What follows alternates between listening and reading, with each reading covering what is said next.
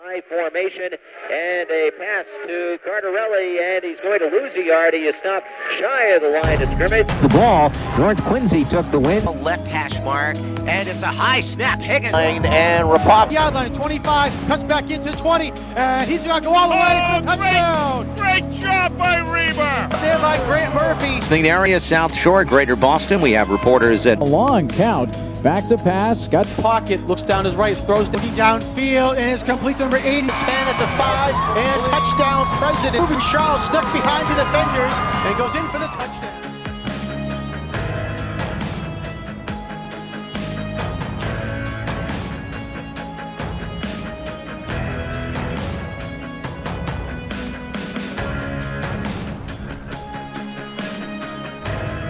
Good morning, everybody, and happy Thanksgiving here from Veterans Memorial Stadium, Quincy, Massachusetts. And I'm Steve Mays, and this is Frank McNamara. Frank, happy Thanksgiving. Good morning. Steve. Good to see you. Here we are again, right? Thanksgiving Day morning, the 92nd edition of the Quincy North football game, Quincy North football rivalry. I like to use that word because it is a rivalry, and the rivalry is healthy, and you'll hear that from me a lot. As we come on the air, both the Presidents and the Raiders are coming into the stadium. They're walking across, and already, 70 some odd minutes before the game, you hear the yelling, you hear the screaming, you hear the intensity.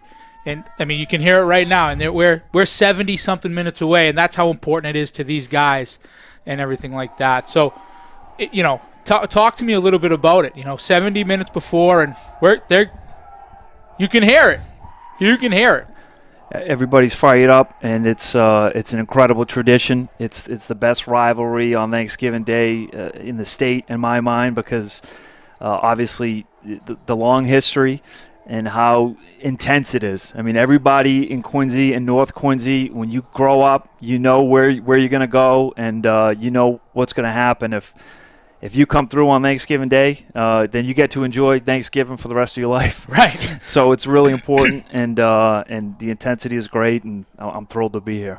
And, we have a lot today. We have the principals. We have some students. We have a Hall of Fame section. We have a scrum at the end. There's a lot of people that get involved in this. And even though the weather's not going to be great today, this place will be packed.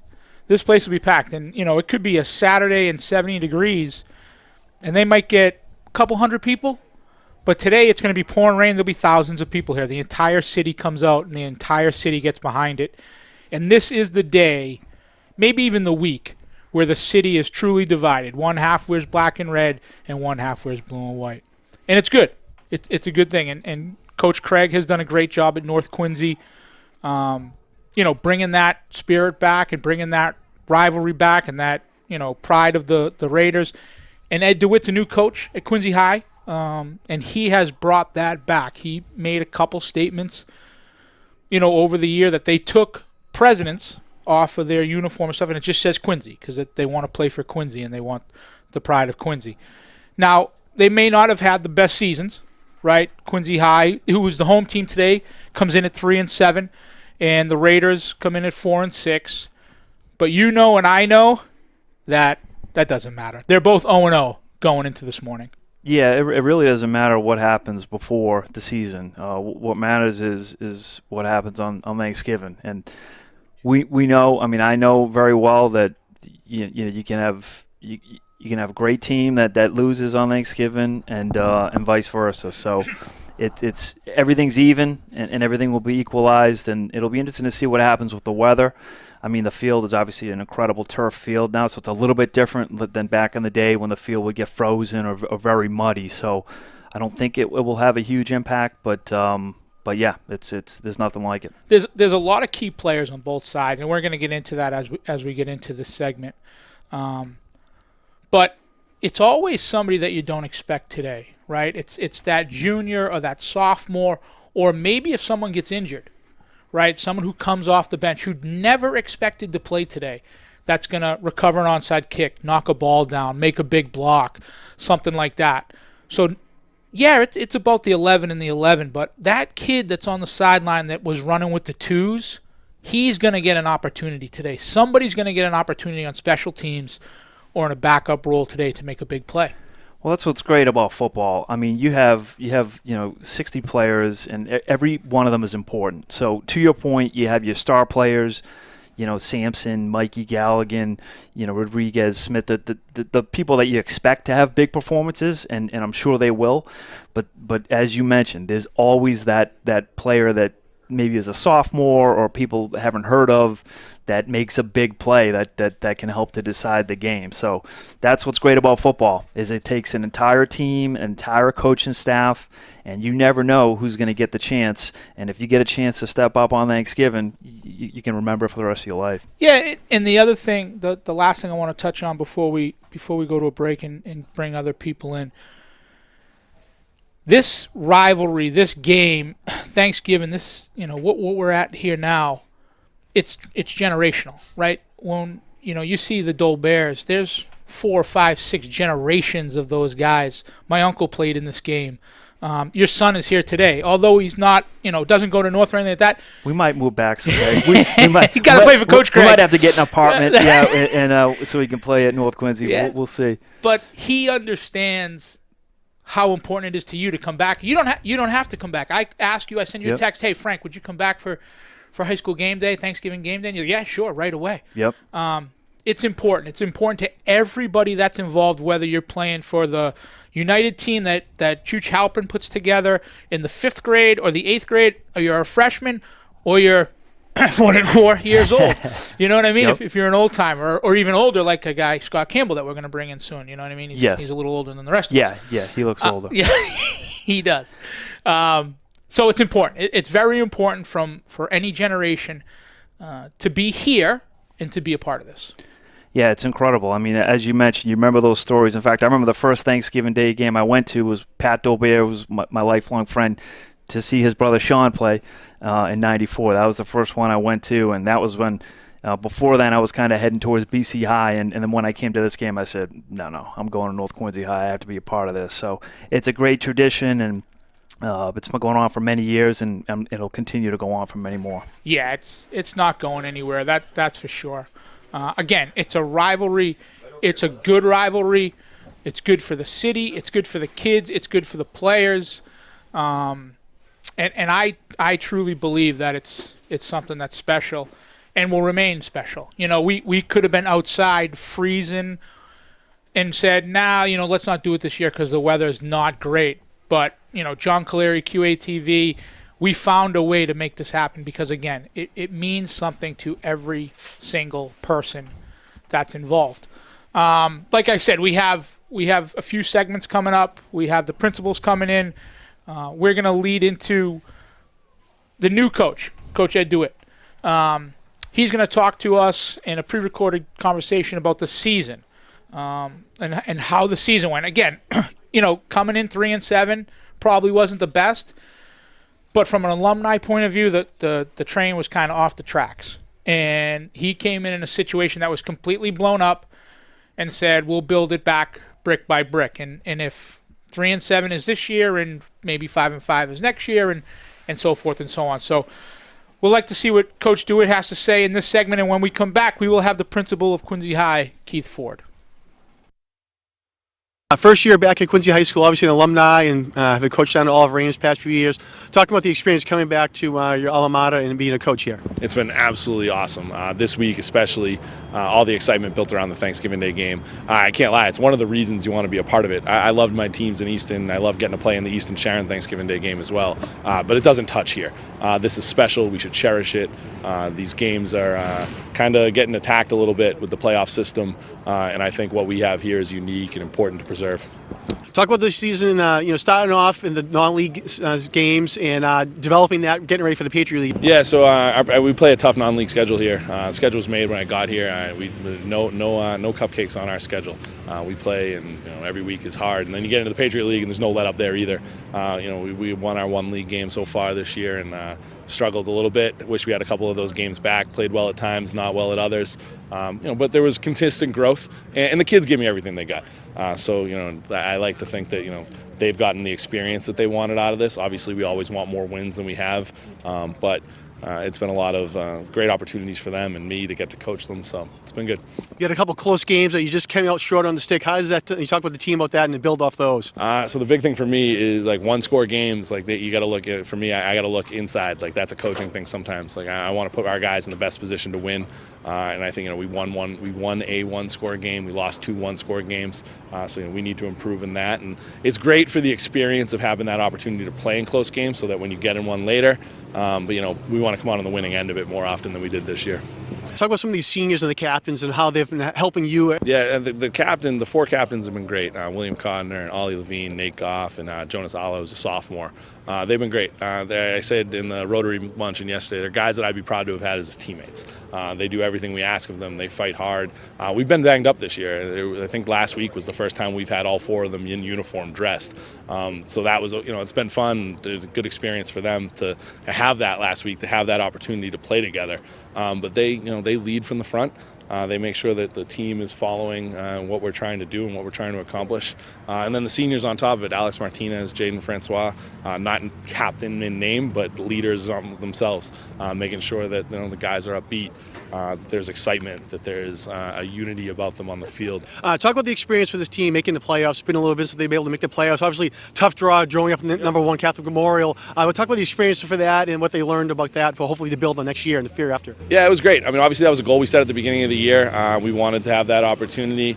The way the state has it drawn up, you kind of just go where you go. Obviously that matchup was something like on paper, but if people were there and were watching the game, our guys didn't play the uniform. Our guys played and tried to play Quincy football, did their best. We made a couple runs at them. At the end, it got a little bit too much for us. But we're proud of the effort we're putting in. We're proud of the building blocks we're taking. The steps that we're taking in order to be a perennial playoff team, be a team that wins playoff games and goes a little bit further. We think that's around the corner for us. So hopefully for the younger guys, it's a good experience. And it was good to get the seniors that opportunity to get their first playoff game in Quincy High in a decade. So that was important to me, and now it's something that we want to continue. All right, welcome back to Thanksgiving game day here at Veterans Memorial Stadium, and I have the honor to sit next to Principal Keith Ford. Principal Ford, happy Thanksgiving. Hey, happy Thanksgiving to you. How's everything going? Everything's great. There's nothing like this day, right? Right. We're here now, and the opportunity, first and foremost, want to, wish all the families well and have a time with their family and friends and loved ones. That part is important. And then we got a bbig game, right? And you want to talk about big games across not only the Commonwealth, the state, but you talk about in New England, there's nothing like Quincy, North Quincy. Right. And leading into that, this week at Quincy High is different than most weeks with rallies and stuff like that. What's the atmosphere like over at Quincy High School this week? We actually had a great week. We had a Spirit Week leading up to it as well, right? So the opportunities for staff to dress like students to dress like staff. We had other themes for Spirit Week leading up to it. And then the rally was just unbelievable yesterday. You could definitely see that President Pride that we talk about often. You've seen that in full effect during that time, and students are really excited, not just for the game, but just where we are as a school community as a whole. Love it.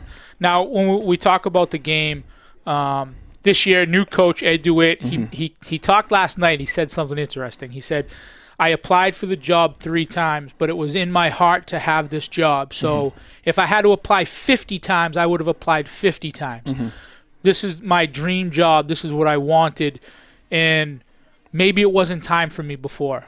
He never knocked anything else. He just said, maybe that just wasn't my time, but this is my time. And what's your interactions with Coach DeWitt, and how's everything been going? See, a lot of people don't know that I actually coached with Coach DeWitt years ago when we was at Curry College together. Okay. He was in the GA position over there. I was an offensive line coach, so we're very familiar, know Coach DeWitt very well. Happy that he has an opportunity now to coach this team and being an alum here. We know how much that means to him. We honor the process, right? And so for this year, for this time period, he went through the process like we always have. And really, you know, I think from a standpoint of where we are as a program, you can see it heading in the right direction, what we always wanted from the beginning. So, you know, kudos to him and his coaching staff where we at right now. Again, it's great that he is an alum, right? So that's another added flavor to where we are all together, and the understanding of what this program, what the school means, what this game means, and everything like that. But we went through the process, and now is his time and the time for the program to continue to improve.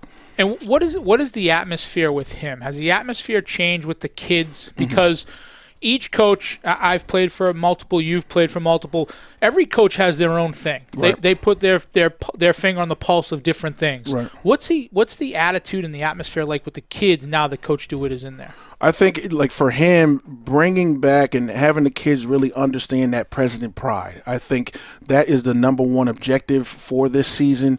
There's a certain toughness that you see in our kids. It really came to fruition even during a playoff game, right? You know, that you're playing against a team like Catholic Memorial who's going into the Super Bowl.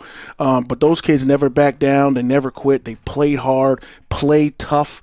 And I think, you know, for where we are as a program and how we want to move forward, that toughness was brought back, and you could feel it, right? Yeah. You could feel it. I think the kids are, you know, having an understanding of that, and, you know, from a cultural perspective, you know, him and his staff being able to re-solidify who we are, you know, overall is just a great thing to be in that place. And he also brought back his coaching staff is probably 90% alumni.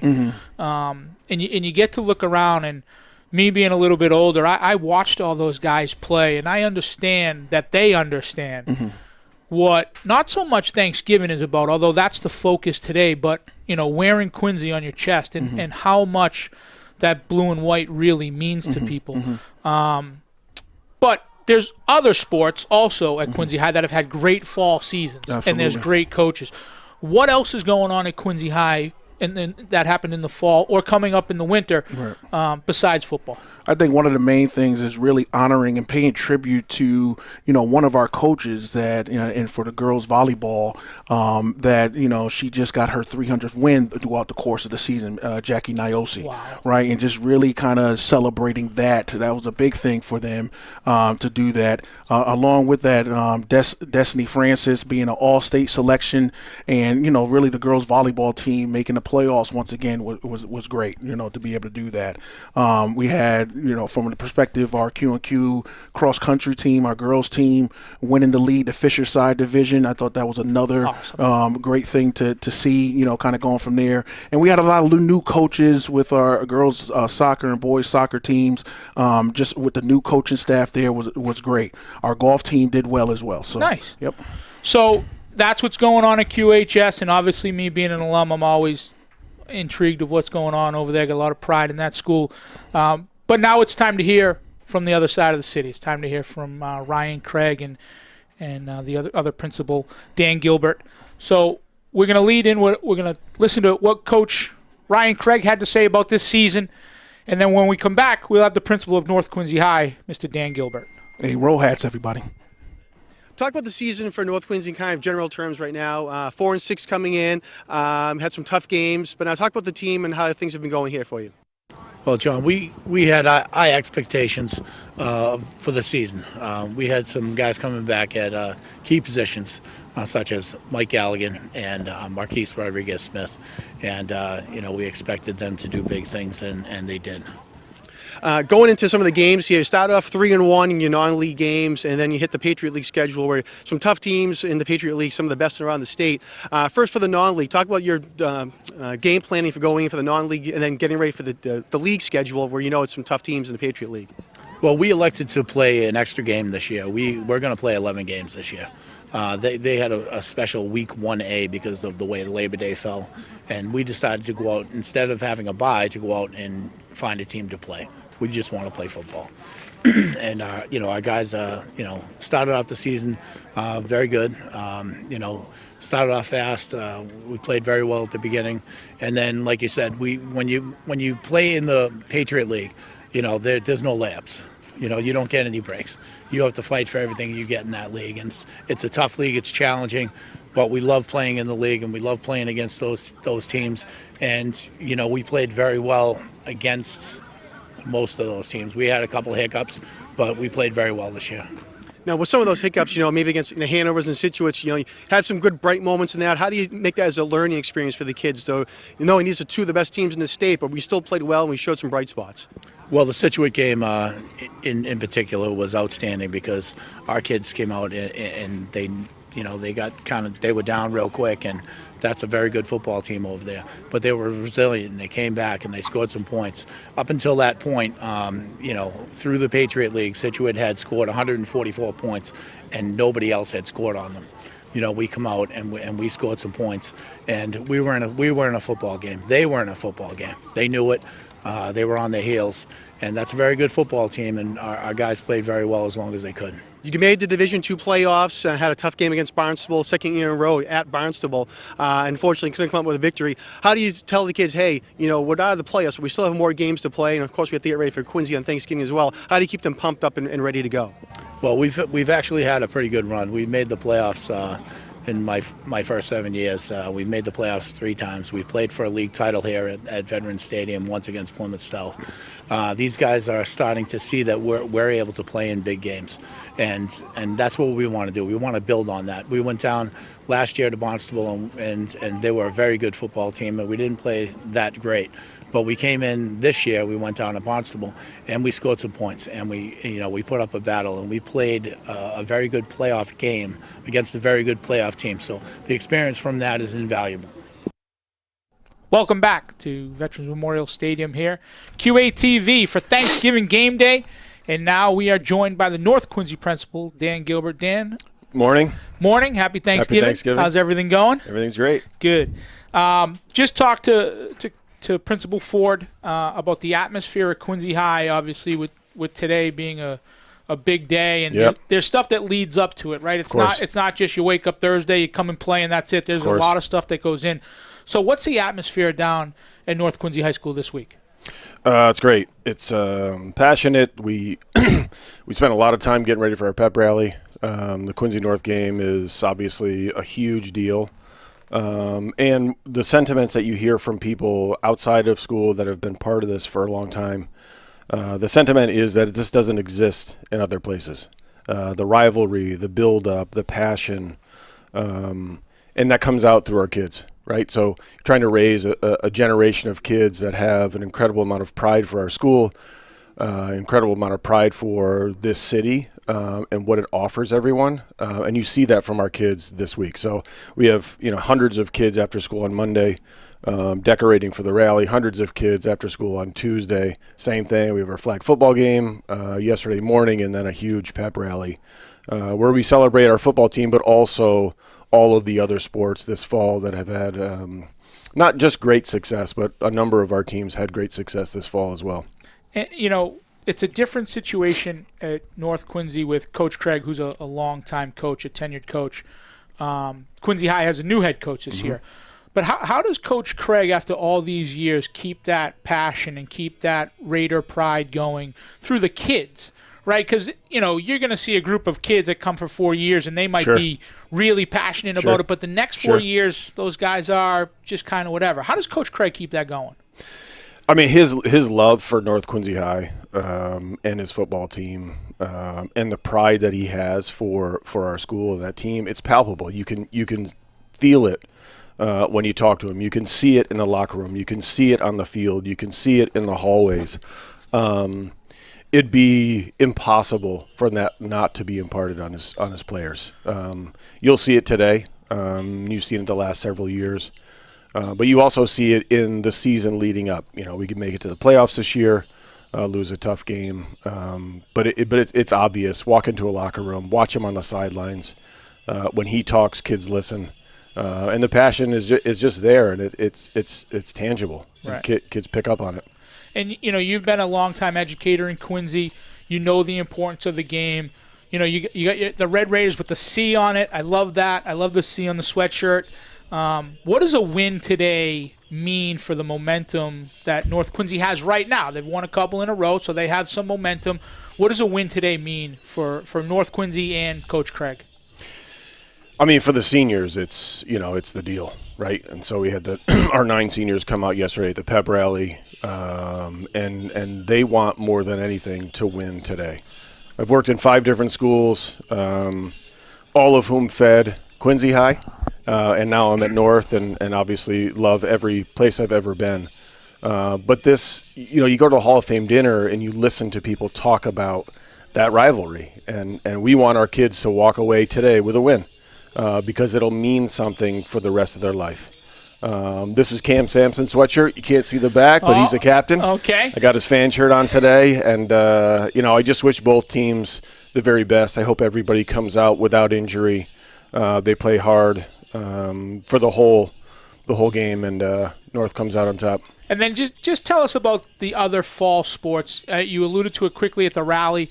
What other fall success has North Quincy had this year? The QNQ cross-country team won the league again. Our girls soccer team went to the tournament this year. Jackie Manning, who is the captain of that team, was selected as MVP, was selected to the All-State team, All-Eastern Conference team. Our boys golf team made it to the state tournament, and our volleyball team also made it to the state tournament. So lots of successes outside of this game. But looking forward to NQ coming out on top. Awesome. Well, happy Thanksgiving, and thank you for You coming too. on. I appreciate it. Thank you very much. Happy Thanksgiving. Ladies and gentlemen, when we come back, we will have the other host, not the co-host, Frank McNamara sitting next to me again. But we will lead into that with a talk from Coach DeWitt about how important Thanksgiving morning is. Moving on to Thanksgiving, talk about what you've been telling the team getting ready for North Quincy this week. So it's an interesting week. You get that extra time to prepare, so you kind of know them a little bit more. Also, we kind of seemed like the way we matched up this year, we played them after a lot of teams played them this year. So we saw them a lot in season, and sometimes it's hard to get the guys to focus on Plymouth South if they got North Quincy on the other side, and you have to remind them, hey guys, we got to beat Plymouth South before we can get there. But then it's all in, and there's a little bit more. We've tried to focus every week, but the extra time, I feel like we get a little bit more focus from the guys, a little bit more excitement around it. Obviously, this week, as you start to get into the Hall of Fame dinner, and tonight, our pasta dinner together, there's a little bit of buzz about it, and the kids are excited. The schools get excited about it, city gets excited about it, and they present a unique, extremely tough challenge. So it's going to take that kind of focus and effort level and special playmaking in order to, do what we're trying to do tomorrow. How do you try to limit the distractions? Obviously, you played in it, so you know what's going to happen. So the experience, what do you try to tell them? Hey, we got to focus on this, but there's going to be a lot going on this week too. Yeah, we try to say once the game's kicked off, it is a football game, and then it's about execution, blocking, tackling. That doesn't really change. And the excess stuff you can't control. We can control what we can do, and we can only control from our side of the football how we play, our effort, and for the most part, our guys have bought into that. I'm not too concerned about the outside distractions, but they're also high school kids. This should be fun. This might be the greatest week that they remember of their high school. Other people talk about senior week at the end of the year. I think kids from Quincy growing up will tell you that Thanksgiving week, at least football guys, at least I will, at least that was my most exciting time in high school, those games. So, I want them to kind of embrace some of those things and enjoy it and have those moments. And it's how they remember their time together. I mean, 2 of the coaches on staff here graduated with me. We played this game together. So, I want them to build those experiences and kind of embrace them a little bit and enjoy this moment of, uniqueness that we have. But when they get onto the field, what's something they don't know that you're going to tell them, hey, be prepared for X or Y? I think there's a little bit extra butterfly tomorrow. I think there's a little bit of anxiety that goes into the game. My big thing is, we're going to play this game at our maximum effort and attempt to, do the things that we're, scheming them up to do. And I don't know that there's an individual thing that they don't know. I feel like we've done a good job portraying what this is to them and what this game is. And I feel like they're pretty well prepared and excited. It's going to be rainy tomorrow, so it's going to affect things a little bit. How is that going to affect your game plan, or will it? I don't know. Until you're there, we played in a pretty big rain game against Concord Carlisle, and it did impact us a little bit. We thought at some point you got to put weather out of your mind. It just kind of is, and both teams are playing in it. You got to assess what you're doing in the game and, what your kicking game, what your special teams game looks like with weather. But I don't want that to be the forefront of what their thought process is tomorrow. I want to make sure that they're aware of, what their North Quincy team is doing, what we've been game planning for, and not overly worried about, whether it's raining or windy or not. But, I don't know how much our game plan will change, and it'll pretty much be based on what they do and how they attempt to attack us. And I would say that will have more. North Quincy's going to have more impact on our game plan than I think the weather will. Hey, welcome back to QATV and Thanksgiving game day here at Veterans Memorial Stadium. Frank, we heard from both coaches about their season. We've heard from Coach DeWitt about Thanksgiving, and we will hear from Coach Craig about Thanksgiving. Before you play today, you got to play 9 other games or 10 other games. Now it's 10 other games. Talk to me a little bit about North Quincy. What are their strengths? Who are their guys? Who's the guy we should be keying on today? Don't worry. No one else is going to hear this. You don't have to give any secrets away. It's okay.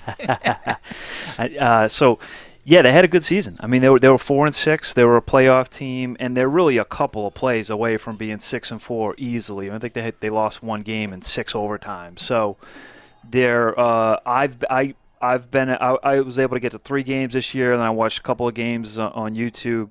And the quarterback is unbelievable. I mean, Mikey Galligan. I think everybody knows that.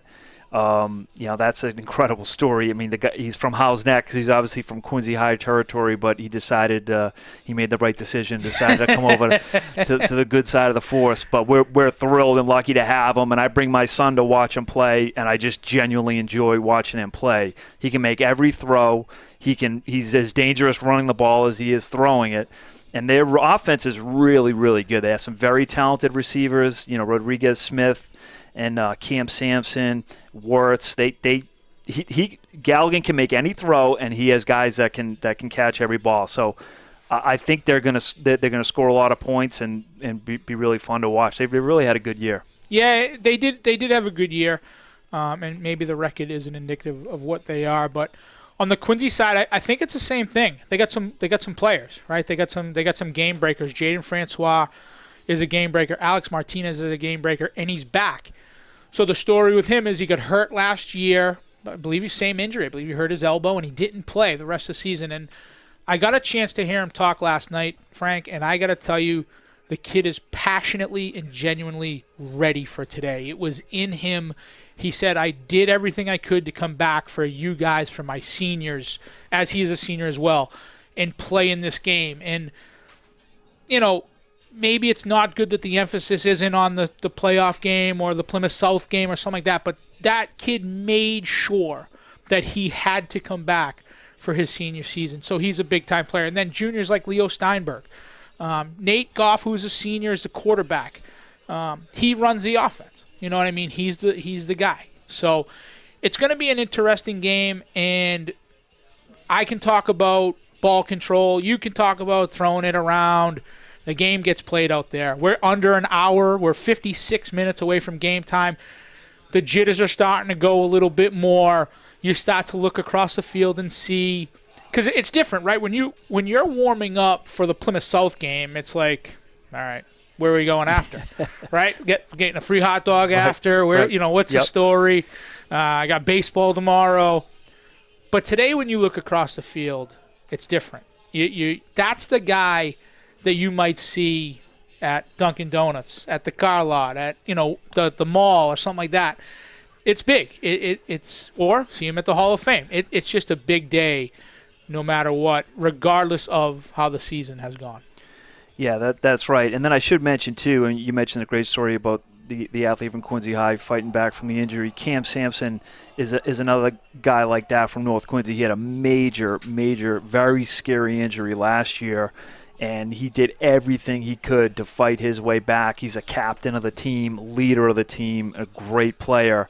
And so you just think about how fired up he is and what he wants to come out here and do on this day. And there's a lot of stories like that on both sides of the city, which is, again, what makes it so compelling. And also makes it so special, right? Because, again, Cam Sampson's not coming back. He's not going to rush. I don't want to say rush, but he's not going to speed his recovery up to play, Pembroke. Right. Right? That's not as important to him. Or whatever the playoff game is, it's not as important to him or anybody else. It's not just Cam Sampson that feels that way. It's not just Alex Martinez that feels that way. There's 16 seniors on the Quincy side and 9 seniors on the North Quincy side that are going to do whatever it takes today. Maybe not Roll Hats weekend, maybe not homecoming game for North, but today they're going to do whatever it takes, you're going to let it all hang out. Absolutely. So that's the importance of the game for sure. We heard from Coach DeWitt on how important Thanksgiving Day game is. And listen, Ryan Craig he's in this, right? He's 10 toes down. He's all the way in this game. And we're going to hear from Ryan Craig about how important Thanksgiving is. And when we come back, we will have some students from Quincy High School. All right, now coming into Thanksgiving against the Presidents, what's something you tell the guys as they're getting ready for practice? Hey, this is Thanksgiving. Obviously, they know it's a big game, but how do you make sure that they really know they've got to focus even harder and keep things ready to go against the Presidents? Well, we really focus on the little things. You know, I mean, you have to be at practice. You have to be there on time. You have to be willing to stay a little bit later. Put in the extra work that it takes during this week. You have a long time to prepare for this game.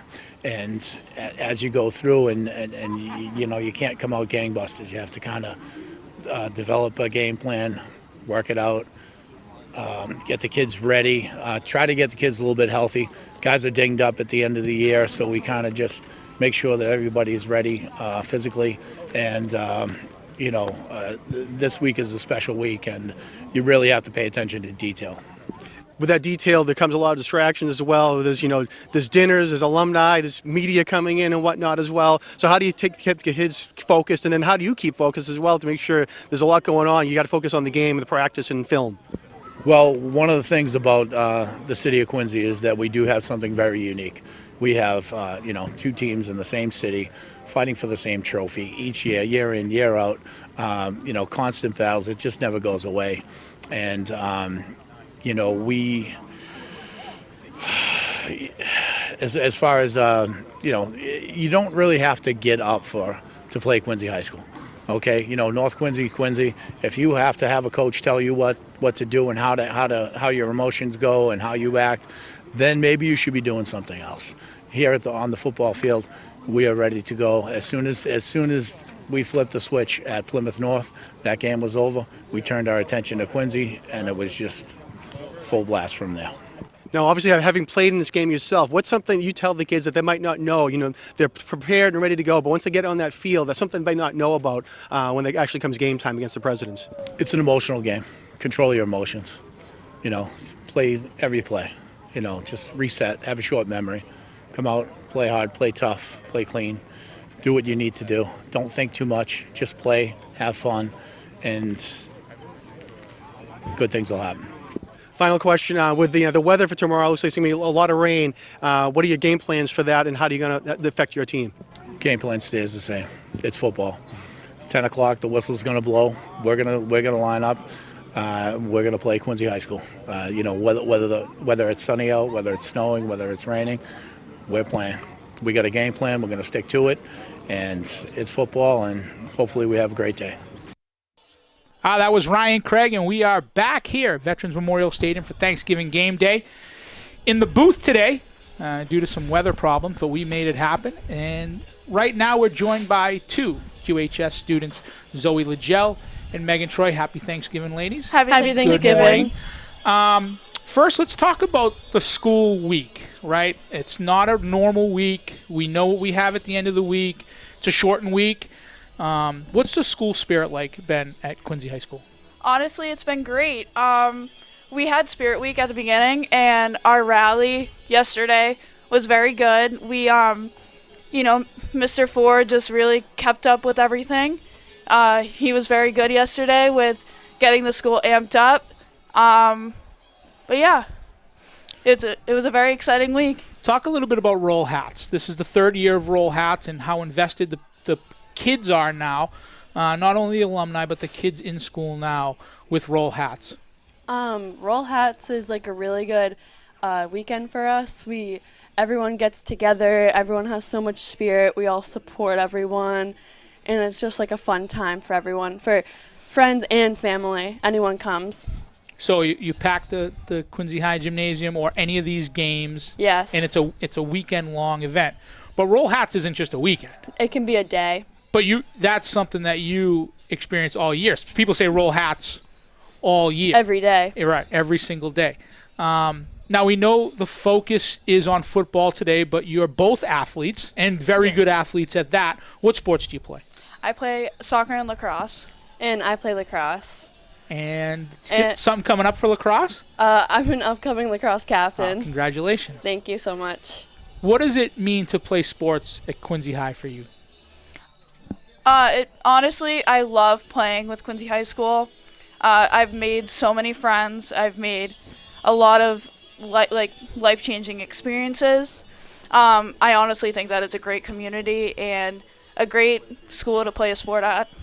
I agree too. I love playing a sport. I love having such a good relationship with my coaches too. They're always so nice and they're always there for you. They help you with everything.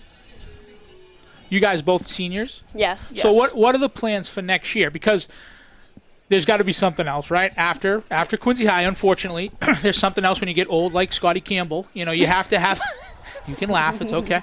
You have to have a plan, right? So what are you doing next year? I plan on going off to college. I really want to do rad tech, like X-ray tech. Megan, she has a cooler thing. Okay. What's a cool thing? I want to be going into the Navy. That's what I plan to do, and I want to become a corpsman. That's awesome. My strong best friend. That's awesome. I'll be taken after my mom. So. Oh, really? Yeah. Oh, that's awesome. Anybody on the team or any of your friends or any of your other sports that you want to shout out? For the football team? Anybody. Go ahead. My best friend, Elijah Charles. He's your best friend? Yes. I hope he plays really good today. Me too. I'm going to be watching him. Number 55. Me too. I don't know. Nick Goff. It's our best friend's boyfriend. Okay. He's the quarterback. Okay. She didn't text him early this morning and wake him up or anything like that, or give him but she texted him good luck and everything. All right. Can't be messing with the quarterback right before, so just so you know. Listen, it's a privilege to have you guys here. I wish you the best of luck. Thank you for all your services. I'm going to thank you now for what you do moving forward. Thank you for everything. Listen, again, we're here for football for sure, but there's a lot of students in both schools, and there's a lot going on. And I'm as much synced into this Roll Hats as anybody else, so I appreciate you guys coming in. And I really do think that we got something special here with the Roll Hats, even though it is behind Scott. Thank you for having us. Thank you for having us. Oh, it's my pleasure. QATV's pleasure, you know what I mean? Thank you. When we come back, we will have some students from North Quincy as well, and they will talk to us about what's going on the other side of the city.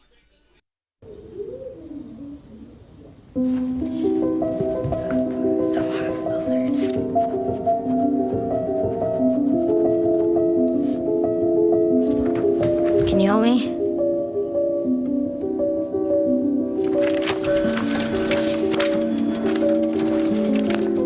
Mom, Dad, we're going out. Thank you.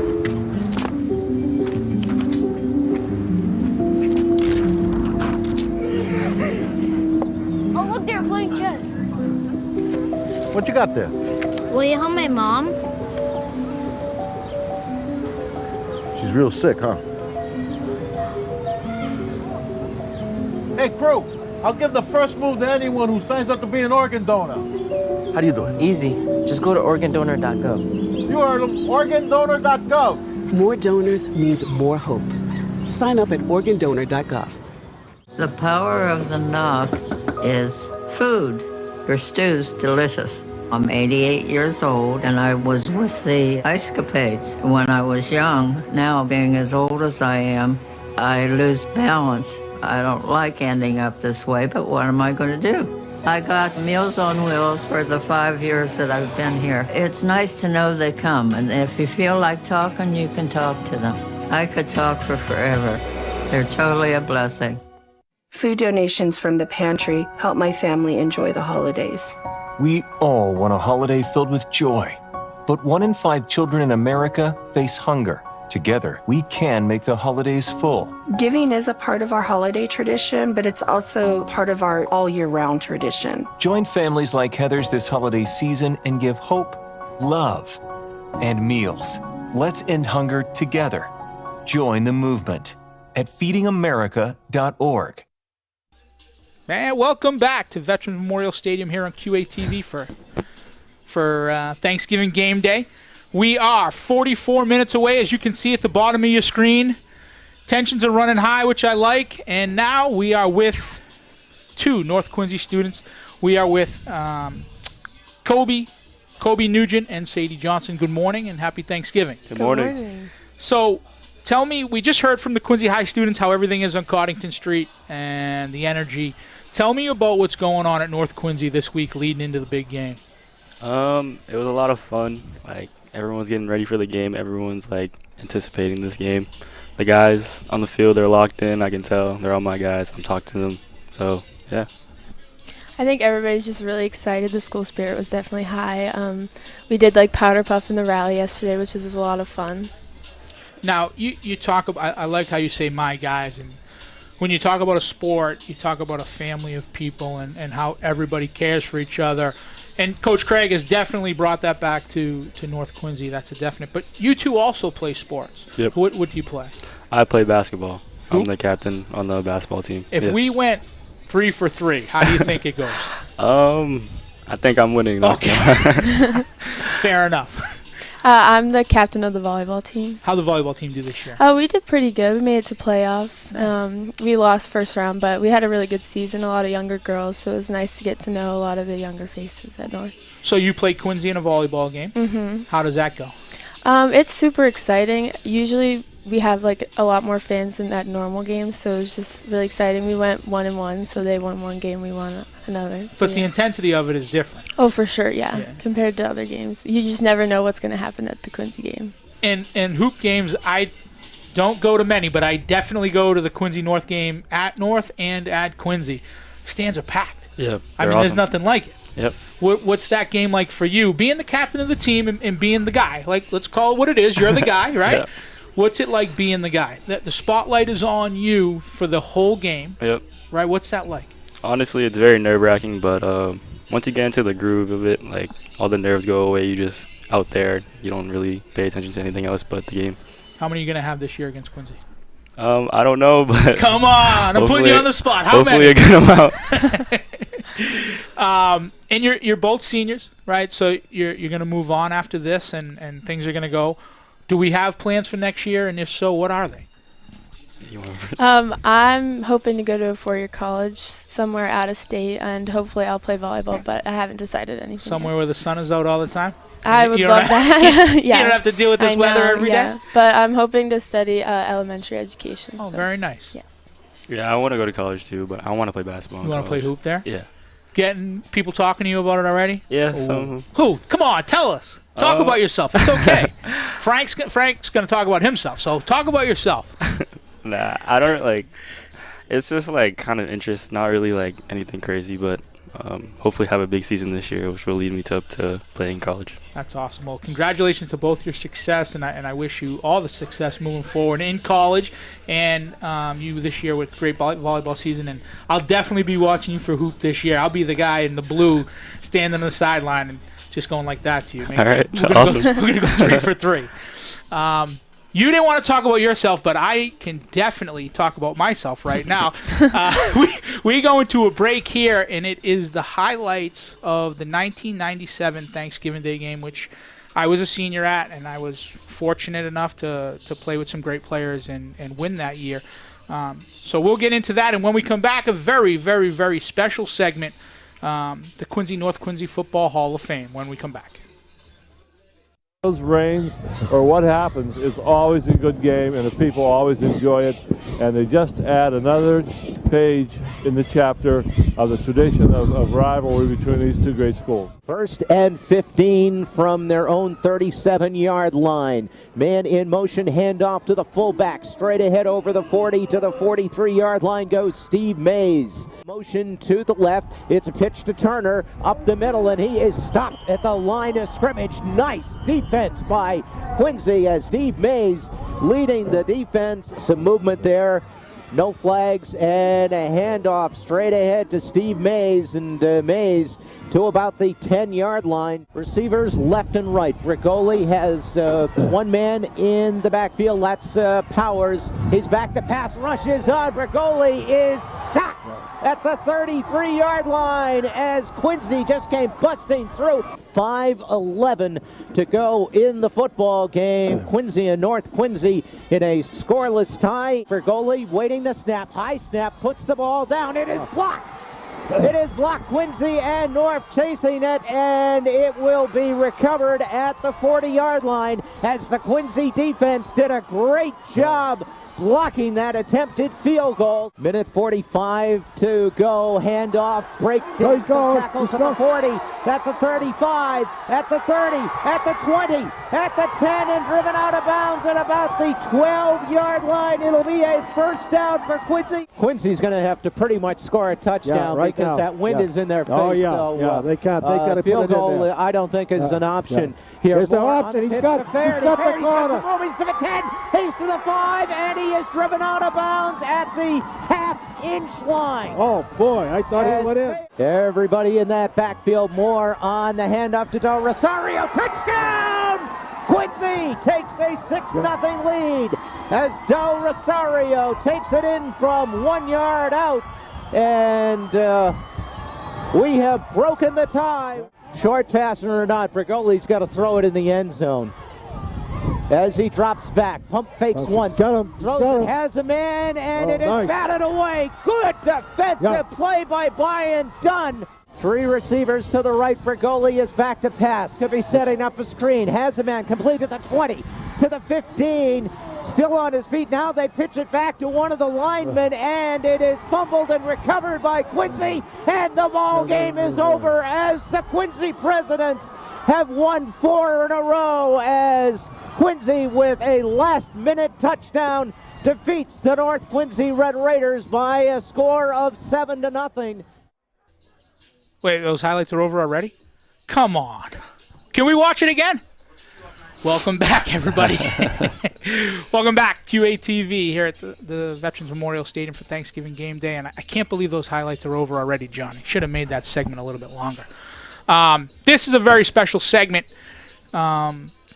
Something that happens every year, Thanksgiving week. And I'm going to turn it over to someone who's on the board of the Quincy North Quincy Hall of Fame, and I'm going to let him run the segment, Mr. Scott Campbell. Thank you, Steve. It's a great honor to be here, and the reason why it's being pushed over to me is because one of our newest inductees was Steve Mays. Congratulations, number 10. Thank you. And very great pleasure for number 32 from the class of 1984, Chris Shaughnessy. Welcome. Thank you very much. Congratulations. Thank you very much. Long overdue for both of you, and I'm very excited to have you here. You know, I'll start with Chris. You had a pretty eventful couple days now, and I know you've followed the team forever and ever and ever. Tell us about the week. How do you feel it went? Unbelievable. It's just so impressed by the whole process of it, and the dinner and all, and the inductee night was just unbelievable.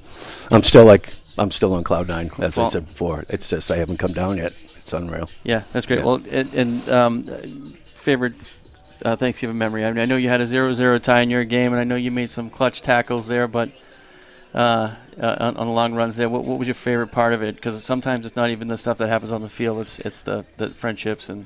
Yeah, I mean, definitely, that stuff. Again, we had a lot of juniors on our team that played too. So, to come back the following year and watch those guys play and them win was a good thing. But that day was again 0-0 tie. But again, I feel as far as my high school football games that year, I feel like Thanksgiving Day game was probably the best game I played.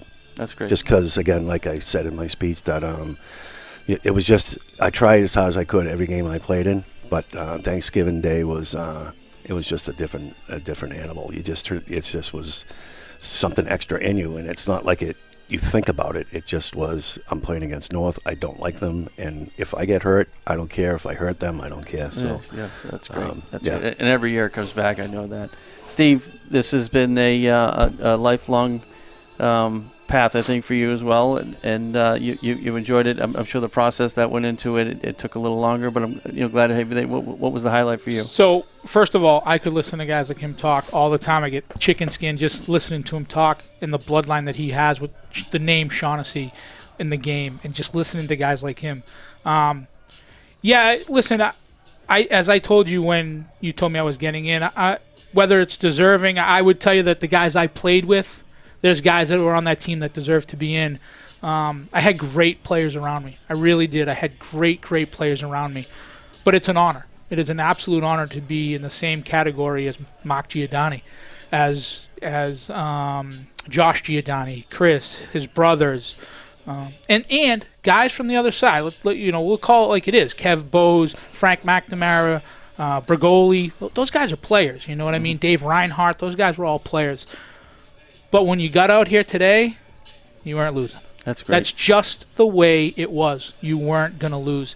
That was our mindset, and he didn't lose either. He might have tied, but he didn't lose. So that was his mindset, and everybody he grew up with, my uncle grew up with, so I knew those guys. And I went to see them. When I was a kid, I would go see these guys play flag football, right? I remember you being there. Right? Yep. And it's crazy thinking about it now because they, at their age, installed in me that this is more than anything. And they were playing flag football at the time. Their days had been over. So it always means something to me. It always meant something to my family. And it's a huge honor. It really is. And that's most deserving. And thank you guys for keeping the spirit alive, the tradition alive. And I couldn't think of two better guys to win this, along with Kevin O'Connell from the Quincy High School side. So congratulations. Happy Thanksgiving to everybody. And hope you guys hopefully it's a whale of a game. Yeah, it should be. We're going to have some highlights of the North Quincy season, North Quincy Thanksgiving Day game, 2010. And when we come back, we'll have two Hall of Famers from North Quincy High. Perfect. Jalen Green goes in motion to give team over to the left side, across the 10-5. Touchdown, Quincy High School. They get on the board here with 7:25 left to go. Jalen Green, a 10-yard touchdown run for the Presidents. Second down and 12. Handoff goes to Kyle McKay. McKay trying to get out to the left side, and he's going to get tripped up there. Our I formation. Handoff goes to Kyle McKay, and he's going to be right at the first down marker, and he'll have it now. He crosses the 20. Mike Curran's the eye back. They're going to give it to Curran. Has a big hole. Crosses the 15-yard line. 5, and touchdown, North Quincy. What a run by Mike Curran. All right, 1st and 10 for North Quincy. Kyle McKay gets the pitch. Breaks one tackle, crosses the 30-yard line. Breaks another, has some more space now. Across the 40-yard line. Another first down for North Quincy thanks to the nice running by Kyle McKay. North Quincy 21-yard line. McKay again with a carry, trying to get outside. Cuts back up in. Ron Newsom can't make the tackle. McKay gets across the 30 and up to the 35-yard line. And he'll have the North Quincy first down. Turn things over to the defense. McKay gets a high kickoff. Jaquan Harris is back for the Presidents to get it. Mike Curran goes in motion. I formation. They're going to hand it off to Kyle McKay, who's the I back, across the 30-yard line, and stands up two Presidents defenders and moves forward up to the 35-yard line. Great run there by Kyle McKay. Martin Dunham, our statistician just informed me that last drive by the Presidents took 9 minutes and 34 seconds, but they did not get any points on the board. Kyle McKay with a carry, gets a first down and more for North Quincy. Gets across the Quincy 45-yard line up to the 46 to move the chains for the Red Raiders. That was Kyle's 9th carry, and right now he's right at 60 yards. So this is going to be a tough loss for the Red Raiders, so they can't get him back on the field. But he's walking off on his own, and knowing Kyle as I do, you know he's going to be back after a little bit of a break here. Down in 4 now for the Raiders. Mike Curran gets the ball. Across the 35-yard line, gets up to the 30, has some space now at the 20, 15, 10, 5, touchdown Red Raiders. Mike Curran was hit, looked like he's going to go out of bounds. A 36-yard touchdown run from Mike Curran. Caesar goes in motion, and it's going to be a reverse to Jalen Green. He's going to get hit in the backfield, and he throws it over, and it's intercepted. Mike Curran with the interception, running it back and knocked out of bounds. 3 seconds left to go. North Quincy's going to win this ball game. And as you said, final score here at the stadium, North Quincy 13, Quincy 6. One of the most exciting endings of a Thanksgiving football game in the past 10-15 years, Jim. And final interception to seal the victory for the Raiders. Red Raiders, again, city champions. Congratulations. Welcome back to Thanksgiving Game Day here at QATV at Veterans Memorial Stadium. And I'll turn it back over to Scott Campbell for the second half of the Hall of Fame. Thank you, Steve. We're great honor to have Tracy Pierce Dooley here. She is one of the honorees here. We're hoping for Mr. Paul Coletta, who graduated in 1955 and is as spry as anybody I've seen. Was he your classmate? Anyway. He's as spry as anything. It's not funny, Frank. He's here today. He's here? I don't know. Oh, I thought I just met somebody. He was supposed to be coming in here. Yes, I think I just met him in the tunnel. Maybe he's coming in. Okay, so we were hoping to have him here, but we're here with you. So you're representing the North Quincy Hall of Famers. Obviously, an emotional week. I'm sure that overwhelming. But what did you think of the honor of being put in and the people that you're joining there?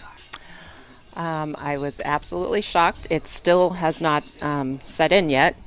People keep asking me, how do you feel about, being inducted into the Hall of Fame? And I've just been so busy. It's such a crazy week, as you know, for football. So I'm actually looking forward to later being able to just sit back, breathe, and take it all in.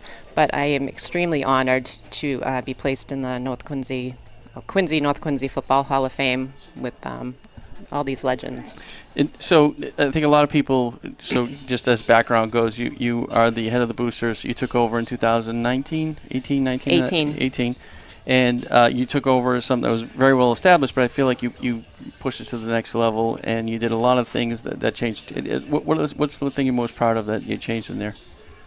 Oh boy, yeah, I don't we want to put you on did. the spot because I know you did. Yeah.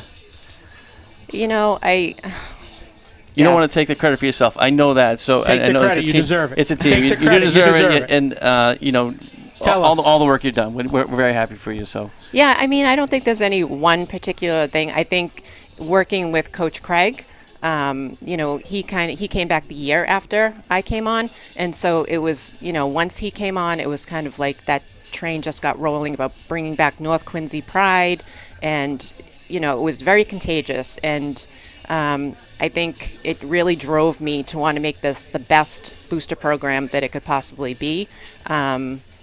There are just so many different things that have changed since I came on, but I cannot take all the credit. It goes to so many different people, but we have changed quite a bit with the cheerleaders. Bringing the cheerleaders more into the program was something very important to me.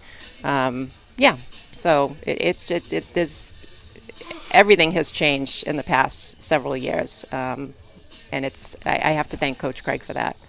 Well, you should really take a lot of credit for that, Steve. I know you've watched this thing evolve, and I think we're both very happy for Tracy and all she's done. So it doesn't happen without people like you. That on either side, right? It just doesn't happen, and it's a thankless job most of the time. Nobody understands who orders this and who fundraises that and who sets up this.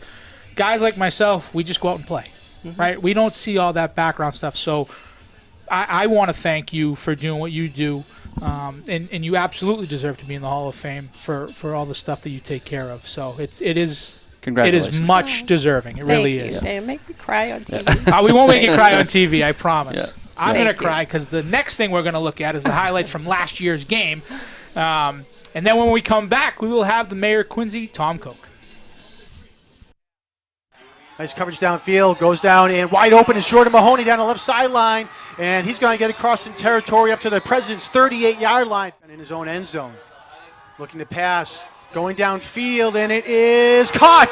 Looks like coming up with a catch there was number 16, Jaden Francois. Safety, kick from the 20. I think they're saying the hold was in the end zone. So yeah, the hold was in the end zone. Wow. Galligan again looking. Coming down far end of the field, and it is big catch there by number 14. Here we got Tim Tolan, the quarterback. Tolan's going to keep it himself, and he goes in for the touchdown. Tim Tolan runs it in. All right, Quincy goes for it, trying to do the tush-push play here, and I don't think they're going to get it, Martin. Second down and about 6 now, coming up on 39 seconds to go here in the quarter. Galligan looking into the corner of the end zone, and it is, touchdown, North Quincy. Order, Jared, take it away. Hey, John, thanks for having me today. Yeah, always looks like Steinberg's breaking a long one here. Yeah, that's going to be down the sideline. Leo Steinberg all the way down there for a touchdown for the Presidents. Off the field as North Quincy came. Galligan looking down to the near sideline, and it's complete at the 10-yard line. And I believe that was Will Conley, and it was. All right, Galligan rolling to the near sideline. Nothing. Going to fire. It gets tipped, and it was caught by Hudak. Oh, my goodness. It's going to say touchdown, North Quincy. 33 seconds to go here in the half. Galligan fires a bullet over the middle, and it is picked off by the Presidents. Flag thrown on the play as well. Was left just to get the play off That was Steinberg in the backfield. That passes to Ala over to the right side. Ala gets a first down and more into North Quincy territory. You're going to play it safe. Hudak over to the left side, and he'll walk into the end zone untouched for the 6 points. Touchdown, North Quincy. And that's going to go to Owen Desmond over to the left side. Desmond up the middle now, still on his feet, and he's going to go in for the touchdown. Owen Desmond with a fantastic run up the middle of the field. Galligan has a man open down the field. Open. Jordan Mahoney, touchdown, North Quincy. I think North's going to be looking for a statement here. Galligan looking downfield again for Conley. Conley comes back and makes the catch at the 11-yard line. Well, on that saying, they give it to Hudak over to the left side at the 5-yard line, and touchdown, North Quincy. North coming in. Kevin O'Shea just checking in. Goff over to the left, complete to Kevin Gray, and touchdown, Presidents. Nice job there by Kevin Gray to avoid that tackle and get in for the score. All right, so as the time will expire here on the 91st annual Thanksgiving Day football game, North Quincy with a big victory over the Presidents with a score 43-20. Awards you the citywide championship trophy.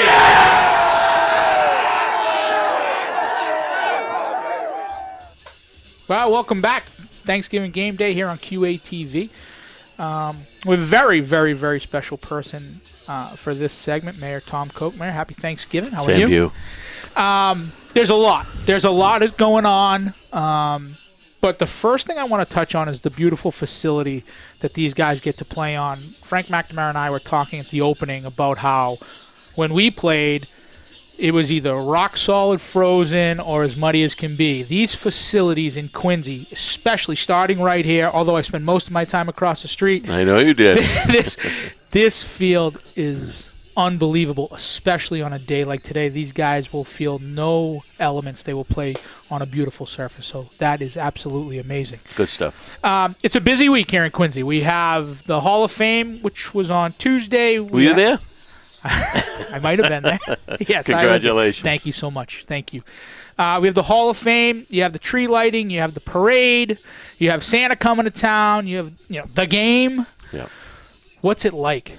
What is it like putting all this together? Well, it's, as you know, it's a special city. Quincy is very unique. I think it's the greatest city in the Commonwealth. Of course, I'm a little biased, but I stand by that. When you look at this week, for example, and we just talk about the Hall of Fame, which is 40 years, and then, of course, the game itself, which is not only a great tradition for the game, but it becomes a reunion for Quincy families coming together here and exchanging stories and memories about years past. And I was just talking to Coach McPhee and Raymer. The stories get better every year as they get older. Of course. And then, of course, we go into Friday night. Friday night this year is going to be absolutely incredible. We've really upped it. The lighting will be unmatched anywhere in this region. We expect about 4,000 Friday night.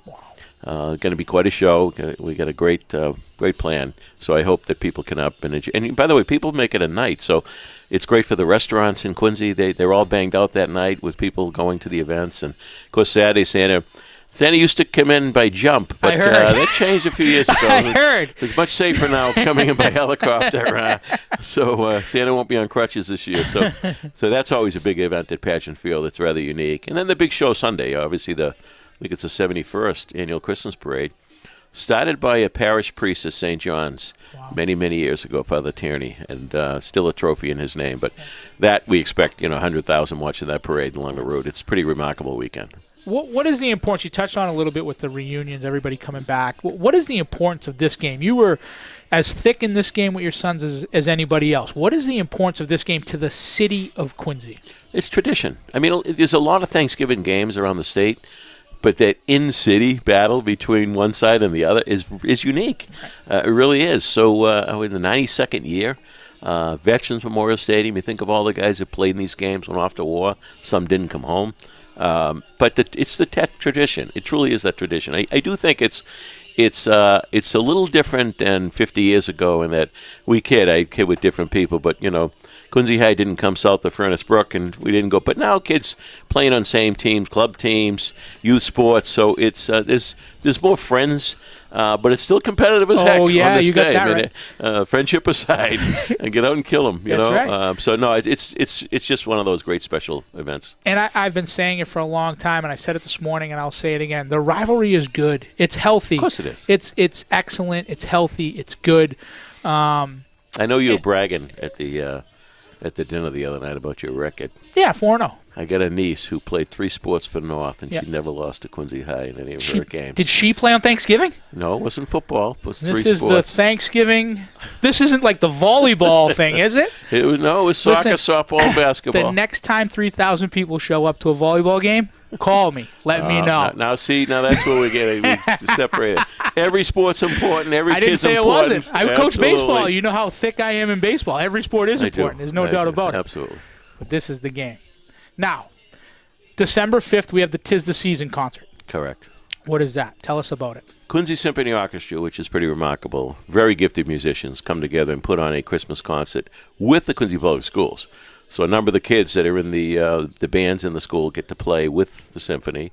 A number of kids in the choir come out and join and sing. A number of teachers actually come out and play their instruments. So it really is a beautiful evening, great Christmas music, and it really is part of the season, if you will. It's become another part of that tradition that we talk about. And that's December 5th for anybody who's wondering. At Quincy High School. At Quincy High School. Yep. And then the last question I have, Mayor, is let's go to 2025 for a second. We have the 400th year of Quincy. And something you said on Tuesday night was, this is Veterans Memorial Stadium. Think of the people that played here that are veterans. They went away to war and they didn't come back. And it makes you think, right? But 400 years of a place, anything, 400 years of Quincy also makes you think. Tell us what we can expect in 2025 for the 400th year of Quincy, outside of the Legion State Tournament that's going to be across the street. Of course. You got to work that in. Of course. Well, it's 400 years not as Quincy, 400 years as a settlement. So we were settled in 1625 as Mount Wollaston. Then became Braintree, then became Quincy.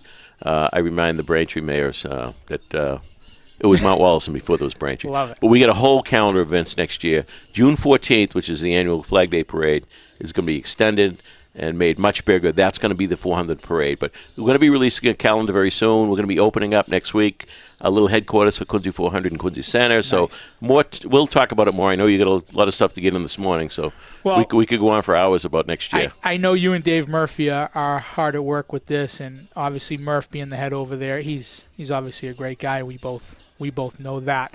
I appreciate your time. Happy Thanksgiving. Happy Thanksgiving, Thank you everybody. for everything that you do for the city. God bless. We're going to go with a short break, and when we come back, we're going to have a little scrum. We are only 17 minutes away from kickoff. Hi, I'm Kate. I'm from the Office of Healthy Homes, and I'm here to talk about the First Time Homebuyer Program. The First Time Homebuyer Program is an incredible opportunity that allows potential new homebuyers to purchase a home without the financial burden.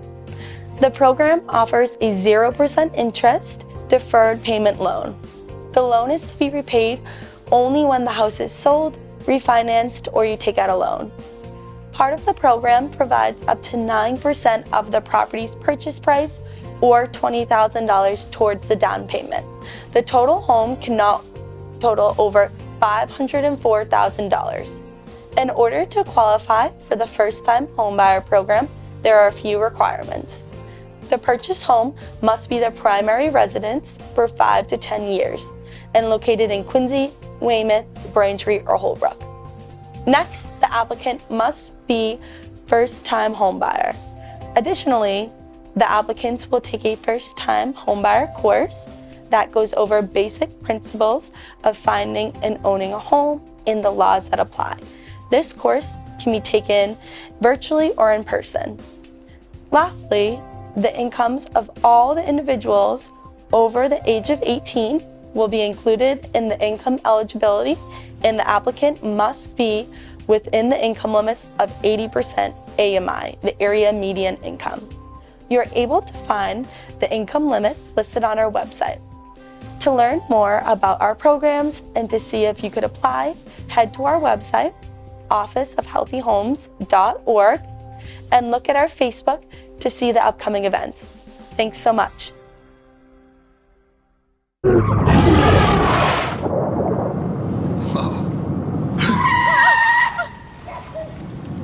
Eyes forward.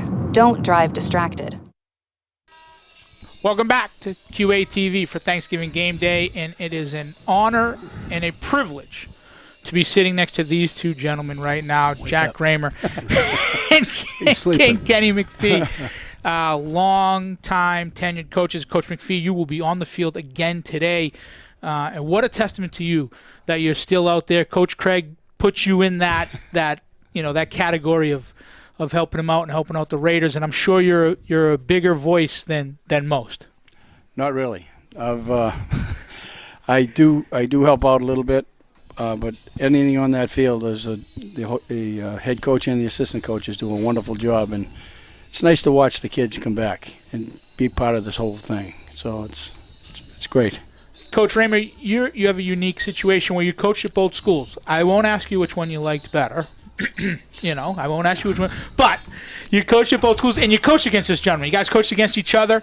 Talk to us about today. Well, the funny thing, I think it was 40 years ago today was my first year as a head coach here. I think it was 84, and we had a great game coaching against Kenny. That was always a great great rivalry that we had. We had a lot of fun coaching against each other. But I think being able to coach it, when I worked with him and Dave Burke back in North Quincy, and then I got the opportunity to coach at Quincy, it was a great experience where you got to meet. There's so many great kids in the city, and to see all the kids on both sides, it was just a great opportunity for me, and I totally enjoy it. And going to the Hall of Fame, and congratulations to you guys, for that. Nice to see that that's back up and, going strong again. So great kids in the city, and to help out a few of them on each side was a great accomplishment. I'm very proud of it. Now, Coach McPhee, we are 13 minutes before kickoff, but the horn has already sounded, so the guys will be coming out of the tunnel soon.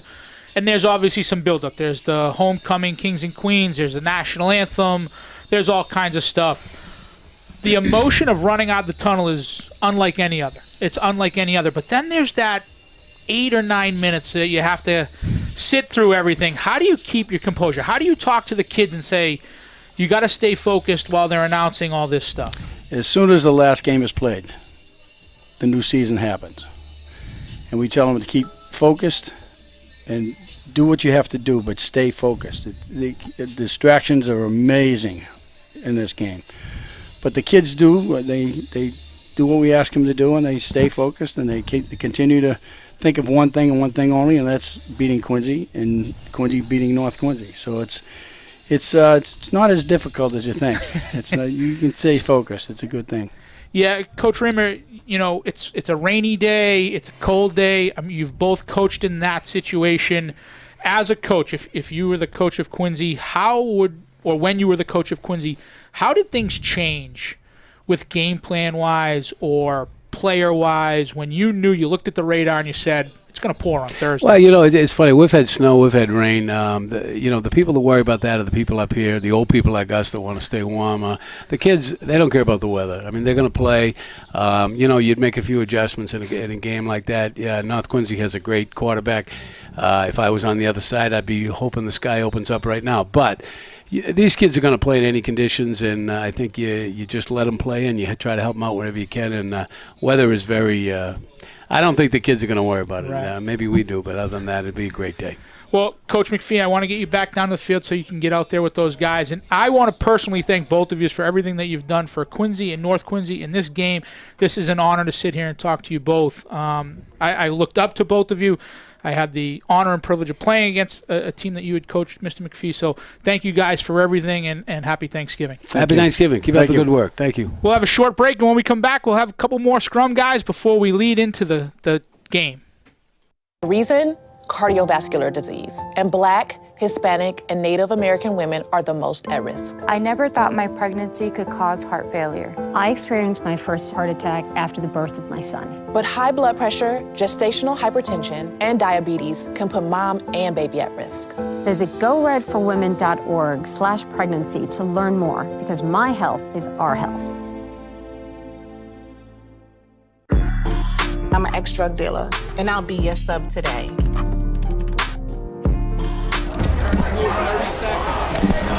2 milligrams of fentanyl can be lethal. A lethal dose is in here. Who gets it, I won't know.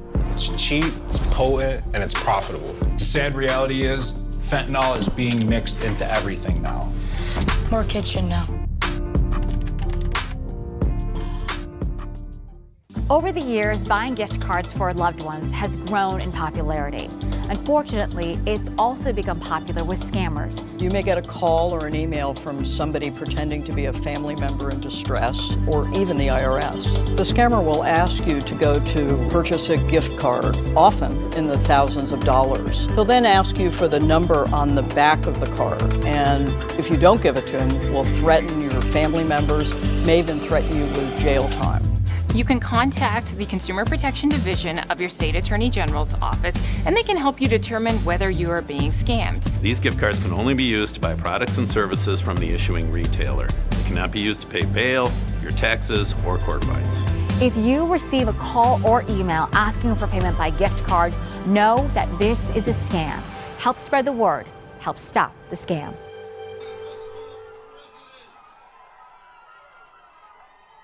Welcome back to QATV, and with only just 9 minutes before kickoff, two other gentlemen here with us in the booth. They're going to tell us what it means to them, what Thanksgiving's all about. Tell us about your senior year and what this game means. Well, it's a tradition in my family. 4 of my brothers have played in the game. It means a lot to our family, and I was injured in my senior year, but I still have lifetime friends on both sides of the ball. And what about you? What year did you graduate? Who are some of the guys you still keep in contact with that played in this game? So I graduated in 1988, so the game of 1987. So I was with Ryan Craig and Sean Glennon and those guys who are coaching right now. I was fortunate enough to coach in this game a couple of years ago, and it's just in the moment. It's really everything to the kids right now. Like when you're a junior, senior playing in this game, it's just incredible. There's nothing like it. And what's great about the city is, and as you become adults and you move along, you get to be friends with the kids on the other team. And even growing up, you're playing baseball with the kids from around the city, and you create these friendships. But for this day and for today, that's all out the window. You are competitive, you're fighting, it's a battle, and it means everything. What's the biggest memory you have of this game while you were playing? Not so much as a coach, but when you were playing, what's the biggest memory you have of this game?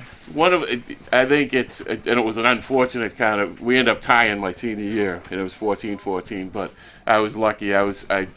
As a D lineman, it was like a lineman's dream. So, rest in peace, Chris Noble threw me an interception, and I ran it in for 30 yards to open up. It was like a minute into the game, and got a touchdown on it. So that was just incredible. And your biggest memory? You said you were hurt. But I was hurt. What memory do you have from Quincy High School? Just the camaraderie of playing football. You'll never forget it. I never played again, and you'll never forget it. I hope these kids go out and remember where they came from, but hang out after and respect awesome. Each other. Well, with 6 minutes and 40 seconds till kickoff, we're going to get these guys down so they can watch the game. When we come back, it'll be the final segment with my co-host, Frank McNamara. Okay, you guys are good. Thanks a lot. Thank you so much.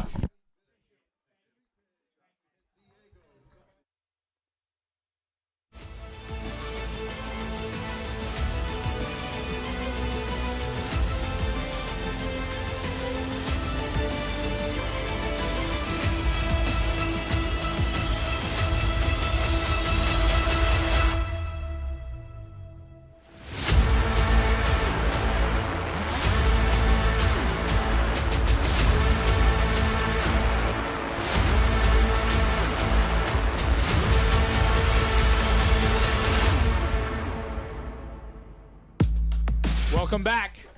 QATV here at Veterans Memorial Stadium. At the bottom of your screen, 5 minutes and 40 seconds until kickoff. Frank, there's a lot going on right now. You're standing on those sidelines. You've heard every alumni, every Hall of Famer. You've got every Newt Rockne rah-rah speech. What is going through these guys' heads 5 minutes before they kick off maybe their last game ever? Yeah, it's an incredible feeling. And, what's really important is with all the tradition, you really have to focus on the game and execution at the end of the day. I always think of the movie Hoosiers when they come out in this huge stadium and the coach measures the hoop and it's 10 feet. And I think that's what my senior year, that's what I had our team focus on. I said, there's a lot of tradition, there's a lot of pressure, we all want to win, but it's a football game. So come out, execute, make plays, and if you do, you might be on QATV 26 years later talking about it. I love it. For the rest of your life. I had the privilege to win all 4 years, and my senior year, Frank had the privilege of winning his senior year. Again, the rivalry is great. I played against Frank, and by far he was one of the best players I ever played against, along with Chris and those guys, Jay Turner, and I don't want to take anything away from anybody.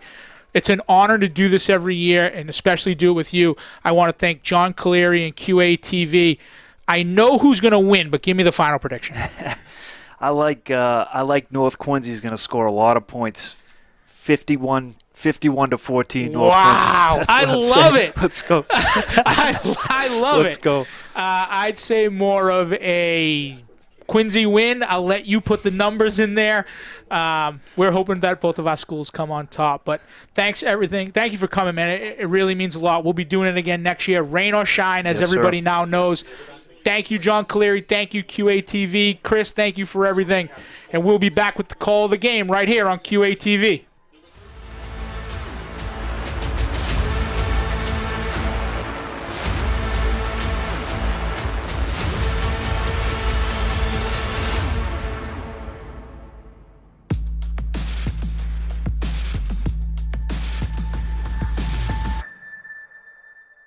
Instance of this game, right? This game means a little bit more, right? Being named a captain for this game is one of the highest honors you can get as a football player in Quincy. Our expectation is that you guys will lead your team and respect the game, right? If you don't respect the game, we'll have to fix it. If we're talking to you, we're not throwing flags. So if we're talking to you, that's good, right? Just listen, say yes sir, no sir, and do what we ask. All right? North, you're the visitor today, so you're gonna call it, all right? This is a Quincy Police Challenge coin. The canines are heads, the shield is tail. The canines are heads, the shield is tail. Jackie is going to throw the coin because he's a special honoree for us this year. All right, what is your call? Heads. Heads is the call. Gentlemen, have a good game. It's heads. You won the ball. All right. Which goal do you want to defend? You want to defend that game. All right, so put your backs to the scoreboard. You guys put your backs to the north end of this. North Quincy has won the toss and elected to receive. Gentlemen, shake hands, come out ready to go. Thank you very much. Hey, we appreciate all you do, Mike.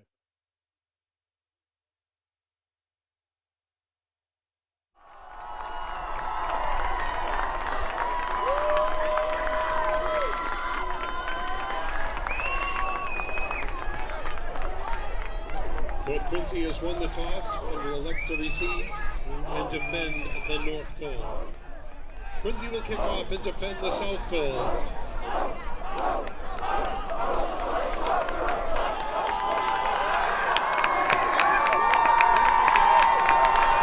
At this moment,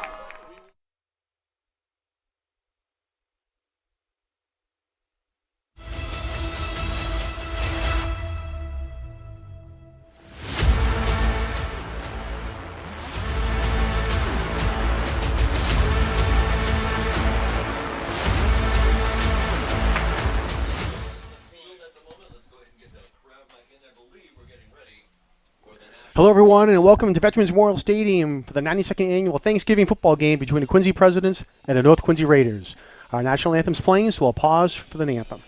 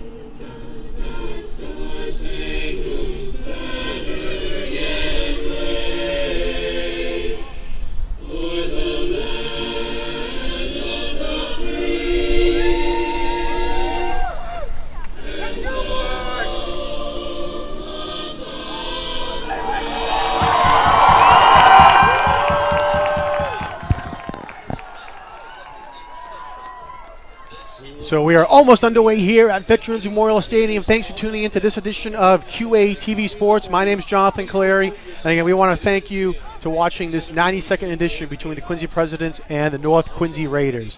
I want to give a special shout out to Steve Mays, who is one of the hosts, along with Frank McNamara, the pregame show, and also to Scott Campbell for all of their efforts to make sure we're able to get that nice pregame show in for you and get things ready for Thanksgiving morning here at the stadium. So it has been a whirlwind of weather here. Thought it was going to be a lot of rain, and then it hasn't been really raining. A little bit of mist coming down. So we're expecting more rain to come here at the stadium, and we'll see how that will affect both teams. And it will be interesting. I know both coaches said that they don't expect the rain to affect their game plan. They expect the other team to affect their game plan, and that's how they're going to adjust calling their game, whether it's on offense or defense, going what the Raiders and the Presidents are going to be doing from each other. Our team's out on the field getting ready for the kickoff here. Jaden Francois, you see on your screen for the Quincy Presidents getting ready to kick the ball away.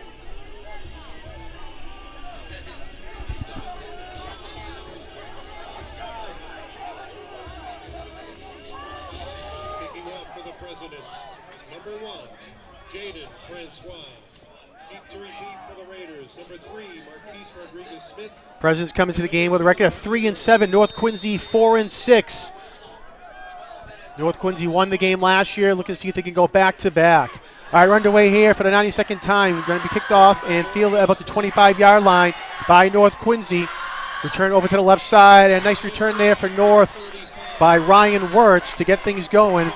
And we'll see here on the replay the return by Wirtz as North Quincy will get things going. North Quincy in black here today. Quincy in their blue. Ball is placed officially at the 36-yard line of the Raiders. First and 10. All right, ball spotted at the 36. And that's where North Quincy will start. The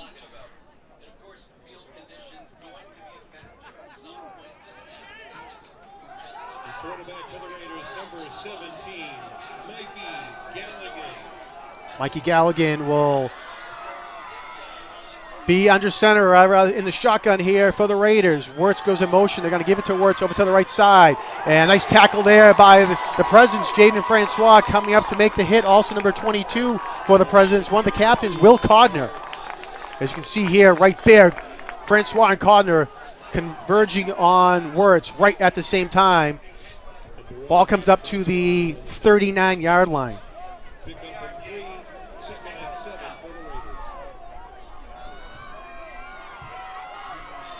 Second down and about 7 for the Raiders. Galligan first pass is complete to Cam Sampson at the 45-yard line. Sampson tries to make a juke and trying to fight his way forward, and a couple flags are thrown here. Sampson got up to the 50-yard line, and we'll see if that's where they spot his forward progress. As you see here on the replay, the quick release by Galligan and Sampson going over.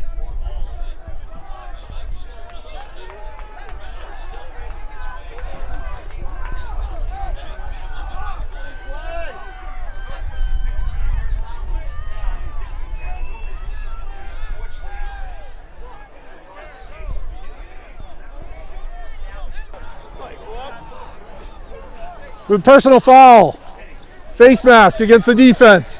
That's a 15-yard penalty from the end of the run. Result of the play is a first down. All right, so here there, the 15-yard face mask.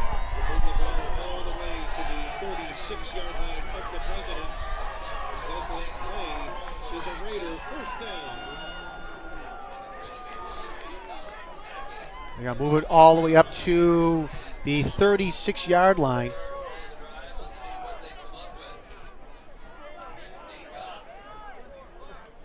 So first and 10 for the Raiders, again at the Quincy 36-yard line after the 15-yard face mask penalty. Galligan's going to hand it off.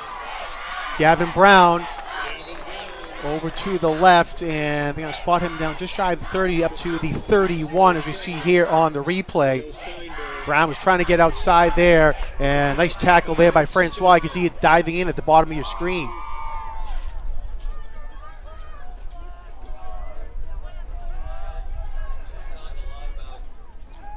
10.5 minutes to go here in the first quarter. Galligan back to pass again. Pass complete down the left sideline to 10-5. Touchdown, North Quincy. Marquise Rodriguez-Smith goes in untouched for the first score of the game. Take a look here at the replay. You see Rodriguez-Smith go in motion. Galligan, nice cut there by Rodriguez-Smith. Gets behind the defenders and goes in for the touchdown.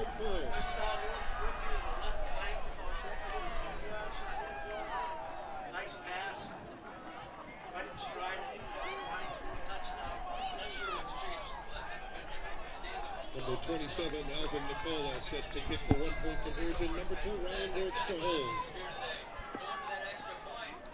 Our extra point attempt is up, and it is good. Alvin Nicola with the extra point attempt, so 10:25 to go here in the first quarter, and North Quincy comes down on the opening drive and puts 7 points up on the board to take the early lead here on Thanksgiving morning.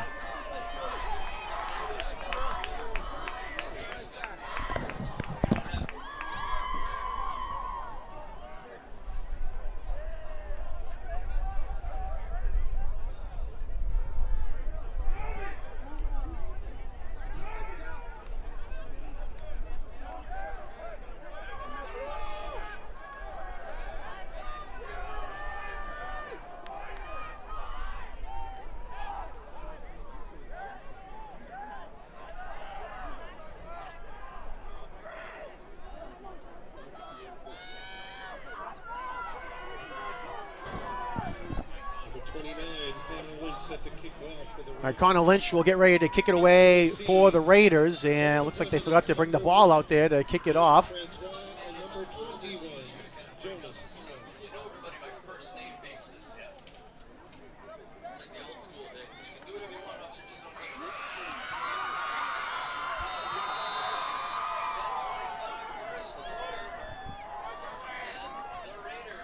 All right, Lynch, line drive kick, going to be fielded by the Presidents at their own 22-yard line.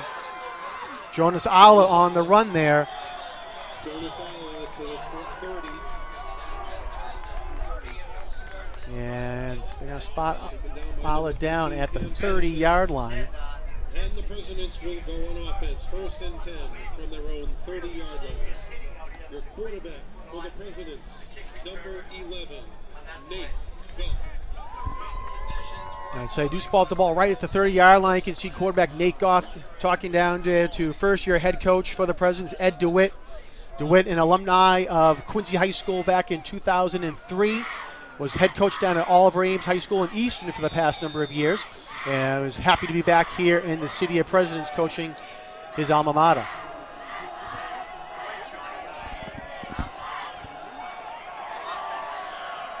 All right, Goff comes out in the shotgun for the Presidents. Again, 1st and 10 from the 30 for Quincy High.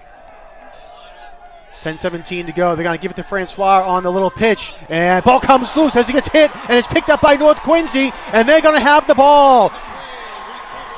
Looked like it was Tim Tolan who came up to make the tackle. As we see here on the replay, Francois trying to get to the outside. Here comes Tolan right there. Puts his head down, hits the ball. It comes loose, and it's recovered by North Quincy. Picking up the fumble there, Muhammad Al-Zubadi.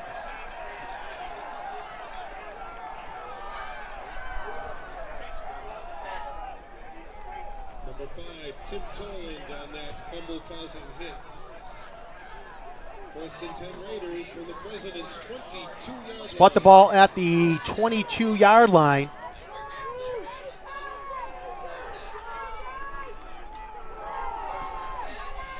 Handoff up the middle for the Raiders. And maybe a gain of 1 on the play. We'll see here on the replay. Handoff went to number 7 again, Gavin Brown.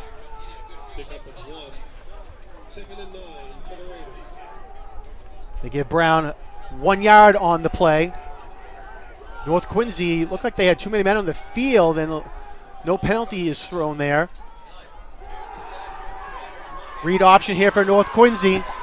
And Galligan has nowhere to go, and he's going to get pushed out of bounds.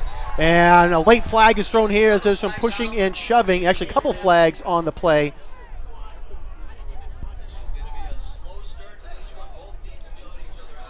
Galligan was knocked out of bounds at the 25-yard line. We'll see here on the replay.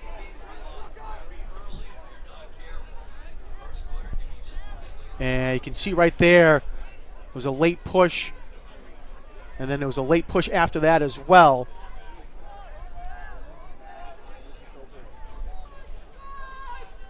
Officials down on the field trying to settle everything out.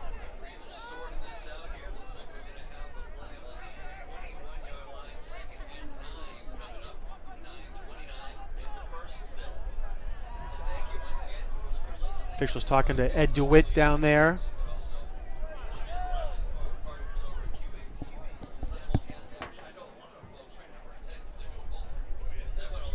Perfect. Yep, no worries. Now here comes the call and gets everything settled. We have a personal foul, unnecessary roughness on the defense. We have holding on the offense. Those penalties will cancel. We'll replay second down.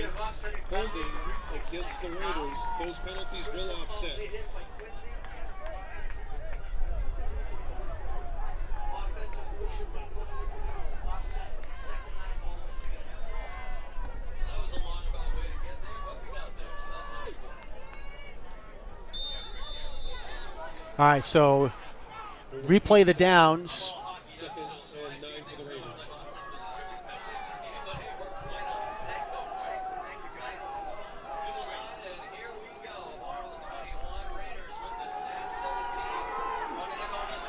Galligan trying to get over to the left side. Nice pursuit there by the Presidents. Alla was over there as well as Leo Steinberg. They push him out of bounds. Maybe gets to the 20-yard line. We'll see where they spot him out.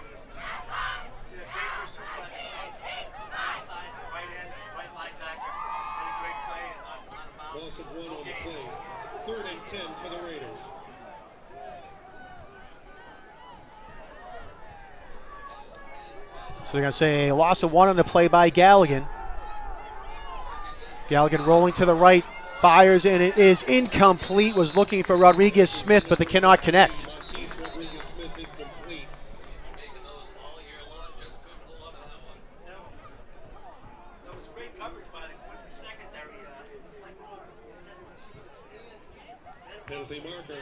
There's another penalty on the play here as well.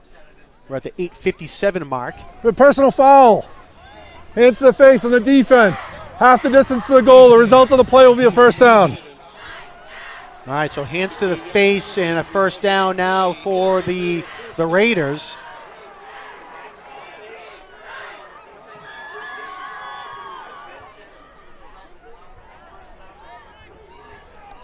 Spot the ball at the 11-yard line.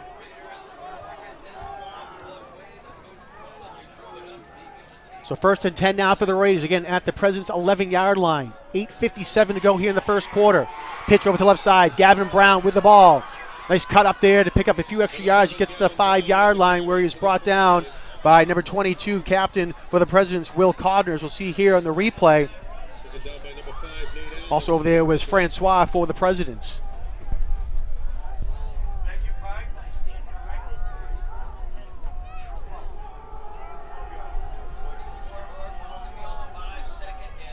Rodriguez Smith goes in motion, and trap play off to Ryan Wirtz. He dives for the end zone, and touchdown North Quincy. Ryan Wirtz gets in on the 5-yard carry and puts another 6 points on the board for the Raiders. As you see here in the replay, nice pitch there as Wirtz goes in motion, found the seam, and goes in for the 6 points.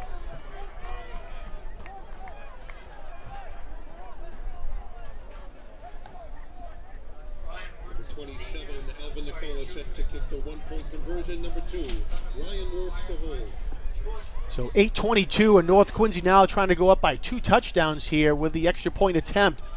Kick is up and it is good by Avin Nicola. So again, 8:22 left to go here in the first quarter, and the Raiders come down and score after getting the turnover on the fumble, and now take a 14-0 lead over the Presidents early on here on Thanksgiving morning.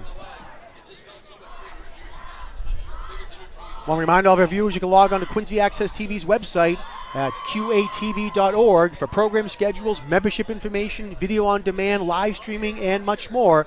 So again, qatv.org. I want to thank all of our staff and volunteer crew out here on Thanksgiving morning for doing a great job getting things ready to go, of course, with the pregame show and now here with the game. Dedicated football crew that we have here, being led by our director, Peter Doherty, our engineer, Chris Potter, Anna El Torre on graphics, Brian Cox on replay, Michael Jarvie on audio, and Ryan McWade on camera. So we want to thank all of them for coming out here. Chris Potter was here at about 4:15, 4:30 this morning to get the truck warmed up and ready to go. So we want to thank Chris for his dedication to getting out here early. I don't know if he went to bed or not last night. Might have just come right here from his home. All right, kickoff's on field by Jonas Aller at the 24-yard line. And Aller does a nice job to pick up a few yards there. And they're going to spot him down at the 33.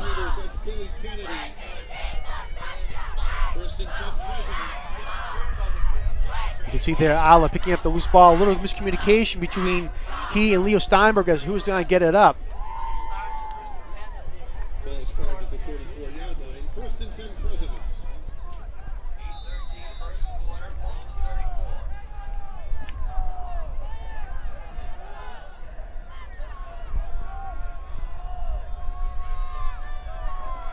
They end up spotting the ball on the 34-yard line.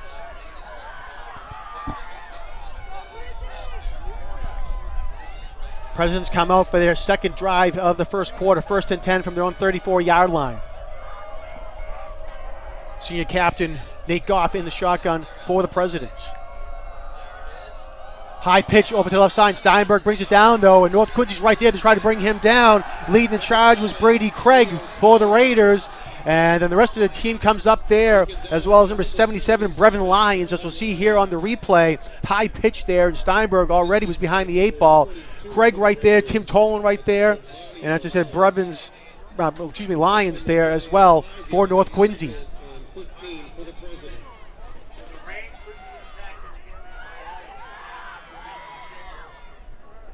Spot the ball back at the 29-yard line. Loss of 5 on the play for the Presidents. 7 minutes and 30 seconds to go here in the first quarter.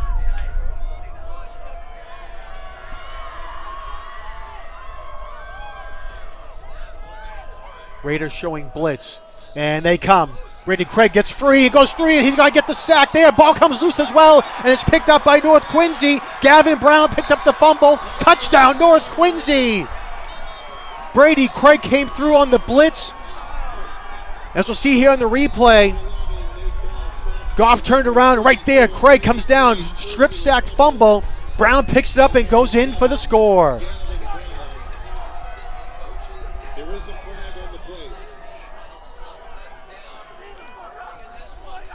Flag thrown on the play as well. I believe it might have happened after the fact, but we'll see what it is.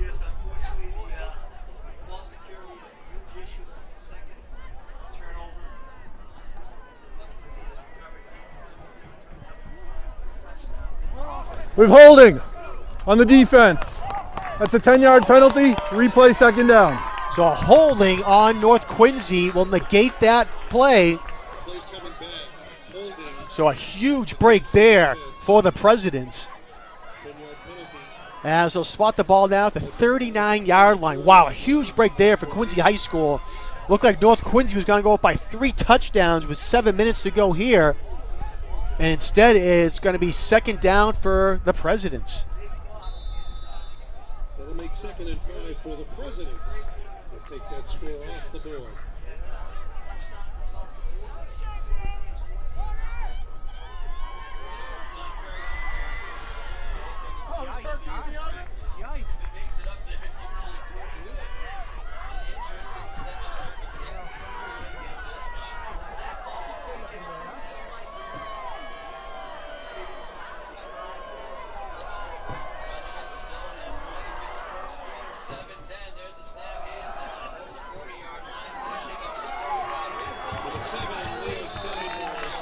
Leo Steinberg, huge run there for Quincy. You'll see on the replay.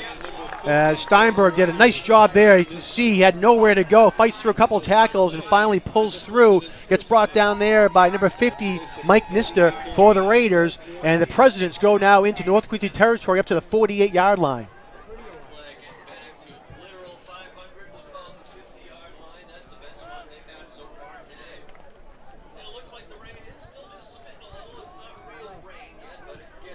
So 13-yard run there by Steinberg. Again, has the Presidents now in North Quincy territory.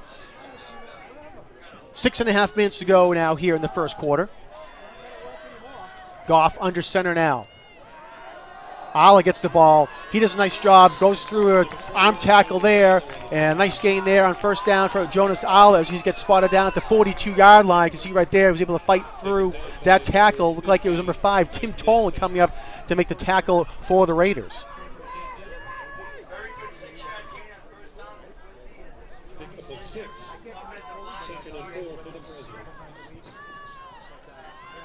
Second down and about 4 now for the Presidents.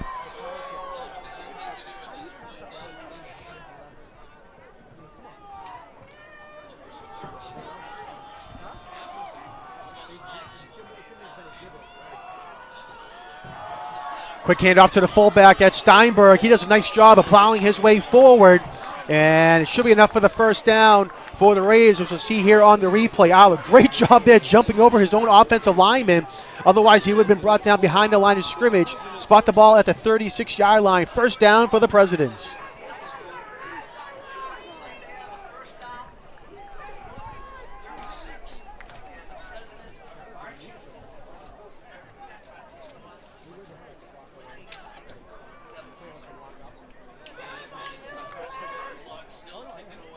Five minutes to go now here in the first quarter.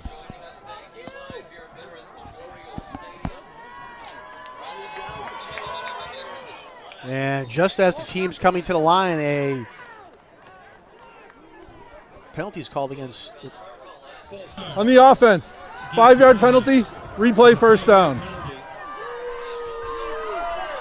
All right, so a 5-yard penalty called against the Presidents.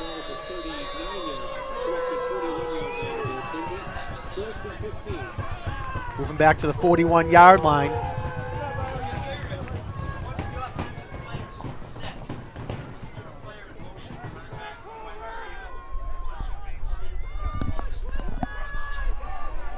All right, so 1st and 15 now instead for the Presidents.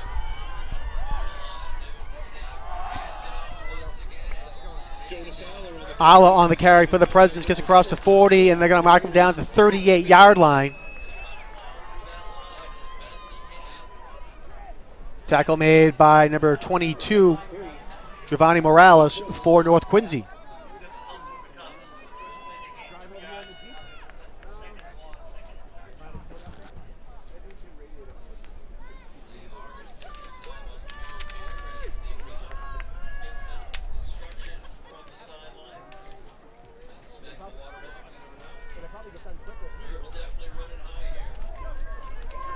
Second down and 12 for North Quincy. And Quincy had the 5-yard penalty before they came to the line on first down. Hard count there by the Presidents, and looks like it got North Quincy to jump, and it did.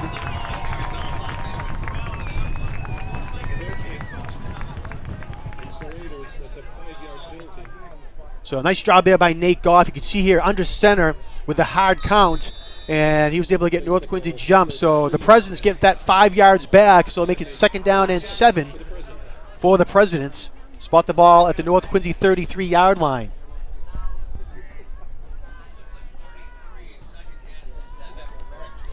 Three minutes, 15 seconds to go here in the first quarter. Rain coming down just a little bit here now at the stadium. Wind picking up a little bit as well.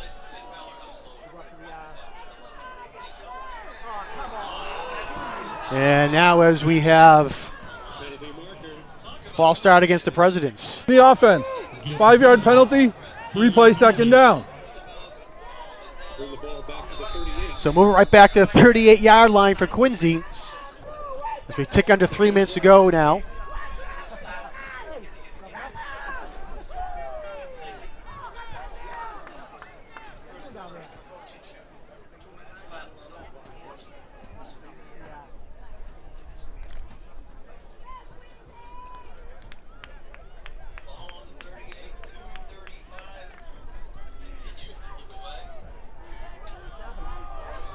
Again, Presidents coming to the line of scrimmage.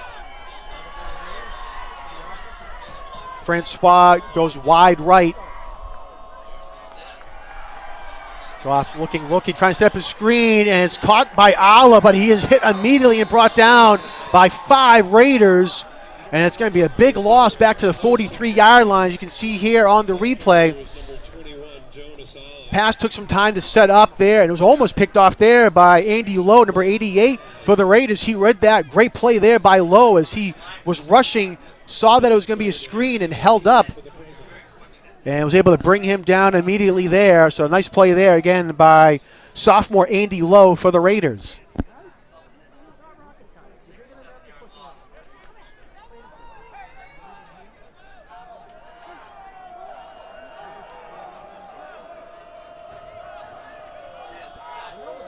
Third and about 17 now for the Presidents. Ball back at the 43-yard line.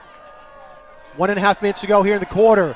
North Quincy rushes. Quincy down low. Jaden Francois has it at the 10, 5, touchdown, Presidents! What a play there by Nate Goff to find Francois. Was under pressure was Nate Goff. Gets the throw away, and Jaden Francois takes it to the house. You can see there, hanging in there was Nate Goff. And a great job there by Francois to catch that ball and go in for the touchdown. Huge credit there to Nate Goff. He knew he was going to get hit and held it to the very last second for Francois to get open.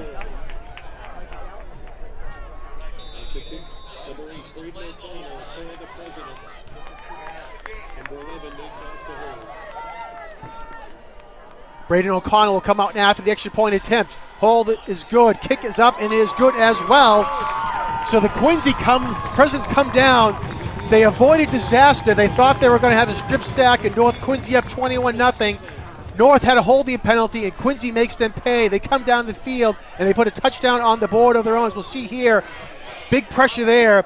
Number 9, Pat Connor was coming in, but again, Goff gets it away. And now with 1:19 to go here in the first quarter, the Presidents get 7 points on the board.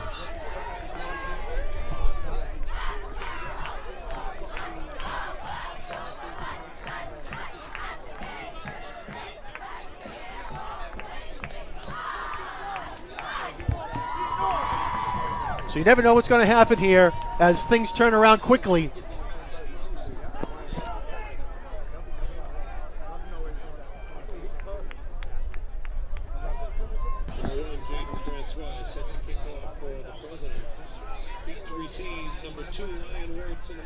All right, Francois will get ready to kick it away now for the Presidents. Ryan Wirtz and Marquise Rodriguez-Smith back deep for the Raiders. And almost goes over the head of Wirtz. He picks it up at the 19-yard line. Wirtz has some space down the near sideline. He's going to break free, cross the 50-yard line. Giving pursuit there by the Presidents, and bringing him down there was number 25, Ted St. Pierre. But a huge run there by Ryan Wirtz, all the way up now to the Quincy 28-yard line.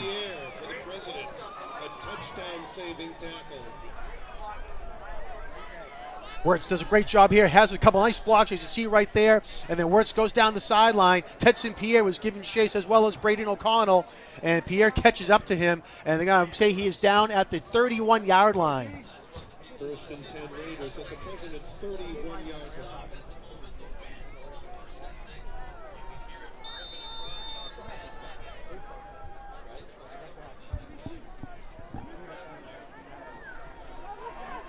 .108 to go here in the first quarter, and it has been an exciting one here at Veterans Memorial Stadium. It has been back and forth, both teams trying to capture the momentum, and right now it looks like North Quincy might have it at that big kick return by Ryan Wirtz. Rodriguez-Smith goes in motion. Galligan looking to pass, being pressured, and evades a couple tackles. Great job there by Galligan, still on his feet over to the left side, and there's a few more tackles, and finally get pushed out of bounds at about the 20-yard line. Great run there by Mikey Galligan, as we'll see here on the replay. He was looking to pass downfield. Ryan Wirtz was coming across the middle, but got pursued there, did Galligan. Had a run up instead. And you can see there, just out of the reach there of Darrell Wright, as Galligan gets pushed out of bounds. Francois and Ala coming over there to push him out.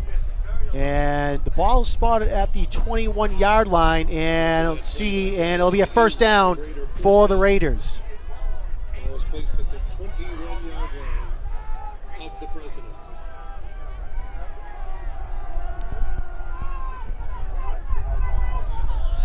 53 seconds to go here in the quarter. Rain has picked up now here at the stadium.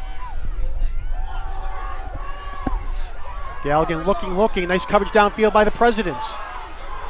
Galligan rolling, looking into the corner of the end zone, and is it caught? Touchdown! Marquise Rodriguez-Smith, what a catch in the corner of the end zone. Rodriguez-Smith streaking across the back of the end zone as Galligan was rolling out to the near side of the field. Saw Rodriguez-Smith, as you can see here. Rodriguez-Smith lays out for it and brings it in. Great catch to get his hands under the ball. Touchdown, North Quincy. Wow, what a catch by Rodriguez-Smith.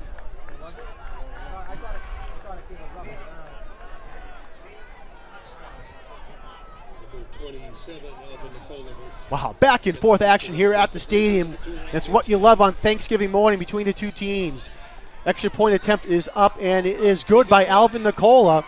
So with 39 seconds to go here in the first quarter, the Raiders come back immediately and answer and put 7 points up on the board themselves to take a 21-7 lead.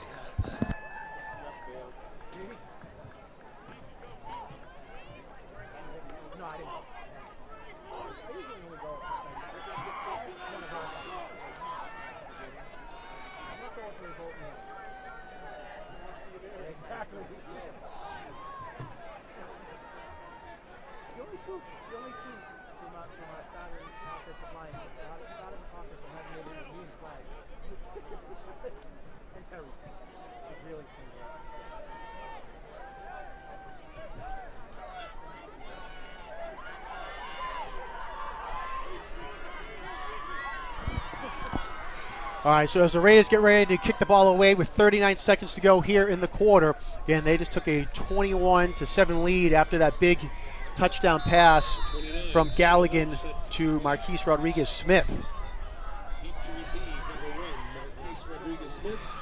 All right, short kick there by North Quincy, and we'll see if Quincy jumps on. They do. Picked up there by number 7, Leo Steinberg, at the 28-yard line, and he is met immediately there by a host of Raiders. Billy Kennedy getting up off the bottom of the pile there for North Quincy. You see there, wasn't sure who's going to pick it up, and finally Steinberg did. Ball spotted at the 30-yard line.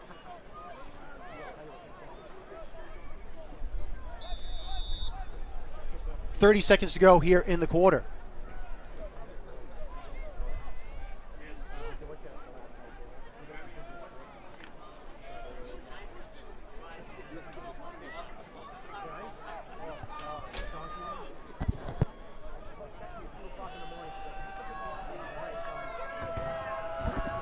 First and 10 for the Presidents at their own 30-yard line. Jonas Alla gets the run, has a huge hole up the middle of the left side of the field, crosses the 50-yard line, and will finally get brought down at the 41-yard line. A touchdown-saving tackle made by Tim Toland. See here on the replay as Alla, who we know has explosive speed, hit the hole there and was trying to go off to the races. Tim Toland finally catches up, and Alla goes all the way down again to the 41-yard line for North Quincy. Wow, what a run there by Jonas Alla. And that looks like it's going to be the end of the first quarter play here at Veterans Memorial Stadium. Again, it's been an exciting one. End of the quarter, North with a 21-7 lead. As we'll take a look at the Alla run here real quick one more time. And as we take a look here at the replay, we're going to be joined in the booth by Quincy City Councilor at Large, Noel LeBona, who's a Quincy High School alumni himself. Noel, happy Thanksgiving. Thanks for joining us here between the quarters. Happy Thanksgiving, John. Good to be here today. It has been oh, it's unbelievable. Talk about some exciting games, and we've been lucky the past couple of years. We've had exciting games, and this one is just trying to go right up there with it as well. Talk about high-powered offense and some penalties that set up some plays. But Galligan to Rodriguez-Smith, I mean, that's going to be the big plays. I mean, 2 unbelievable catches to get for touchdowns. And they're special. 27 touchdown passes, 28, 29 today now, and then he's had 8 rushing touchdowns in the season. I've watched a lot of football over the years, and I back when I played, it was a Lamb Higgins that was really an awesome quarterback. But this kid is special, and I think he's going to go down with the touchdown passes as the offenses have changed over the years. Be probably the best quarterback to come out of North Quincy.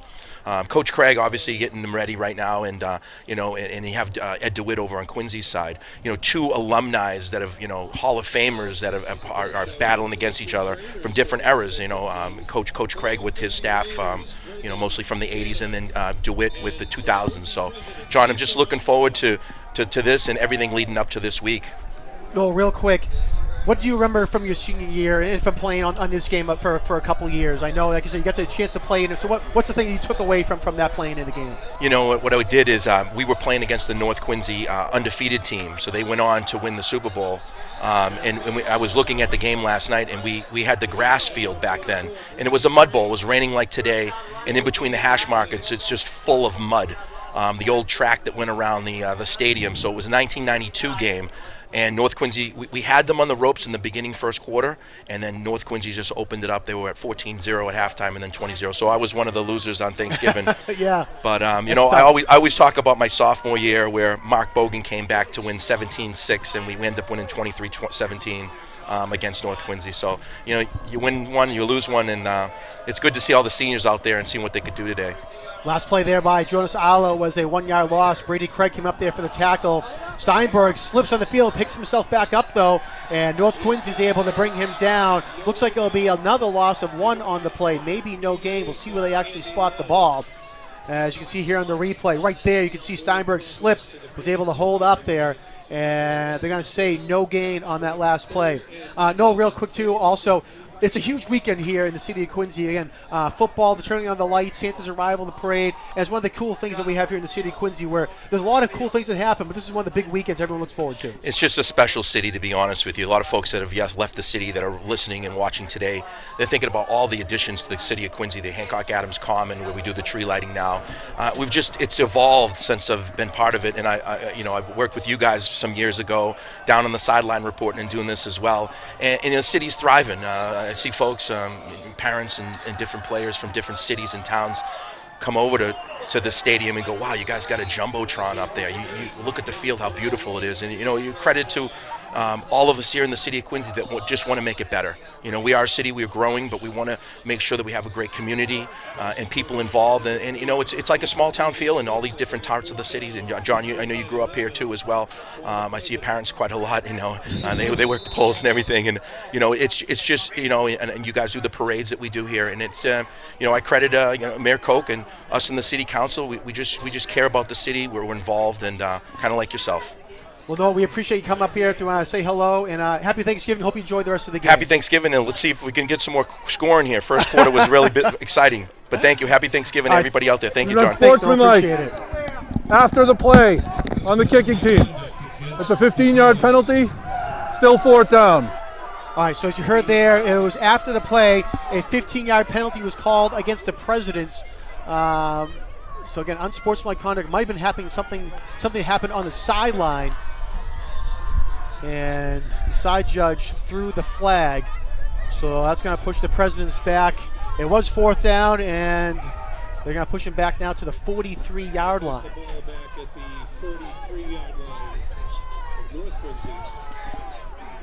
10:17 to go here in the quarter.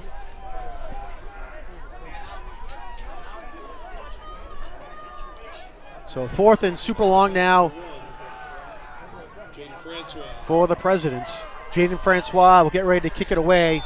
Ryan Wirtz back deep for the Raiders.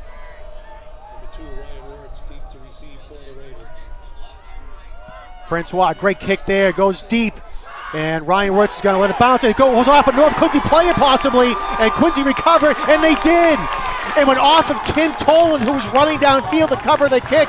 And right there was Quincy to pick up the ball. And they're going to have a 1st and 10 from the 22-yard line. As you can see the ball coming down here, Ryan Wirtz is saying to clear the ball away. And right there it goes off of Tim Tolan. And Try to see who picked it up there for the Presidents, and it was number 5, Nate Allen, right there. Johnny on the spot.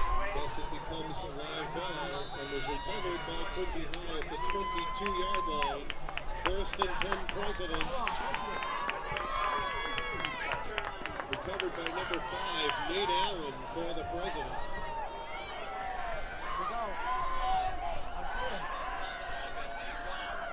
So 10:08, the Presidents will take over. Ala over to the right side, 10-5, touchdown, Presidents.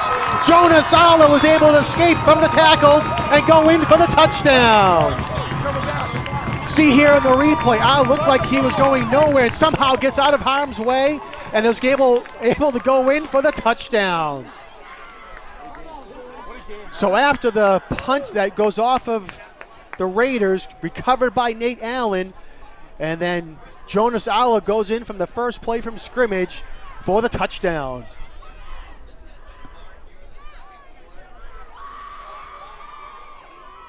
Number 8, Braden O'Connell set to kick the one-point conversion. Number 11, Nate Goff to hold. All right, Goff will hold. O'Connell comes up, and it is good. So Braden O'Connell puts the extra point up and through with 9:59 to go here in the quarter, 21-14, and we are in for a ball game here at Veterans Memorial Stadium as we are going back and forth between these two teams. I mentioned when Councilor DeBona was talking was between quarters. Past couple of years have been exciting games. In 2022, the Presidents won 40-35 in the highest scoring game in the series history. And then last year, North Quincy won 43-20 and the third highest scoring game in series history. And we're on par here to have another high scoring game as, again, 21-14 is already our score.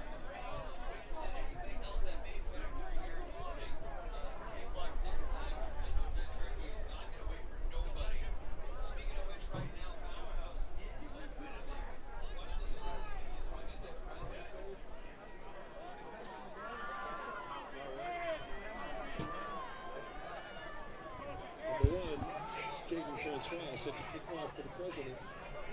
Number 2, Ryan Wilson. Number 3, Marquise Rodriguez-Smith. Back to receive for the Raiders.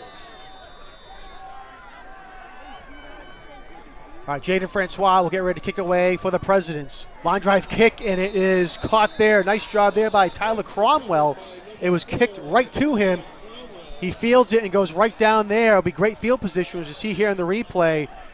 Can be a tough play to make there as Cromwell right up in the beginning of the line. But again, he made it look easy there, and the Raiders will start at their own 48-yard line.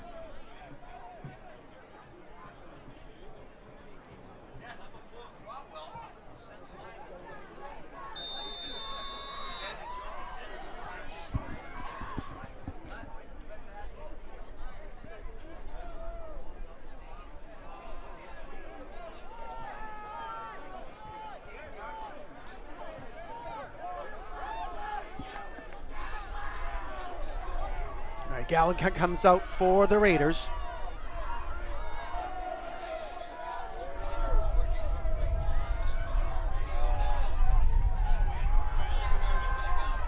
Gallagher fakes the pass. He's going to have to run it himself, and he's going to get hit there by number 54, Jacoby Quinn, the junior for the Presidents. Brings him down at midfield. As you'll see here in the replay, you can see going in motion was Ryan Sampson. They initially looked to go for him, then tried to go to Gavin Brown, but nothing was happening. Will Codner, you can see, was the man who came up initially to slow down Gallagher. And then Quinn finished off the tackle.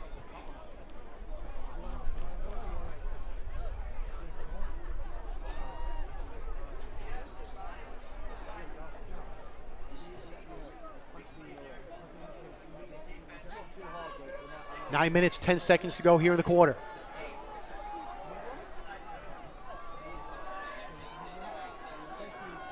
Picking up again here at the stadium. Gallagher rolling out to his right.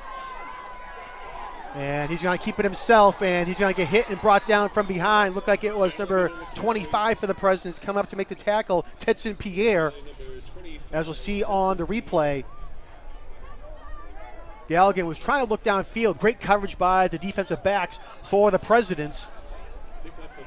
And Pierre actually holding him up there. Initially, Leo Steinberg came across, and that gave Pierre time to come up and bring him down. Ball at the 44-yard line.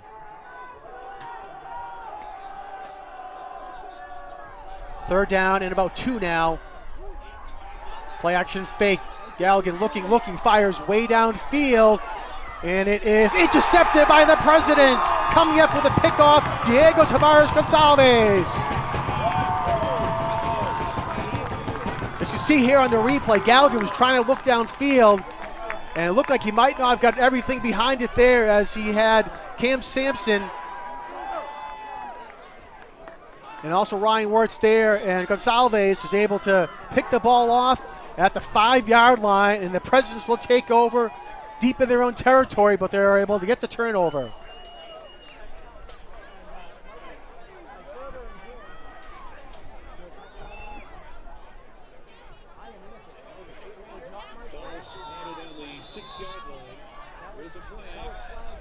Conduct on the offense, half the distance to the goal, first down.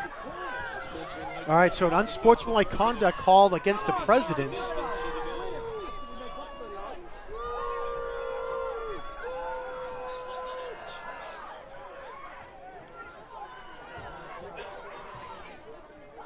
And you can see the official going over there on your screen talking to head coach Ed DeWitt. He was trying to find out what was happening as his team was just coming out to get the play.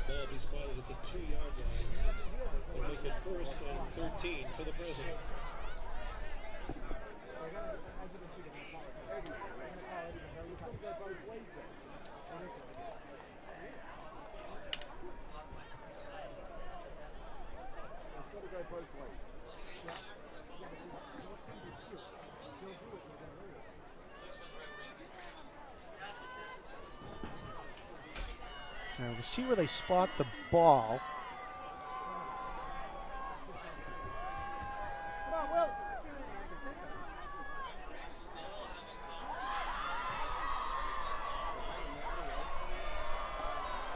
So they're going to spot the ball about the 3-yard line.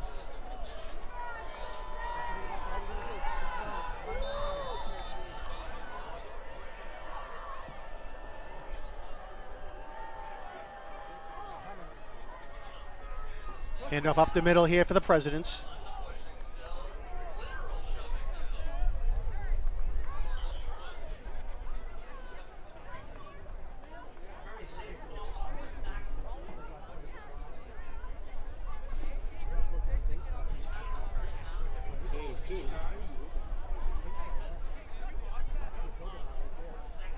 Put the ball at about the 11-yard line, the 6-yard line.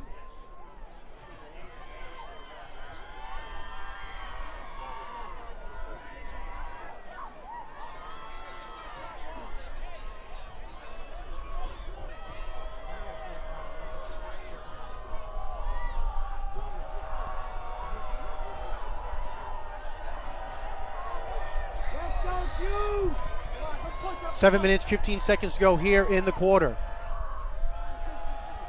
Handoff up the middle. That's Leo Steinberg trying to fight his way forward. Nice job there by Steinberg, and they're going to spot him down at about the 12-yard line. We'll see if they give him the extra spot there as well as he was hitting the backfield. Number 77 for North Quincy, Brevin Lyons, was trying to wrap him up, as well as Sean Pierre, number 76, the sophomore, 2 sophomores there for the Raiders. And they do spot the ball at the 13. Ball's placed at the 13-yard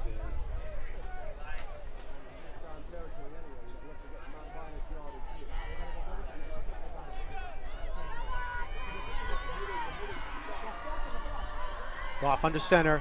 Steinberg again jumps over a couple linemen, fighting his way forward still. And gets a push actually from behind that's going to help him as Ryan Wirtz was trying to bring him down. And it'll be a first down for the Presidents. As you can see the rain coming down here at the stadium. And you can see the big jump there by Steinberg as he was trying to get out of the offensive lineman who had fallen down in front of him. And then right at the end there, Wirtz brings him down, but it's going to pick up a few extra yards there for the Presidents as they spot the ball at the 19-yard line.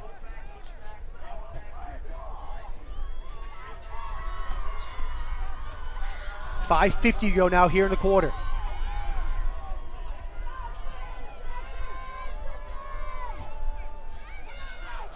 Jonas Alla with the ball. Goes up the middle. Has a nice run on first down for the Presidents.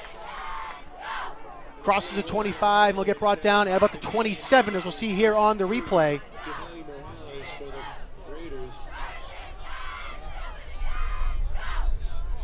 Giovanni Morales and also number 44, Brady Craig, in the tackle for the Raiders.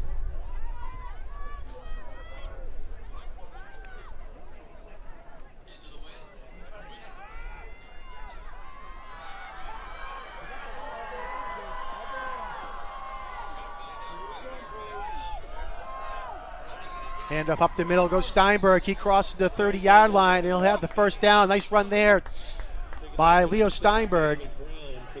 Actually, excuse me, that was Jonas Alla who had the ball.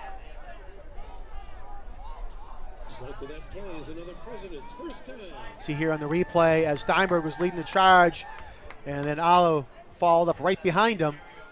As again, they spot the ball at the 31-yard line. 1st and 10 for the Presidents as we approach the 4:45 mark of the quarter.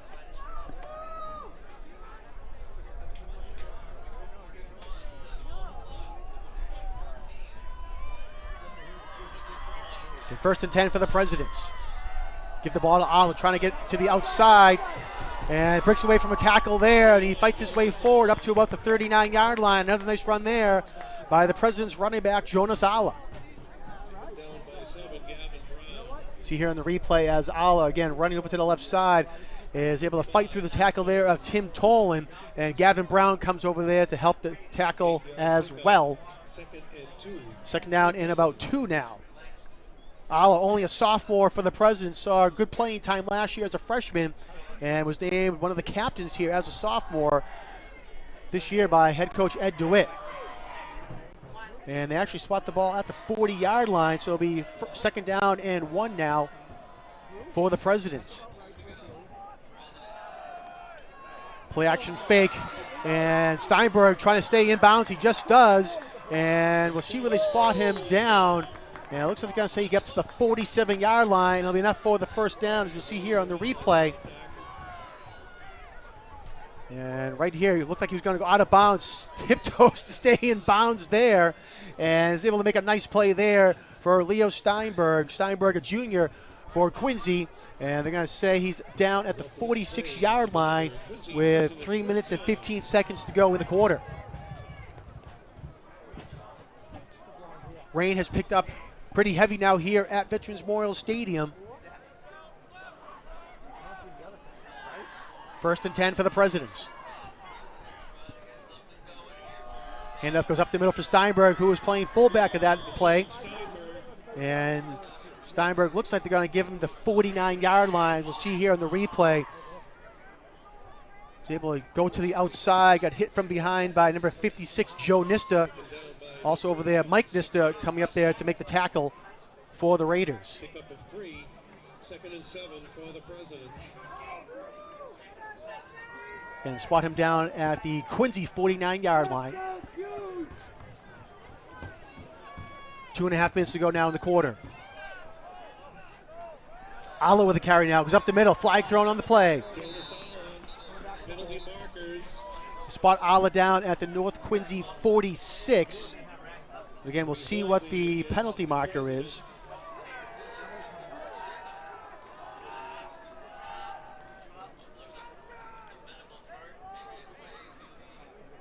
Holding on the offense. 10-yard penalty from the previous spot. Replay 2nd down. 10-yard penalty. All right, Presidents get called for the hold. I'll move the ball back now to the 39-yard line. To bring it 2nd and 17 for the Presidents. So 2nd down and 17, we'll call it now for the Presidents as the clock continues to tick, coming up on the 2-minute mark here of the 2nd quarter.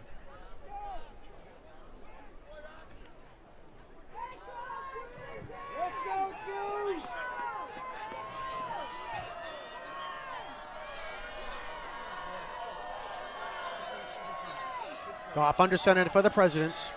3 men in the backfield behind him. Goff almost trips, looking to pass. Throws it downfield for Ala, and it is incomplete. Great coverage there by Ryan Wirtz, and they're going to say a flag is thrown. It'll be defensive pass interference.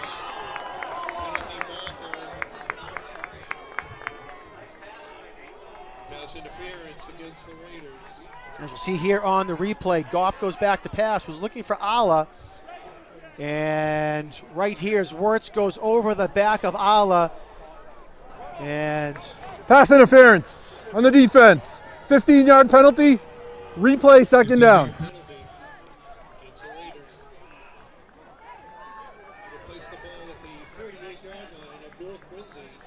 so we have 15-yard penalty against the Raiders.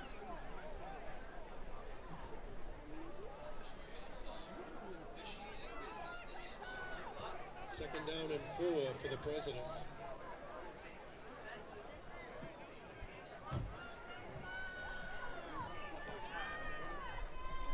All right, so with the pass interference call, they're going to mark the ball up to the 46-yard line.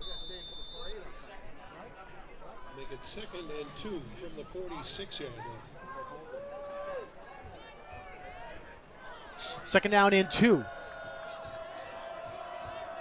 Okay, pass interference does not result in an automatic first down in high school, so it's just a 15-yard penalty.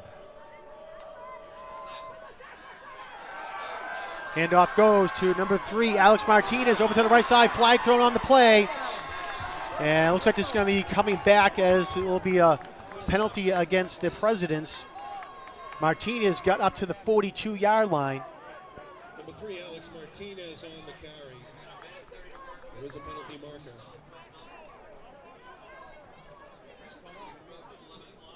Penalty thrown at the 50-yard line. Holding against Illegal block in the back on the offense. All right, so a block in Replay, the second back down. called against Quincy, and the ball get moved back now to the 44-yard line, as we'll see here on the replay. And right there, they're going to call the block in the back against Leo Steinberg.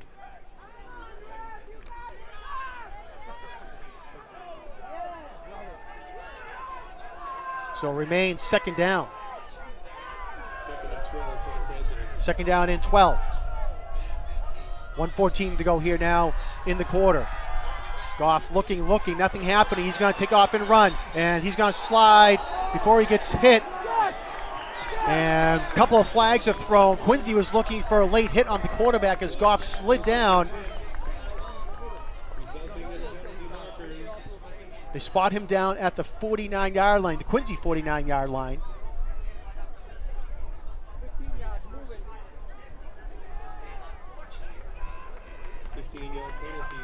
Against the Raiders. Personal foul on the defense. 15 yards from the end of the run. Automatic first down. No. All right, so 15-yard personal foul and an automatic first down. The ball goes up to the 36-yard line, and it'll be first and 10 for the Presidents. And we'll see here on the replay as Goff was sliding, he gave himself up, and they're going to say it was a late hit call against North Quincy. 1 minute to go now here in the first half. Goff in the shotgun, he gets it. 4 receivers going out. Quick pass is complete at the 31-yard line, and it was caught there by number 15. Number 16, JoJo Ham. Taken down by number 7, Gavin Brown for the Raiders. It's a pickup of 4. Second and 6 for the Presidents.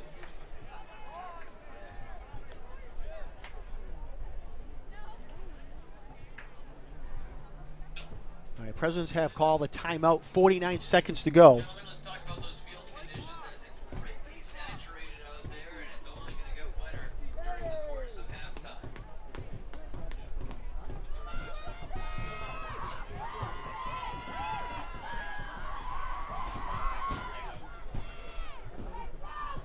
The wetter the field gets, the more cutting and turning and chasing and pursuing is going to be the factor.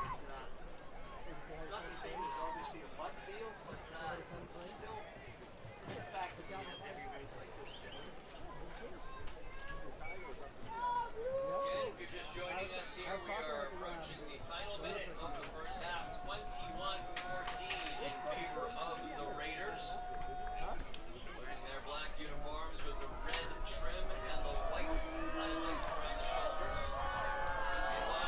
All right, 2nd down and 6 for the Presidents after calling their first timeout.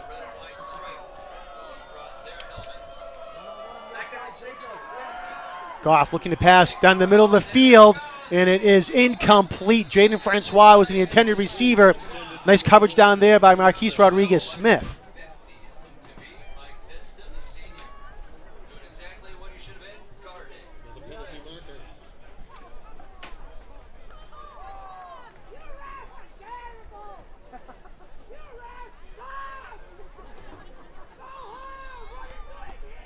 .47 seconds to go here in the half.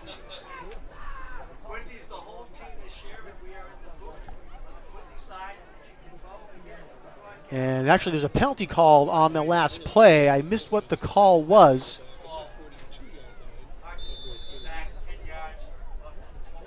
Looks like it might have been a hold against the Presidents. So that moves the ball back to the 42-yard line. All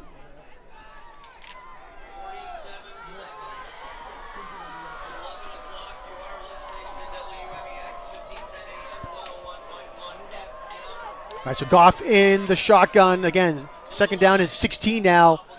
Trying to hand it off to Alla, and Alla was not expecting it. And ball came loose. Goff was able to jump on it, thankfully for the Presidents, as we'll see here on the replay. And almost disaster there. And a timeout is called by the Presidents as, again, they mark the ball back to the 50-yard line.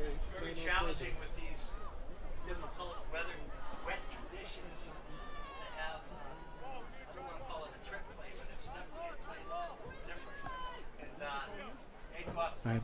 Again, Quincy calls a timeout. 39 seconds to go.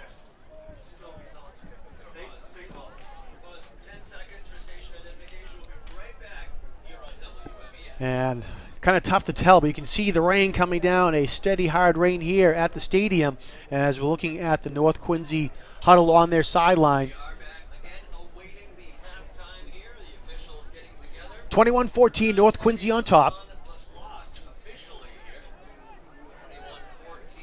It was a back-and-forth first quarter.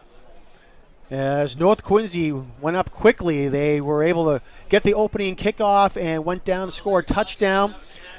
They were able to get a turnover, and after that turnover, they went down and scored again, 14-0. Quincy comes right back, though, and they scored on the ensuing kickoff. It was a great return by North Quincy, and on the play after, they went in for a touchdown again. Marquise Rodriguez-Smith had a great sliding catch in the end zone for North to go up 21-7 in the first quarter, and then the beginning of the second quarter, with about 10 minutes to go, it was a nice 22-yard run by Jonas Alla to put us at 21-14 where we stand right now. So again, 39 seconds to go here in the quarter. Goff looking, fires down the far sideline, and it is complete. Great catch there by Alex Martinez. Was able to come back for it and bring it down at the 18-yard line.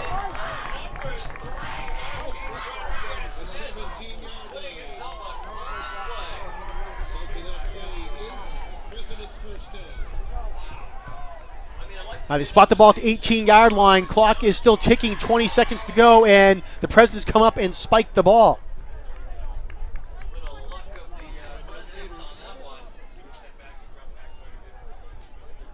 Actually, no, excuse me. North Quincy called a timeout.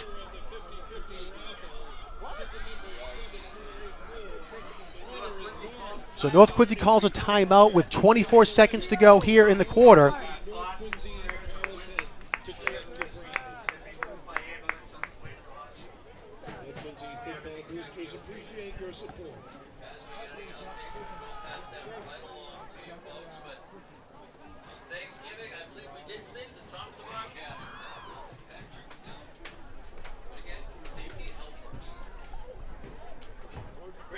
All right, so North Quincy over there in the huddle. Of course, North Quincy led by Ryan Craig, head coach for the Raiders.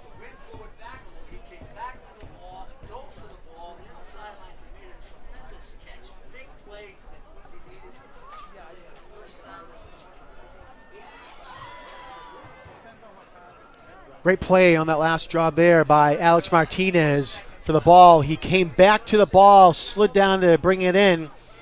And a huge gain there. It was a 32-yard pass for the Presidents And Presidents come back out to the line. 1st and 10 from the 18-yard line for the Presidents. Again, 24 seconds to go. See if they can punch the ball in here at the end of the half.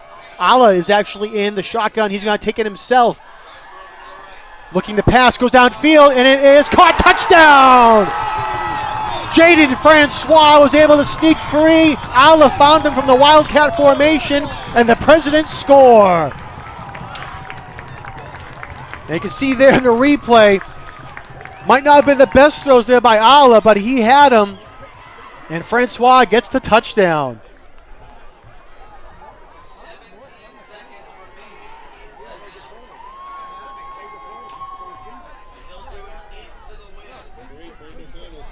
All right, Braden O'Connell will come up now for the extra point attempt.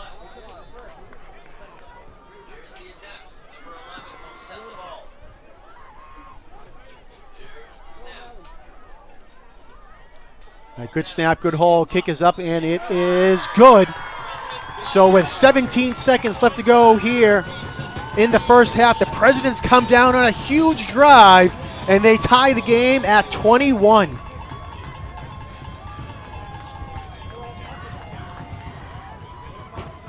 "12 plays, 95 yards for the Presidents, and it ate up 7 minutes and 54 seconds here of the quarter. So a great drive there by the Presidents. And actually they had to go 97 yards because as they were getting ready to come out there was the unsportsmanlike conduct call against the Presidents. So they go 97 yards on that drive. And again, it ate up 7 minutes and 54 seconds. Capped off by a nice play there as Jonas Ala throws the ball into the end zone to find Jaden Francois. Francois, 2 catches for 61 yards and 2 touchdowns. Got to love those stats there for Francois as he gets ready to kick the ball away to the Raiders.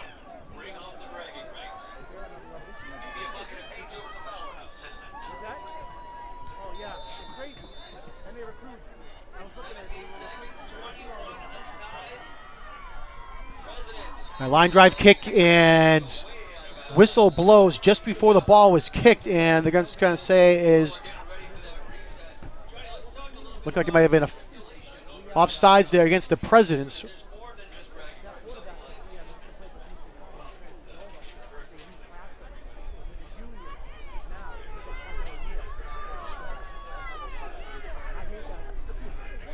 Offsides against the Presidents for a re-kick from the 35.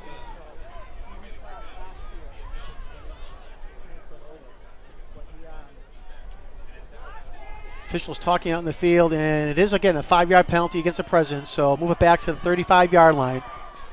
Looked like the kick was going to go out of bounds, so I'm not sure if that was a break for the Presidents or not.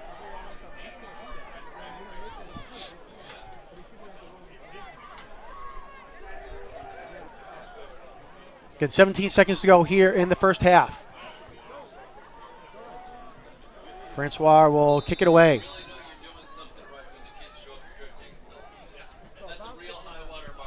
Line drive kick there, and another nice play there by Tyler Cromwell for the Raiders as he jumps on that. Ball was getting ready to go by him, as we'll see here in the replay.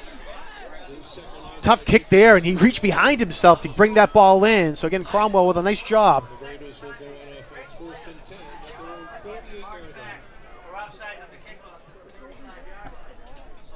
Only 1 second ticked off on that kick. And they mark him down at the 48-yard line. So North Quincy now looking to see if they can go down the field in 16 seconds. They have 2 timeouts to call.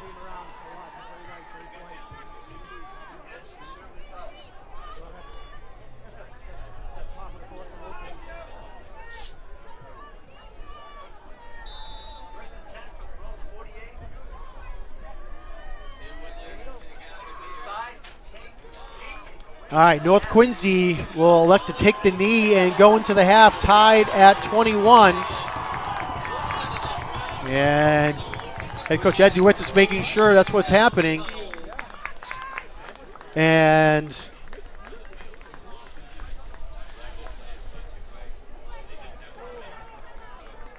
trying to see if, I'm not sure if that's,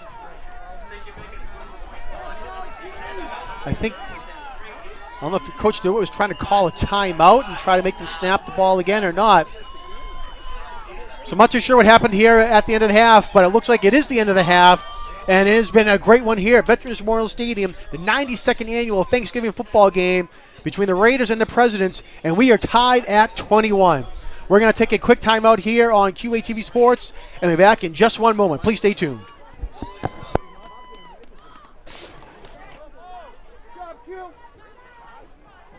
Busy Thanksgiving travel week has arrived. Give yourself extra time to get to your destinations. Local police will be on the lookout for impaired or aggressive drivers. Please think safety first as you head out on the roads to enjoy holiday traditions with your families.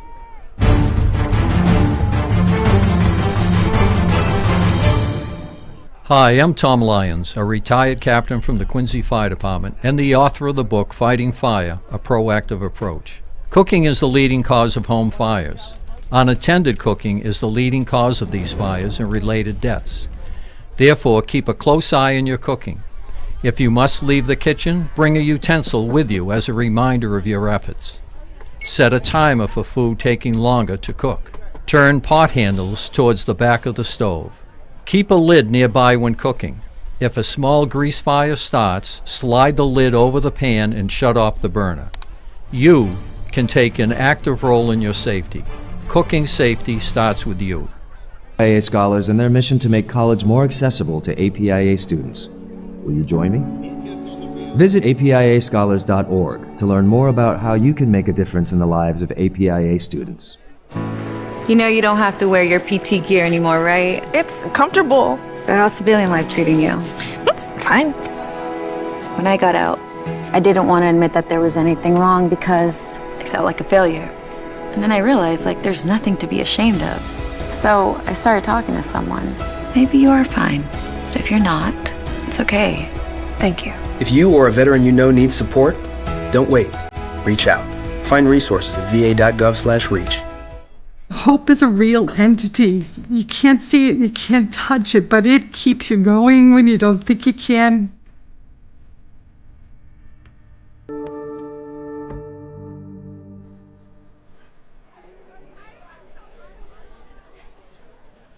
Welcome back, everyone, to Veterans Memorial Stadium. Again, we're at the half. We are tied at 21 between the North Quincy Raiders and the Quincy Presidents. It has been an exciting game back and forth between both teams, and has been already one for the ages. As we are at the half, this has already been the 14th higher scoring game between these two teams in the 92-year history. So an exciting back and forth game. Due to the rain, unfortunately, the band and the cheerleaders are not coming out here today.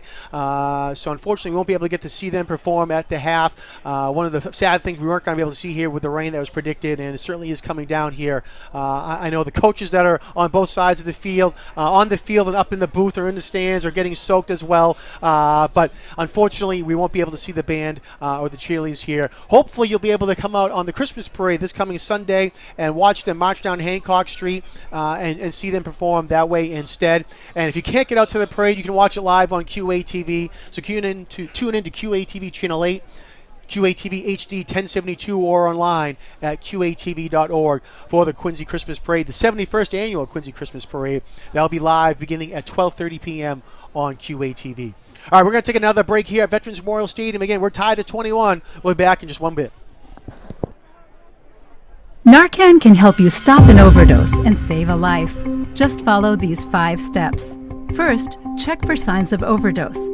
Is the person struggling to breathe, turning blue or gray, or showing no reaction when you rub your knuckles on their chest? If yes, call 911 and tell them someone isn't breathing or I think it's an overdose. Next, give Narcan. Push the pump after the tip is in the nose. If there's no response after 3 minutes, give another dose. If you are trained in CPR, do chest compressions. If not, and you feel comfortable, try rescue breathing. Make sure the mouth is clear. Tilt the head back, lift the chin, and pinch the nose. Give 1 breath every 5 seconds, and make sure the chest rises. If their breathing gets better, lay the person on their side. If their breathing hasn't improved, repeat steps 3 and 4, and stay until help arrives. The Good Samaritan Law will protect you or anyone who seeks help for someone overdosing from being charged or prosecuted for simple drug possession. Remember, follow these 5 steps to stop an overdose. 1. Check for overdose. 2. Call 911. 3. Give Narcan. 4.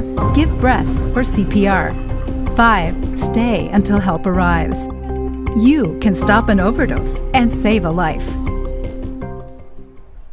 Cardiovascular disease is the #1 killer of women, taking the lives of 1 in 3. That's more than all forms of cancer combined. For too long, heart disease and stroke have taken the lives of the women we love. But we're not giving up because we have something better, stronger, more powerful. We have each other. When we come together and go red, the more power we have against our greatest health threat. Visit GoRedForWomen.org today to learn more.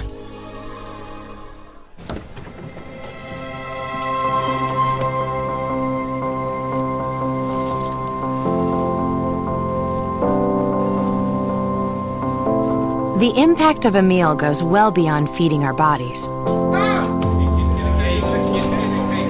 Food can open endless possibilities for people to thrive.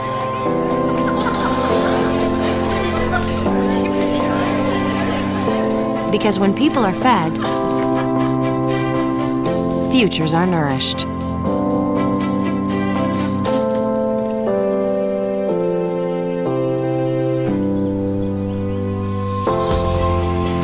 Everyone deserves to live a full life.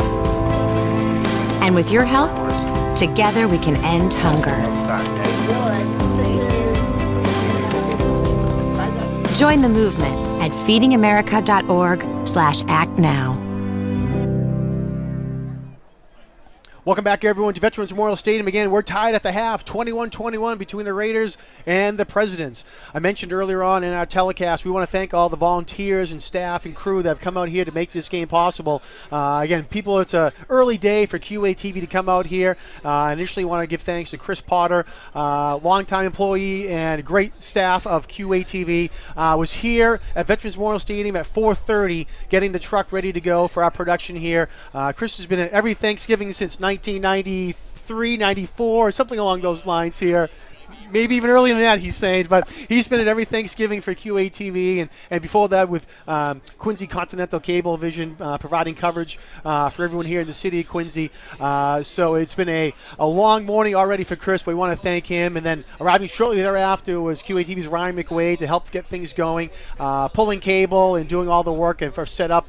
And then after that, all the rest of our crew came in, including Peter Doherty, Anna El Torre, Brian Cox, doing a great job down in the truck, as well as Michael Jarvie, doing a great job to keep things organized for us here as well. Michael did a lot of pre-production here, and Brian did pre-production. And actually, Ryan did pre-production, so it's really a huge team effort here for QATV before the game, during the game, even after the game, when we get back to make sure we can replay everything for folks to watch it later on tonight on QATV and for this weekend as well. So I want to give a hearty thanks to all the staff and crew and volunteers. Really, it is a labor of love for all those people that come out here. Been doing it for a long time as well. Anna and Peter, who I mentioned, are longtime volunteers at QATV. They've been here at Thanksgiving as well for probably since 2005, 2006 as well, trying to make sure they can bring this game possible, taking time away from their families on Thanksgiving morning to then go home and celebrate there and give thanks at home. But again, want to thank all of them for their long-time support and volunteerism here at QATV. All right, again, rain has slowed up a little bit here at Veterans Memorial Stadium, but it is still coming down. Teams are still in the locker room, and there's about 2 minutes to go here. So we'll take another quick timeout here at Veterans Memorial Stadium and be back just after this.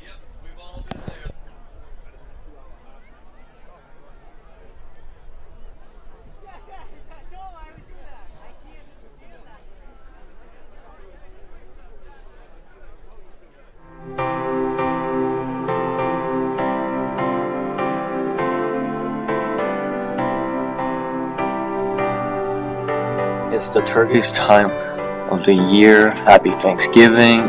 Thanksgiving is the day to give thanks for the blessings of the past year and to celebrate the harvest. The first Thanksgiving was celebrated in 1621 over the 3-day harvest festival. It included 50 pilgrims, 90 Wampanoag Indians, and it lasted 3 days. Turkey wasn't on the first menu at the first Thanksgiving. Foods like oysters, lobsters, eel, and fish were likely served alongside pumpkins and cranberries. And have a great Thanksgiving.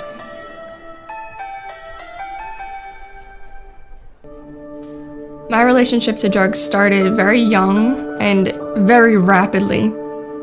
I had such a poor self-image. I saw myself through the judgmental eyes of others. I saw myself as not worthy of real love. By the time I got out of rehab, for the first time in my life, I was seen for me. I wasn't seen for what I had done when I was high. When you come from a place of love, instead of a place of judgment, you give people space to find themselves. And I found my husband, and I loved him. From the minute I met him, I loved him. And when we found out we were pregnant, we looked at each other and we decided we're gonna take the journey of parenthood together. And it's been so mind-blowing to give birth, to see him grow. And when I comfort him, I know that I will always be able to comfort myself. When I'm at peace with my husband and my child, and we're in nature, all of the worries finally stop, and I'm able to just feel the wind on my skin, and I feel at home. I am high on life. Guilty. Each step along the way of getting sober, it gets easier and easier, and you're able to dream more, you're able to hope more. You have to have hope. You need to have an expansive view of what could be. As you leave everything behind, you just walk away from the chain of addiction, because all you're doing is restricting yourself, and when you stop restricting yourself, you can go anywhere.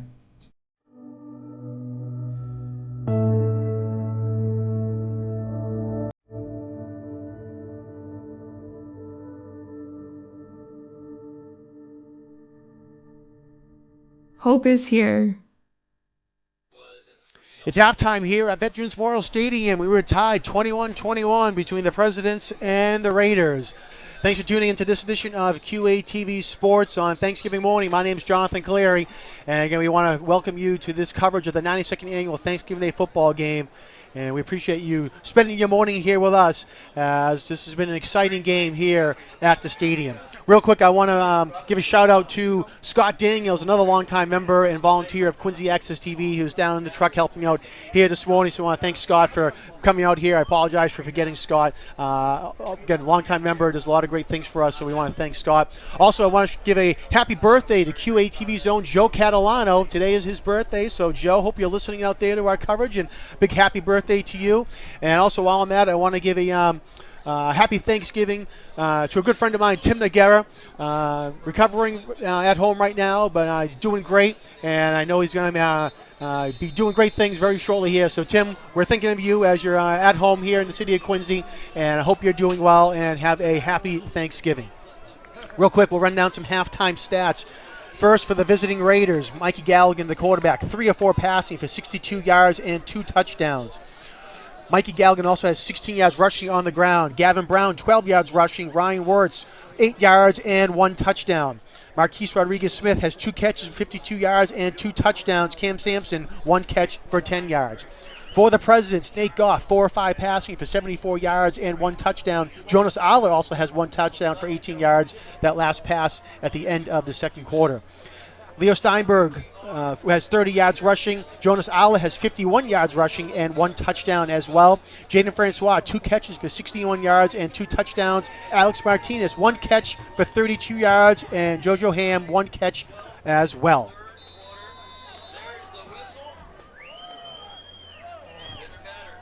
All right, getting ready to kick it away here as North Quincy will kick it to the Presidents, fielded by Leo Steinberg at about the 25-yard line. He runs it up there. Nice job there by Steinberg, and he's going to get up to the 48-yard line to get things underway here.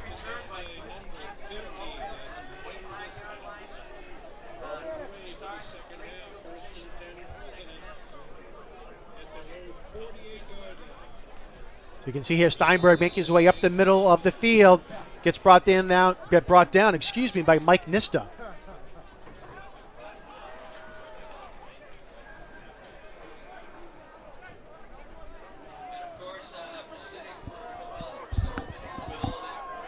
Now, Presidents come out 1st and 10 from their own 48-yard line. Get just underway here in the third quarter. Goff hands it off to Jonas Aller, the sophomore for the Presidents. Aller fighting his way forward, and they're going to mark him down at midfield.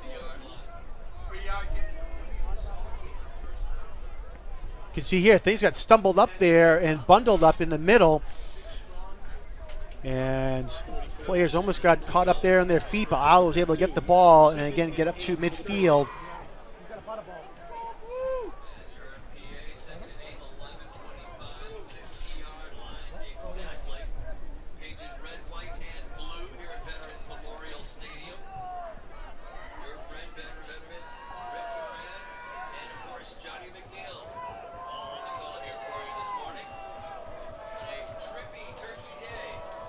Goff getting things ready to go. 10 seconds to go on the play clock. See if they can get it off.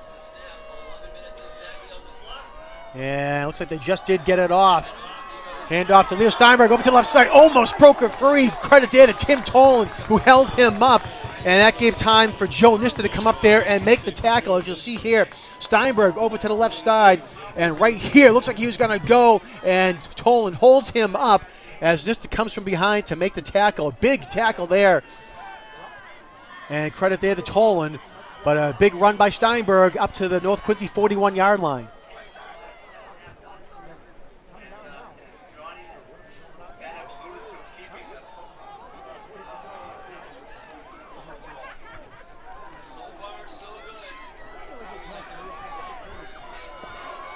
$10:15 to go now here in the third quarter.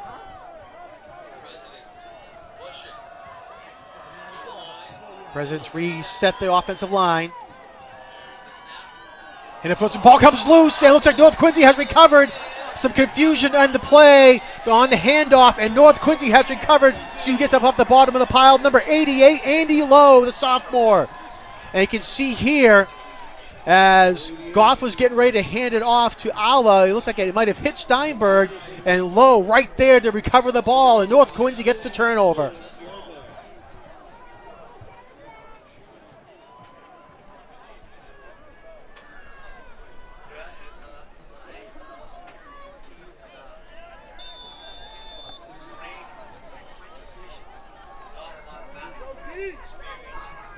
So they spot the ball at the North Quincy 44-yard line. 1st and 10 for the Raiders.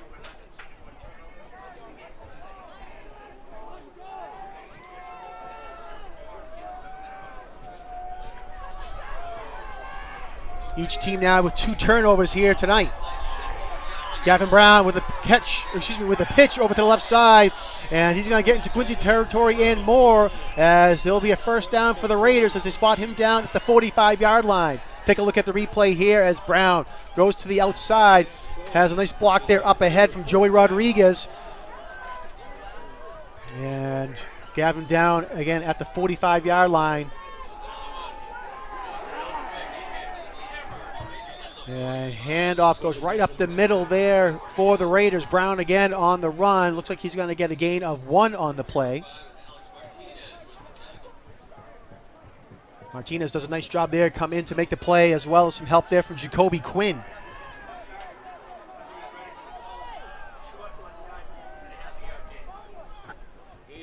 Second down and 9 now for the Raiders.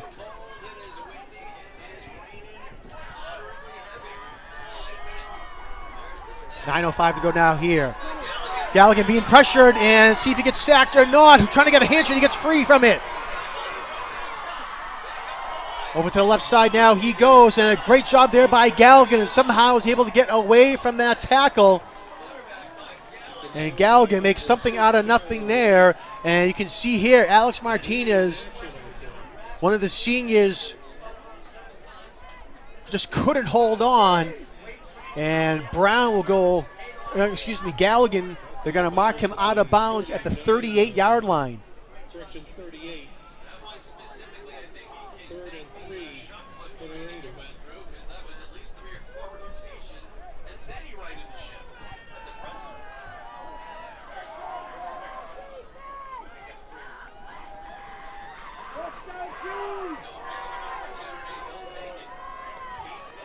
Third down and about 3 now for the Raiders after the run by Galligan. He's going to hand off Gavin Brown over to the right side. Picks up the first down. Stays on his feet. Nice job there. Spins out of another tackle over to the left side. He's trying to go. Gets up to the 10-yard line. He's pushed out of bounds at the 9. A huge run there from Gavin Brown. And it'll be first and goal for the Raiders. And actually, no, this is going to be coming back here. Looks like there's a penalty against North Quincy. There is a penalty marker.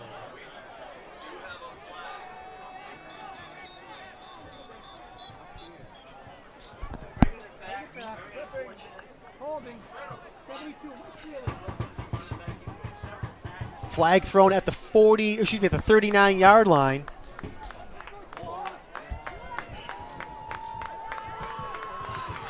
Holding on the offense. 10-yard penalty from the previous spot. Replay the down. So a huge holding play there against North Quincy, as it looked like Gavin Brown had picked up a first and goal for the Raiders. But they're going to move the ball back now to the 48-yard line.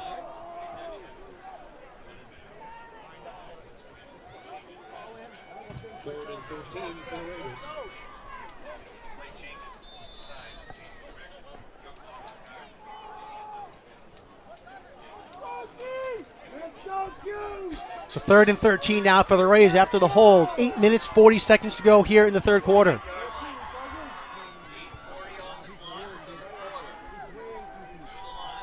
Galligan in the shotgun, gets the snap. Nothing downfield. Nice coverage by the Presidents. Galligan's going to run it himself right up the middle. Trying to go to the near sideline, gets across the 30-yard line, and will go out of bounds at about the 26. Nice job there by Galligan.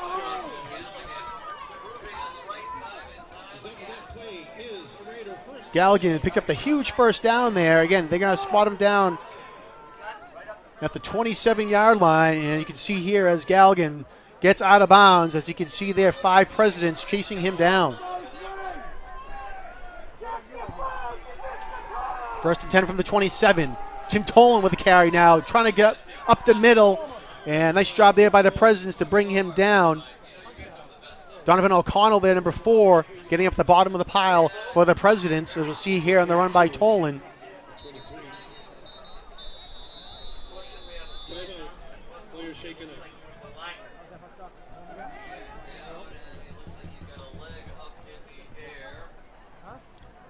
Timeout down on the field for an injured Raider.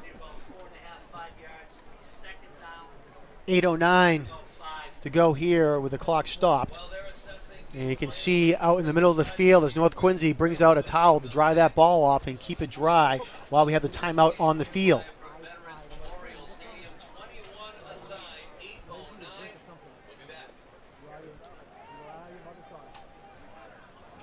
Ball spotted at the 23-yard line.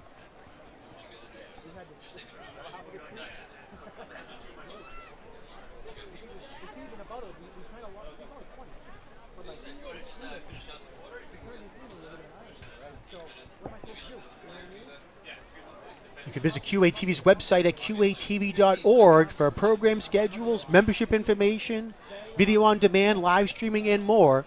So again, visit our website, qatv.org. As we zoom in here on the North Quincy sideline, you can see the rain pouring down on your screen. And it looks like it's going to be just like this for the rest of the game. And getting up off the field there is number 50 for the Rays, Mike Nista, one of the seniors. And he's limping off the field. Hopefully Nista is okay.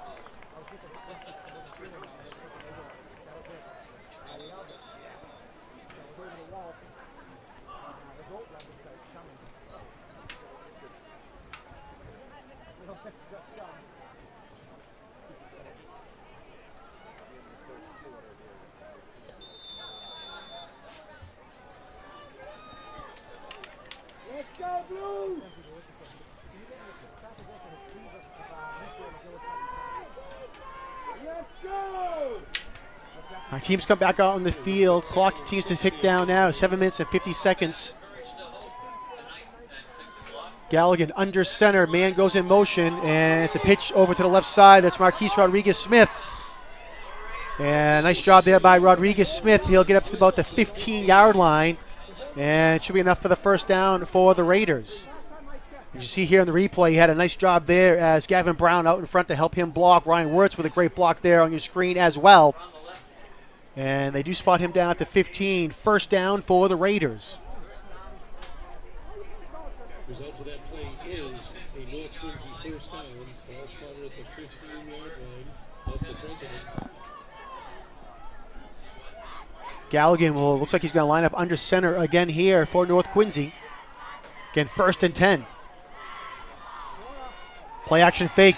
Galligan going to keep it himself over to the right side, and he'll get pushed out of bounds there. Jonas Ala comes up to push him out, and it's going to be a loss on the play as he's going to go back to about the 20-yard line. Actually, we'll see where they spot him out of bounds. And at the 18-yard line is where he runs out. Loss of play on the play. 2nd and 13 for the Raiders.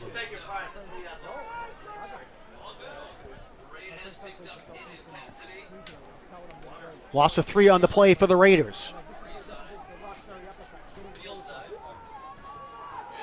Galligan rolling out to the far side this time, trying to look into the end zone and being pressured, almost stepped out of bounds and is picked off by the Presidents. Jaden Francois with the interception at the 1-yard line.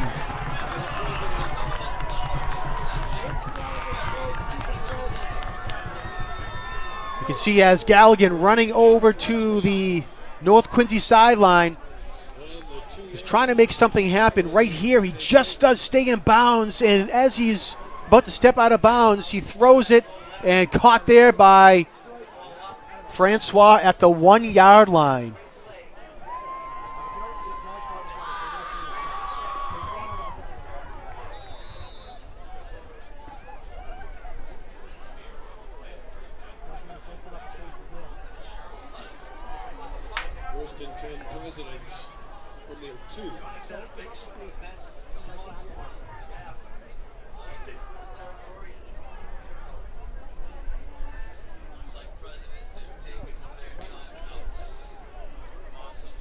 They spot the ball just at the 2-yard line. The tip of the ball you can see on your screen at the 2-yard line. 6:43 to go here in the third quarter. And the Presidents with their back against the goal line, but they get the big turnover there, their third turnover forced here this morning. Goff under center is going to keep it himself, just trying to get some space there for the Presidents. And they're going to spot him down at the 4-yard line.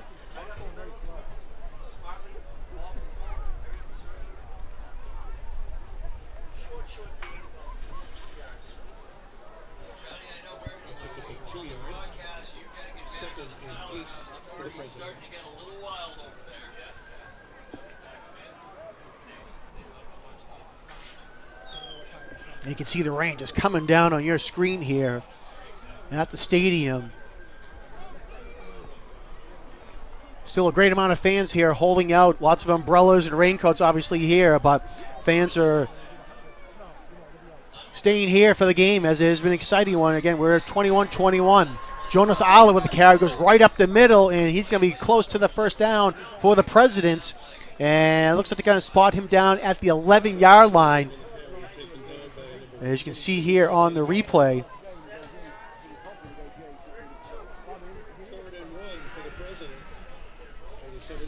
Make it 3rd and about 1 here. So big play here for the Presidents as they need to get this first down. Otherwise, they're going to be punting away from deep in their own territory and setting up North Quincy for good field position.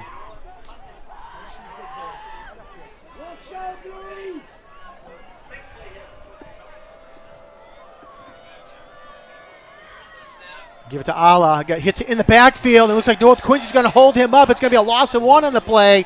And the Raiders defense comes up huge here as they got great pressure up the middle of the play. As you can see here, coming up there to blow that play up was number 22, Giovanni Morales. And then everyone else comes there for the Raiders. But Morales was the first man in. And it's a loss of 1 on the play for the Presidents.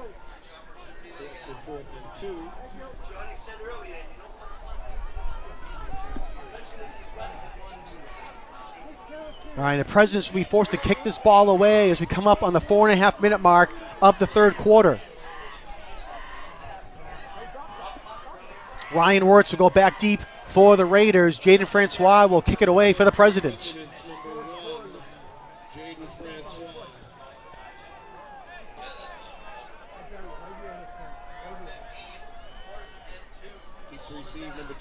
Good snap and nice kick there by Francois over to the left side. And Quincy's going to down it at the 39-yard line with 4:01 to go here in the quarter.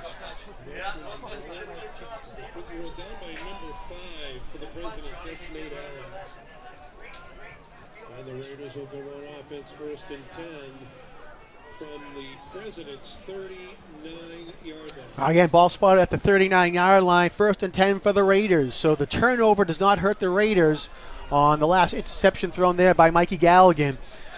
And they're able to hold off there. Huge third down play by the Raiders to force the Presidents to punt the ball away. 4:01 to go again here in the third quarter as the Raiders come back out onto the field on offense.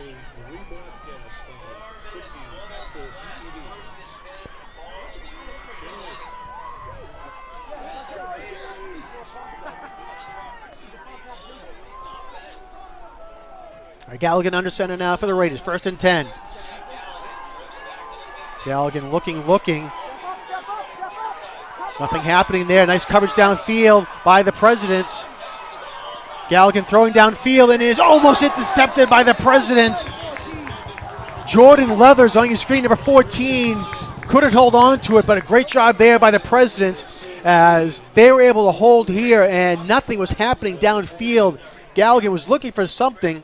Finally scrambles down to the near sideline, was looking for Rodriguez Smith, but it's broken up there by Leathers. Great job there by Jordan Leathers, the senior for the Presidents.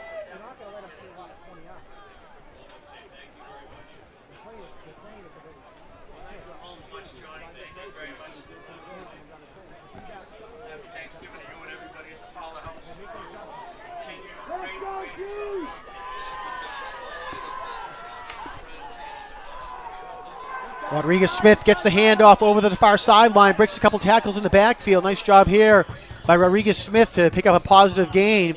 And they're going to spot him down at the 36-yard line.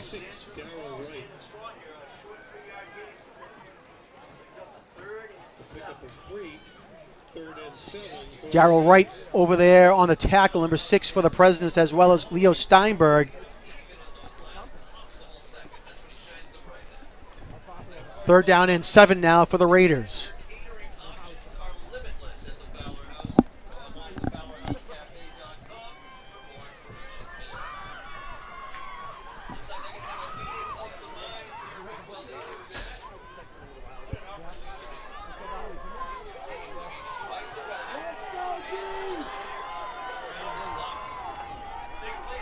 Under 3 minutes to go now here in the quarter. 2:50 to go.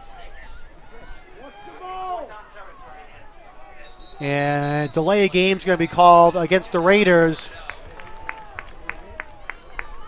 Game on the offense. 5-yard penalty, replay 3rd down. So the ball moved back now to the 41-yard line.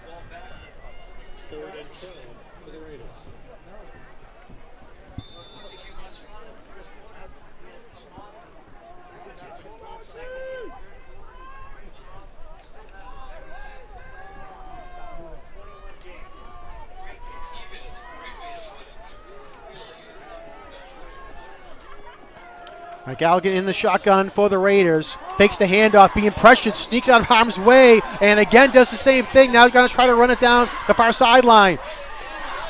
And he's going to go out of bounds at the 34-yard line. Nice run there by Galligan to make something out of nothing. As you'll see here in the replay, you see right there, Alex Martinez was trying to bring him down. Finally, Galligan escapes with Leo Steinberg giving chase on the far side. And again, they say Galligan goes out of bounds at the 34-yard line. Clock stops, 2:33 to go. All right, so it's going to bring up now a 4th down and 5 for the Raiders. Galligan comes out. North going to be going for it.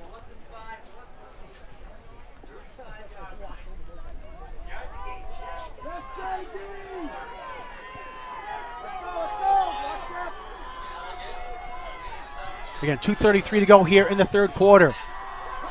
Gallen takes a snap from the shotgun, fires over to the right side, and it goes incomplete. Looked like it might have slipped out of his hands as he was getting ready to throw the ball. And the Presidents hold, turnover on downs, 1st and 10 for the Presidents. And you can see there as the ball just went over the outstretched hands.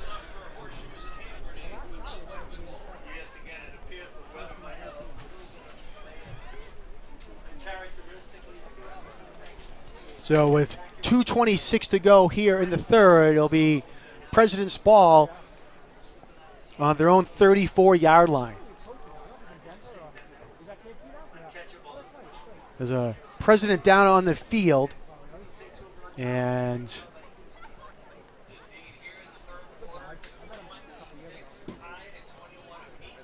so I'm not too sure of the injury down on the field for the President player.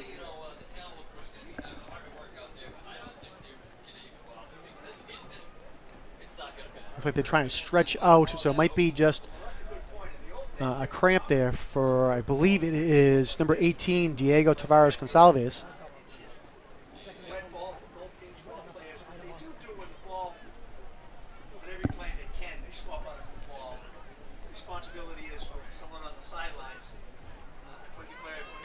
And it was Gonçalves who was down on the field for the Presidents. He gets up, looks like he is okay. I believe it was just a cramp, so we're able to help him out as he'll go with the trainer over to the sideline just to make sure that's all it is. But yeah, it looked like he just pointed to his leg and said that's what it was. So hopefully Gonçalves will get back in here soon for the Presidents.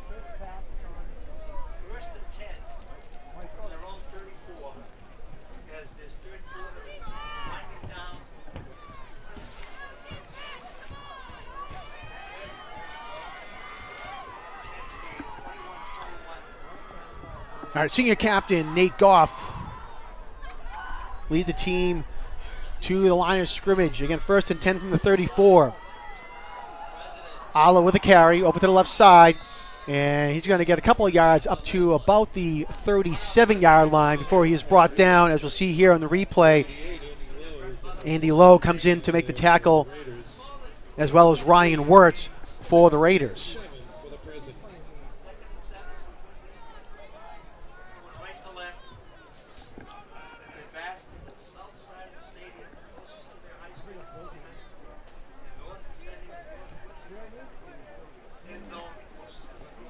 Under 2 minutes to go now here in the third quarter.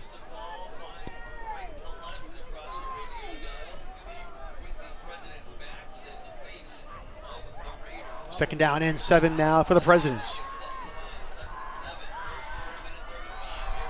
Steinberg on the carry over to the right side, across the 40-yard line, and still on his feet as he gets up to the 45, and finally the Raiders will bring him down. No, they won't. He'll get an extra 2 yards on the play, and a great job there by the Presidents, and especially the offensive line to help push him forward, as you'll see Brady O'Neill for the Presidents to come up there and give an extra push. Now, excuse me, that was Oliver Levine, who helped come up and make the push.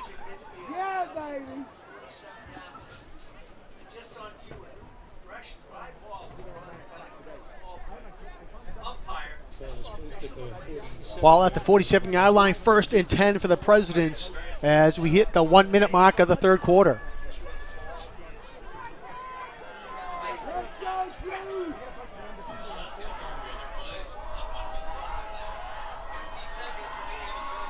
Three men in the backfield for the Presidents. Steinberg will get the carry over to the right side. Trying to cross midfield, still on his feet, and a nice job there by Leo Steinberg. For the President, Steinberg, a junior, is going to get across midfield and up to the North Quincy 48-yard line.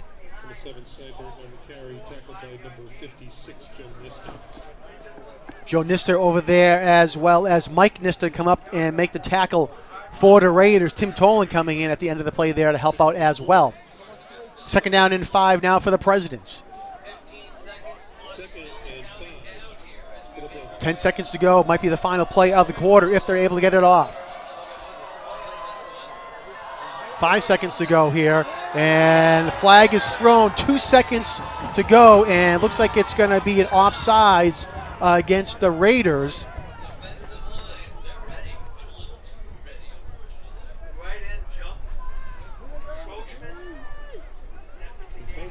against the Raiders. Encroachment on the defense. Result of the play is a first down. So great job there. And it will result in a first down for the Presidents. And they'll run the clock, and that is the end of the third quarter play, as you see in the replay, and the frustration for the Raiders. Another great hard count there by Nate Goff to pick up the first down. So when we come back here to Veterans Memorial Stadium, we will begin the fourth quarter tied at 21, and the Presidents will have a 1st and 10 from the North Quincy 43-yard line.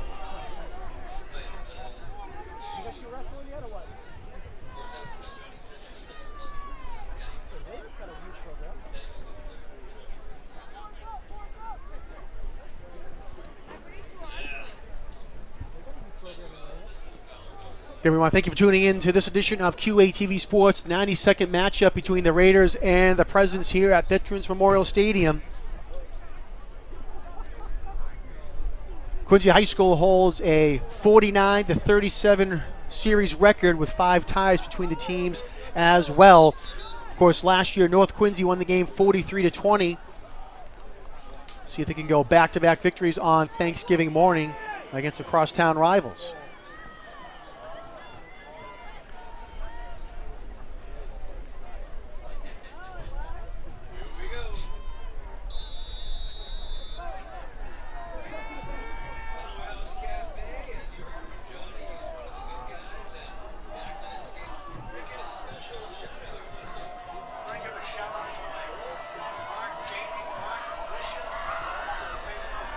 All right, start of the fourth quarter here at the stadium, 21-21.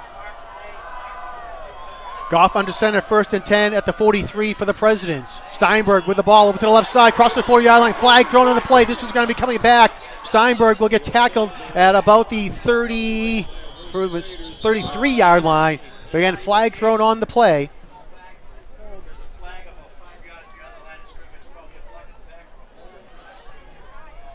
Flag thrown at the 41-yard line. Who's holding on the offense? 10-yard penalty, replay first down. So hold called against the Presidents. We'll see here in the replay as Steinberg did a nice job to get through the hold. The hole. And you can see the flag being thrown there on your screen. And with the penalty, the ball is going to get moved back to the Presidents' 47.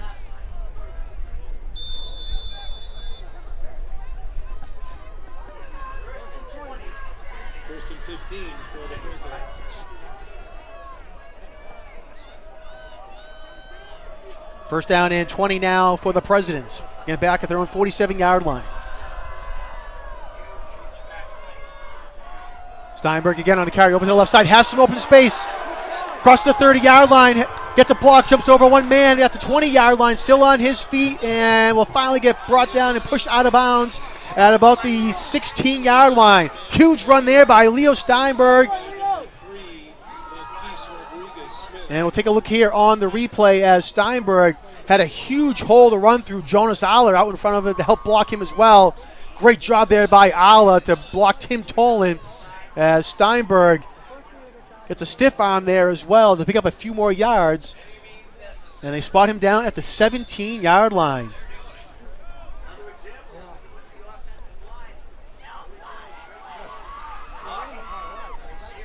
First and 10 at the 17-yard line of North Quincy.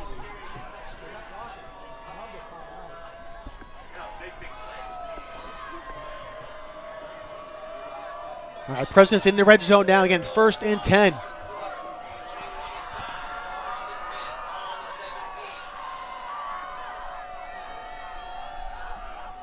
They go off under center. Alla with the left side carry.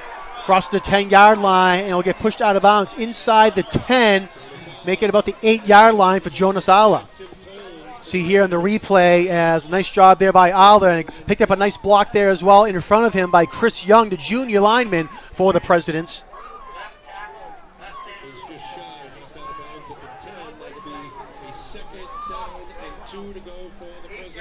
And it looks like they're going to mark him down at the 9-yard line.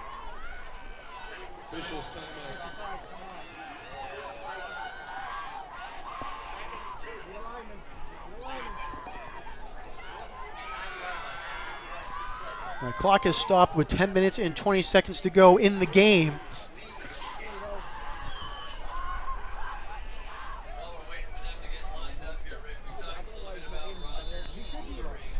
And it looked like it might have been an official timeout here as they now make the signal to wind the clock.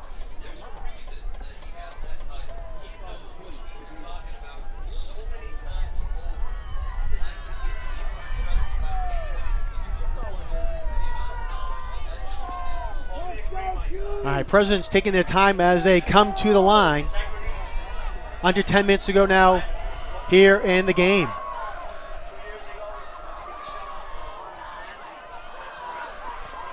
Goff in the shotgun. Jonas Allen with the carry, runs it right up the middle. Nice tackle there by number 22 for the Raiders, Giovanni Morales. And Allen will get inside the 10 to the 9.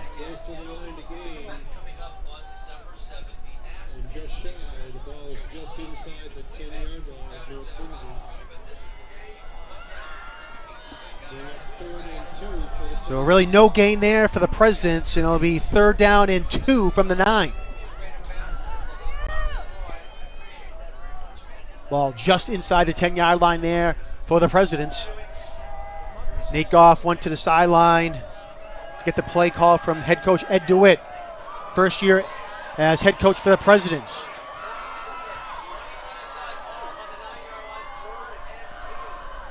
Steinberg with the carry, over the left side, gets through the hole, touchdown, Presidents, they take the lead for the first time here in the 92nd annual Thanksgiving football game. Take a look at the replay here as Steinberg saw a hole, gets a nice block up front there from Jonas Alla, and avoids a tackle from Tim Toland, and the Presidents take the lead, 27-21.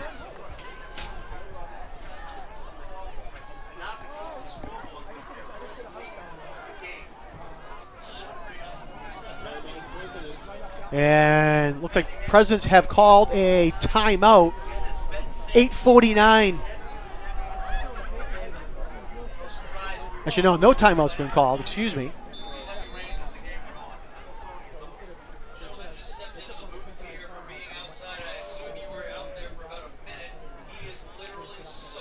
All right, Presidents are going to line up to go for 2.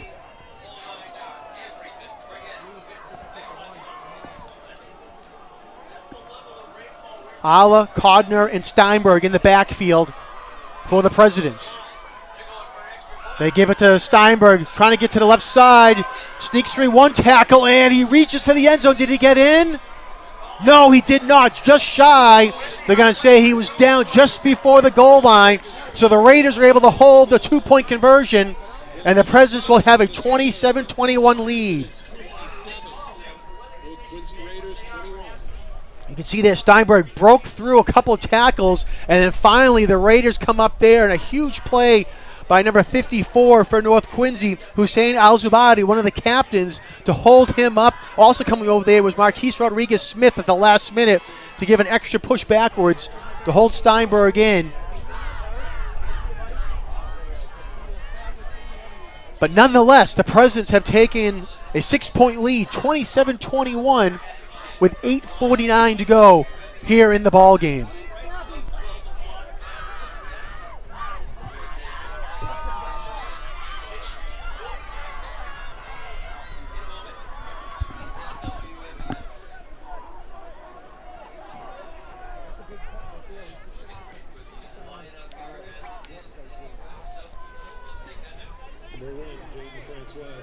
All right, Jaden Francois will kick it away for the Presidents. Back deep is Marquise Rodriguez-Smith and Ryan Wirtz.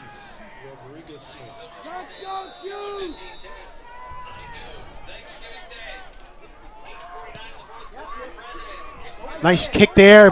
Going to be all the way back, fielded by Ryan Wirtz at the 10-yard line. Wirtz has some space now down the far sideline, crossing 35. A huge hit there by the Presidents to get Wirtz out of bounds at about the 40-yard line.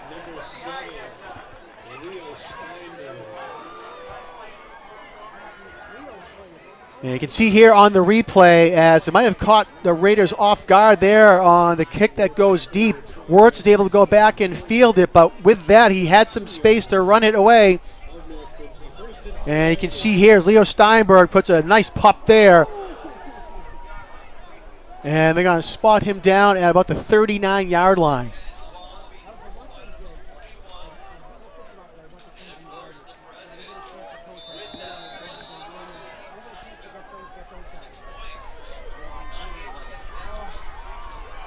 All right, Raiders come to the line. 1st and 10 from their own 39-yard line.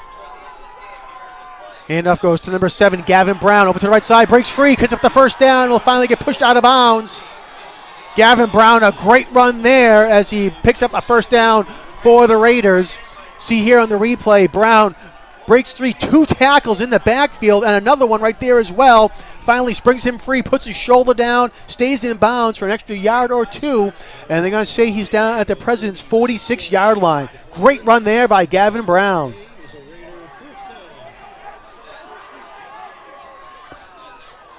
Brown, only a sophomore for the Raiders. We'll see more of him in the next couple of years, but another big run there for Brown. 39 yards rushing here today for Gavin Brown. They give it to Brown again over to the left side, across the 40-yard line, and they're going to say he gets brought down at the President's 38.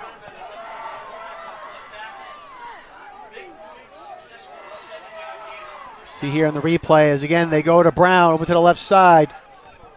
Hard run there by Gavin Brown.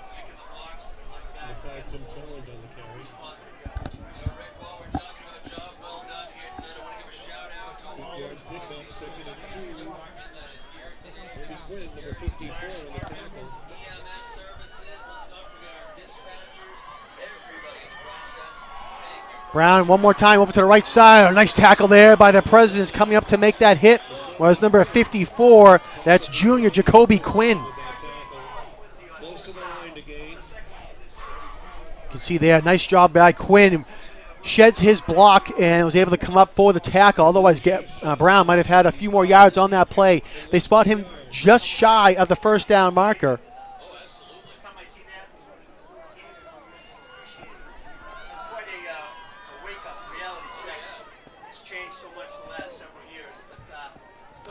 So 3rd down and 1 now for the Raiders. 7 minutes, 10 seconds to go here in the game. Galligan keeps it himself, and with a second effort, he should have the ball. As they're going to say he's down at the 35, and that'll be a first down for the Raiders. See here in the replay, nice job by Galligan as he's able to spin out of the tackle and pick up the first down.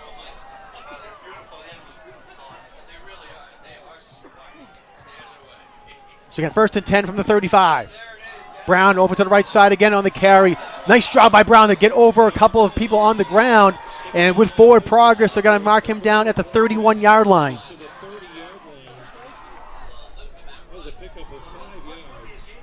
You can see here by Brown, he's able to get that left leg up and over to get a few more yards on that carry. 2nd down, and we'll call it 6 now for the Raiders. They actually spot him down at the 30-yard line. So make it 2nd down and 5. Tim Tolan on the carry over to the left side. Sheds a couple tackles himself. He gets across the 25-yard line, still on his feet. And a nice run there by Tim Tolan. The junior is going to have a first down for the Raiders. They're going to mark him down at the 23-yard line.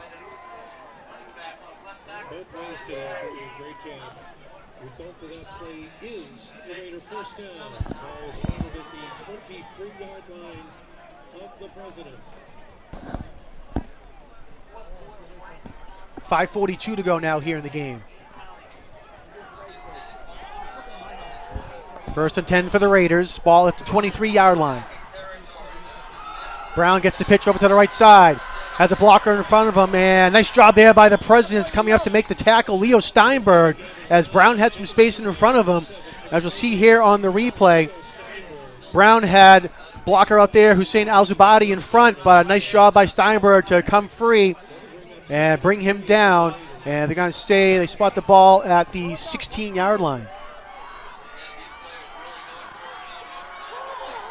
Brown again on the carry. Great job by the Presidents to hold him up just before the line to go. Jordan Leathers on the tackle.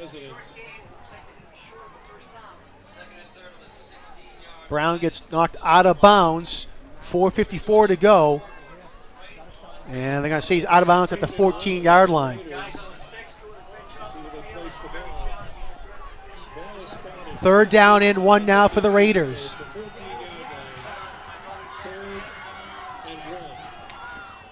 .454 to go.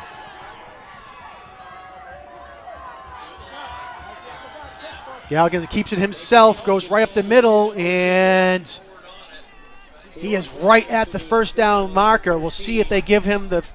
And it looks like it's going to be a first down for the Raiders.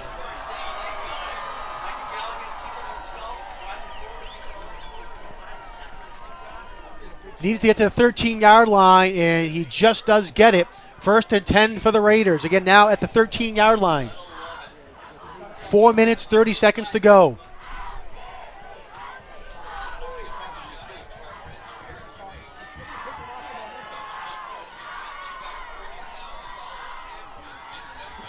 Tim Tolan with the carry over to the left side, has some space. Nice cut back up to the middle, and Tolan will get up to the 5-yard line. Nice run there by Tim Tolan, as we'll see on the replay. Tolan with a great cut. And right there with the cutback in, he's able to spin forward. And again, up to the 5-yard line goes Tim Tolan. Second down and 2 from the 6 now for the Raiders. Excuse me, from the 5-yard line.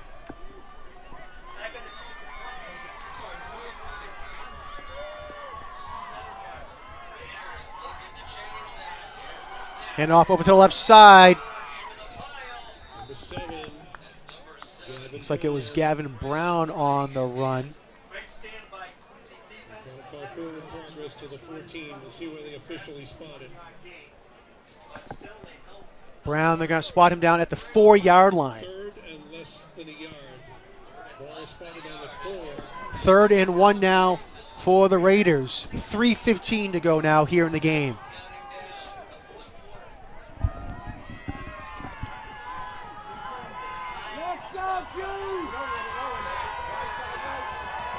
Galligan goes under center. Brown with a carry over to the right side. He'll have the first down, and it should be first and goal for the Raiders. We'll see where they spot him down. And it is first and goal for the Raiders.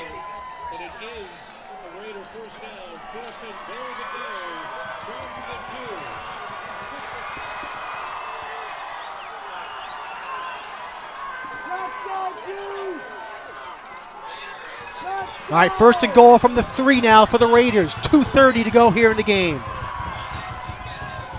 Brown over to the left side, and he's not going to get on this job. Nice job by the defensive line for the Presidents. Got a huge push over to the right side. And timeout called by the Presidents. And you can see here on the replay as Brown could not go anywhere, and it was a great job again by the defensive line to get a great push and no gain.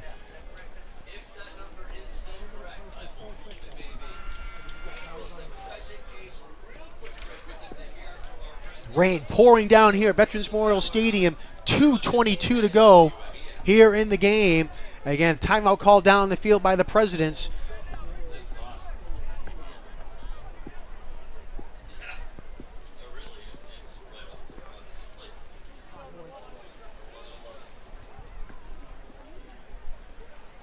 No gain on that last play for the Raiders. Second down and goal as we pan across the visiting sideline of the Raiders.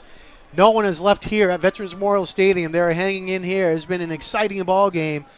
27-21, North Quincy trying to get back into the lead here. Again, 2:22 to go. Presidents called their first timeout of the second half. Head coach Ed DeWitt ran out onto the field to try to leave some time on the clock. Did not want to let the clock just run all the way down in case the Raiders do score.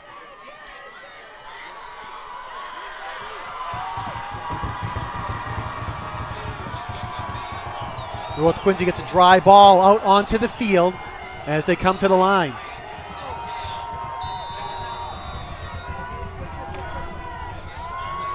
Galligan under center. Brown in the backfield.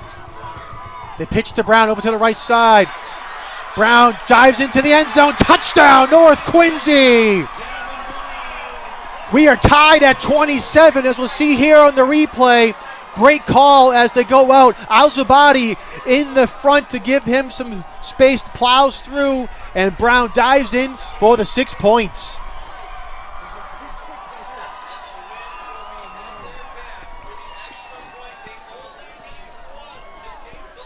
.217 to go. We are tied, and coming out for the extra point attempt is Alvin Nicola.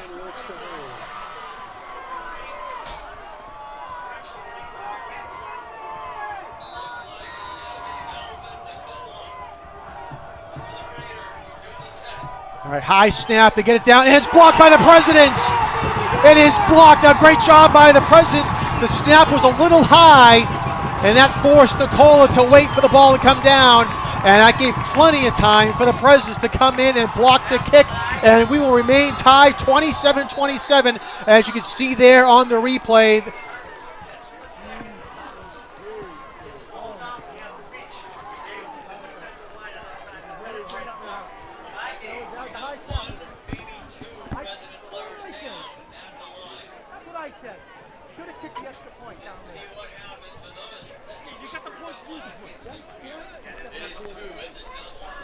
A couple players down the field.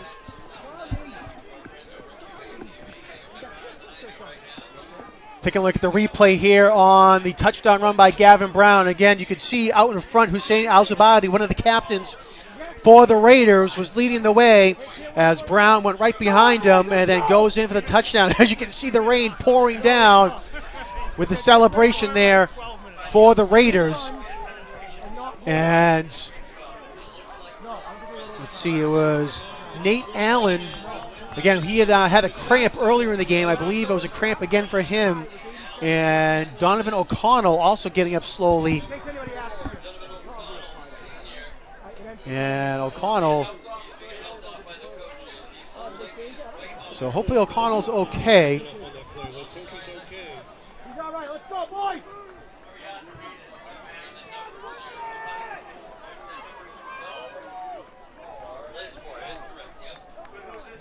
Come on, bust this one. All right, so North Quincy again lines up here. 2:17 to go.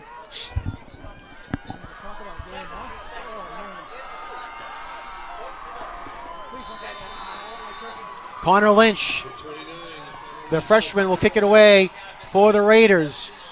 Kicks it deep, goes off to the offensive player, for the Presidents, but he does a nice job. It took a really tough bounce there, and Gavin O'Hare does a nice job to get that ball in and keep the ball for the Presidents. And you can see here, right here, it takes a huge high bounce, and O'Hare jumps on it, and they're going to spot the ball down at the 36-yard line. First and 10 Presidents at their own 36-yard line. Tell you what. 2 minutes and 15 seconds remaining in the contest.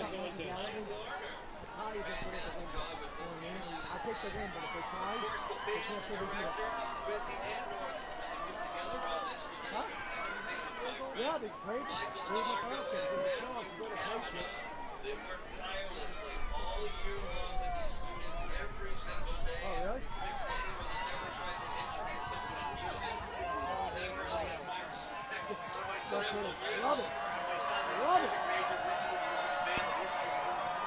All right, Presidents come out. Tied at 27, 2:14 to go here in the game. Leo Steinberg, a big run here on first down for the Presidents, and he's going to get into North Quincy territory up to the 49-yard line on first down.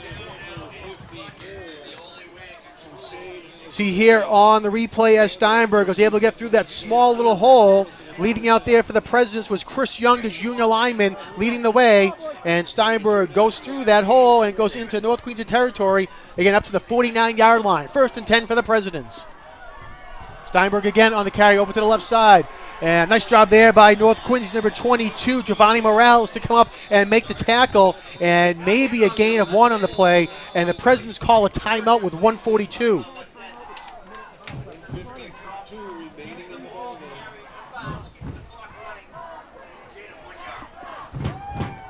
Now we see they spot the ball. Initially they gave him the 48-yard line, but it looks like it's going to be no gain.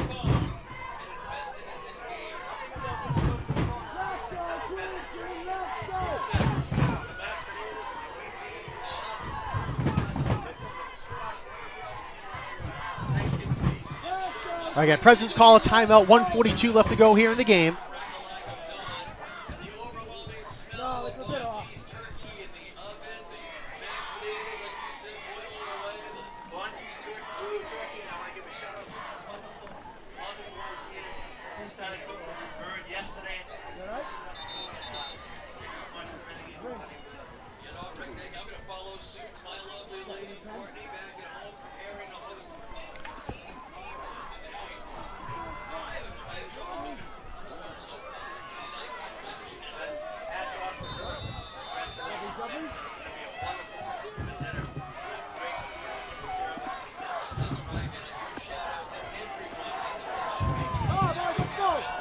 All right, again, 1:42 left to go here in the game. 2nd down and 10 for the Presidents at the North Quincy 49-yard line. Nate Goff comes to center.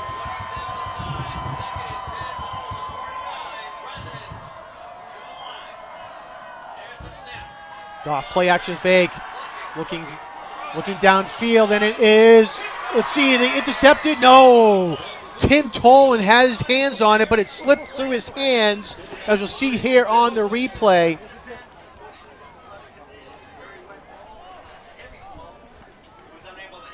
And Tolan was able to go up high for it.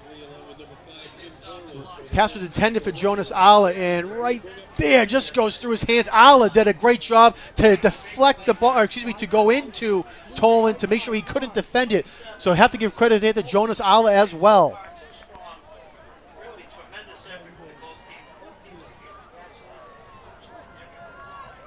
1:34 to go now here in the game.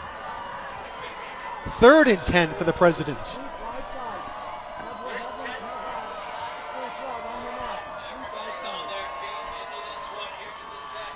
Steinberg with a carry, has Alla in front of him. Alla, nice block there, and Steinberg will pick up the 1st down, it looks like, up to the 38-yard line.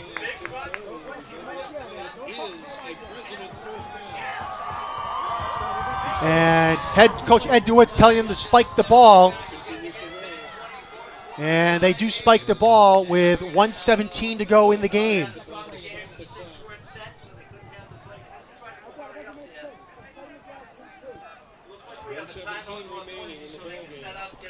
All right, so the Goff spikes the ball, 1:17 to go. You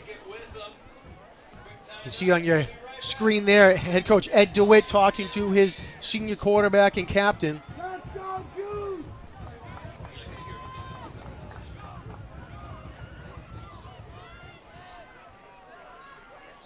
Ball at the 38-yard line, 2nd down and 10 for the Presidents.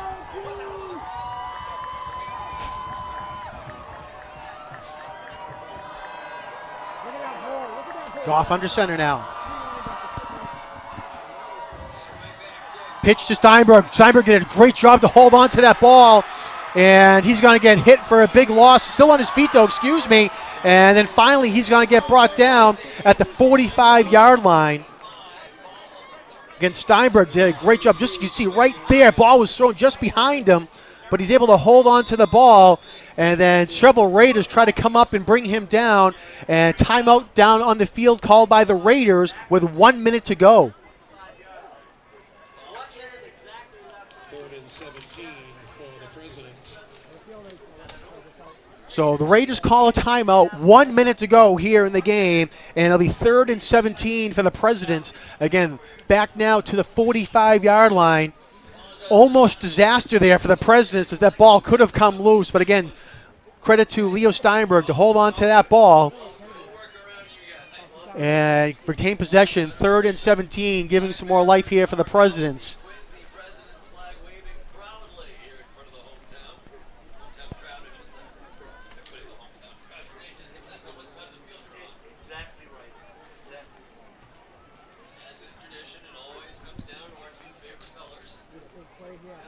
I can see the Quincy huddle there on their sideline. Rain still coming down.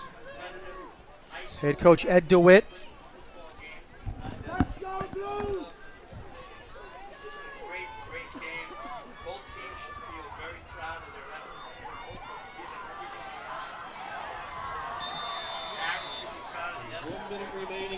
All right, again, exactly 1 minute to go here in the game. Goff under center for the Presidents. Leo Steinberg with the carry. Over to the right side. Has some space. Leo Steinberg. He's going to go all the way. 10-5. Touchdown, Presidents. Leo Steinberg with a huge run. And he gives the Presidents the lead with 52 seconds left to go.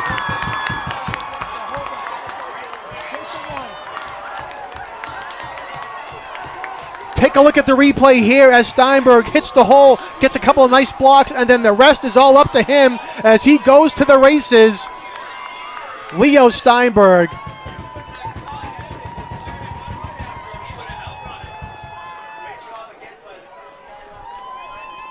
"45-yard touchdown run for the Presidents. 33-27 is our score.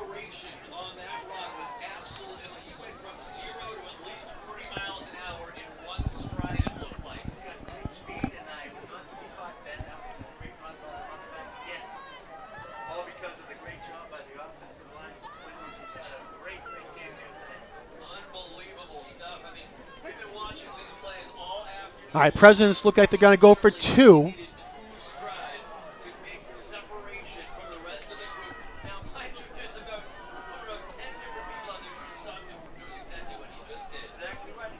All right, Goff hands it off to Steinberg. Steinberg over to the right side, and he goes in for the two-point conversion. And Quincy will take now a 35-27 lead with 52 seconds left to go here in the game. Steinberg looked like he wanted to go to the left. At the last second, he sees space to his right, and he goes for it for the 2 points.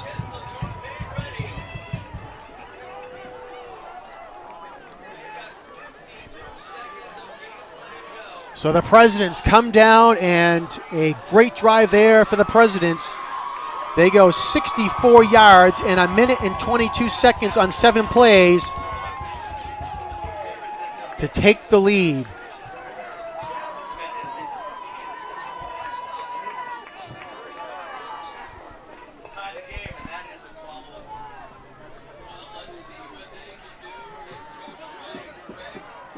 All right, Jaden Francois gets the ball from the official.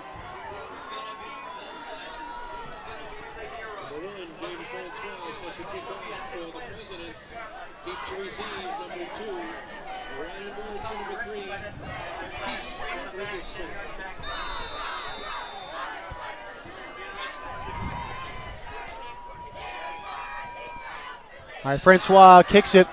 Fielded by Ryan Wirtz at the 23-yard line.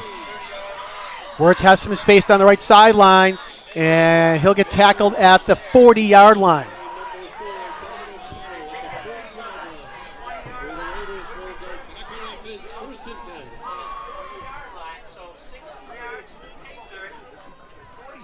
Took 6 seconds on that play, so it brings up 46 seconds to go here in the game.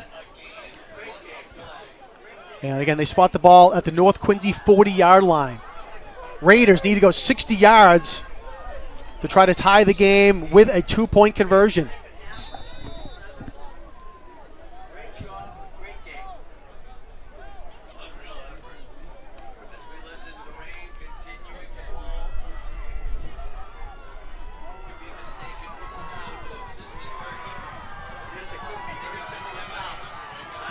All right, quarterback Mikey Galligan, senior captain for the Raiders in the shotgun. He's looking to pass. Plenty of time here. Finally fires over to the right side and is incomplete. Was looking for Marquise Rodriguez-Smith at the 35-yard line. You can see the Presidents only rushed 3 and weren't really rushing. They wanted to try to contain Galligan so he couldn't get out of the pocket.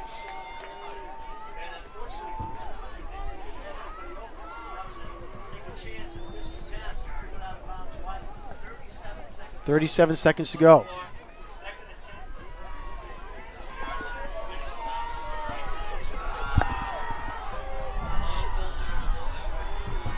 And the Presidents look like they're only going to rush 3.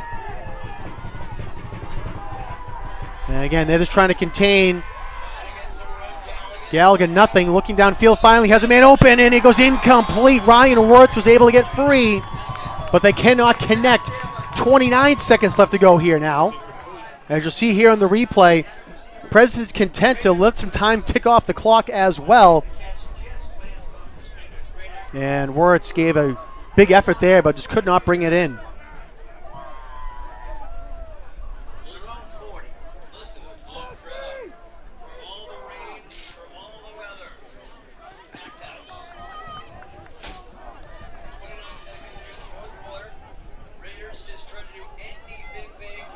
All right, it's 3rd down and 10 now for North Quincy at their own 40-yard line.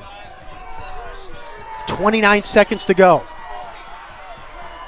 4 receivers set for the Raiders.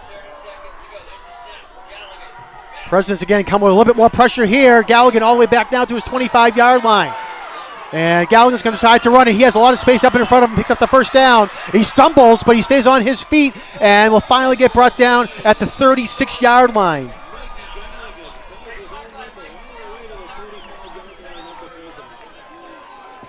Raiders come to the huddle quickly here. We'll break away from the replay.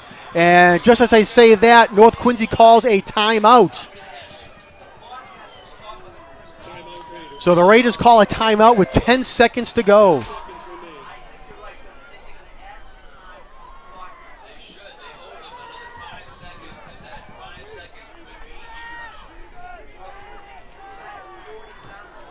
All right, so North Quincy, that is their 2nd timeout of the half. So they do have 1 timeout remaining. From the President's 38-yard line. All right, so that play took a lot of time off the clock for North Quincy. They do pick up the 1st down, and they finally actually spot the ball at the 38-yard line.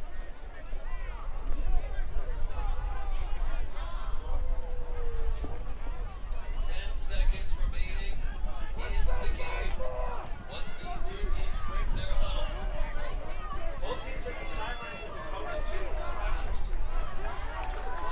to 10 seconds to go here in the game. Ball again at the Quincy 38-yard line. 1st and 10 for the Raiders. All right, we'll see how much time this play takes off the clock. Could be the final play.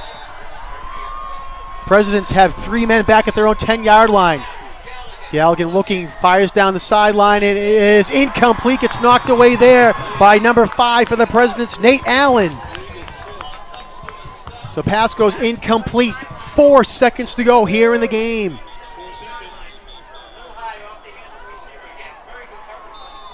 And timeout was called on the field by the Raiders. That's their final timeout. So again, 4 seconds to go here in the game. North calls their final timeout.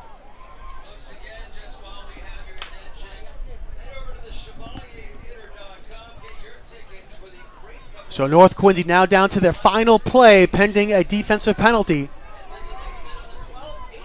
35-27. North Quincy trying to get to tie this game on the final play of the game.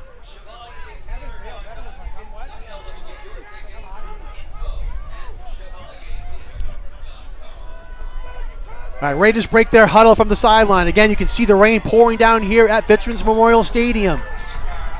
Head coach Ed DeWitt, you can see pointing to his players, back up, does not want anything behind them.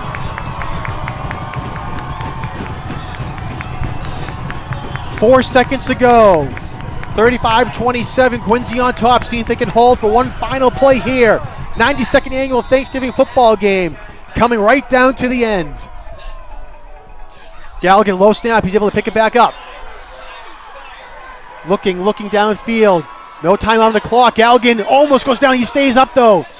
Galligan, see if he can do anything. Raiders all the way into the end zone. Galligan throws it down into the end zone. It reaches and it's caught. It's caught. Touchdown, North Quincy. Tyler Cromwell comes up with a catch, and the Raiders have a chance to tie the game. Wow, unbelievable here. You'll see in the replay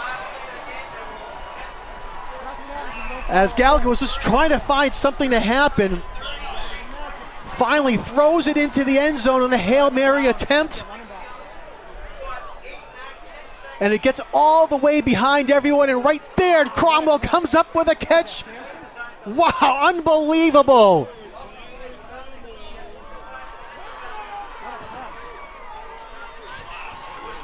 So now we come down to the 2-point conversion with no time on the clock.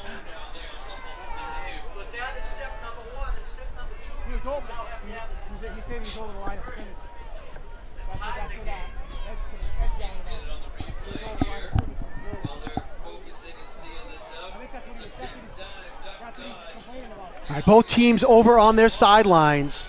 And it looks like there maybe is a man down on the sideline for North Quincy as well. I'm trying to see who's down on the sideline for the Raiders.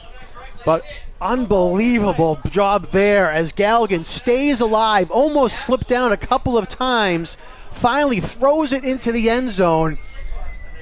And Tyler Cromwell goes up and brings the ball down. Wow, unbelievable play here.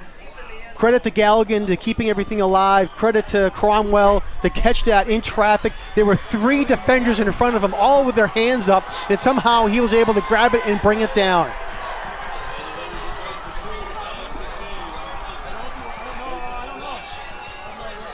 All right, teams come out. Again, 2-point needed to tie the game and go into overtime. 35-33. Tim Tolan in the backfield behind Mikey Galligan, and timeout is now called by the Presidents as they call their final timeout.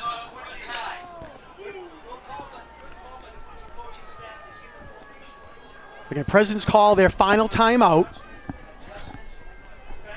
Head coach Ed DeWitt wanted to make sure they had exactly what they wanted.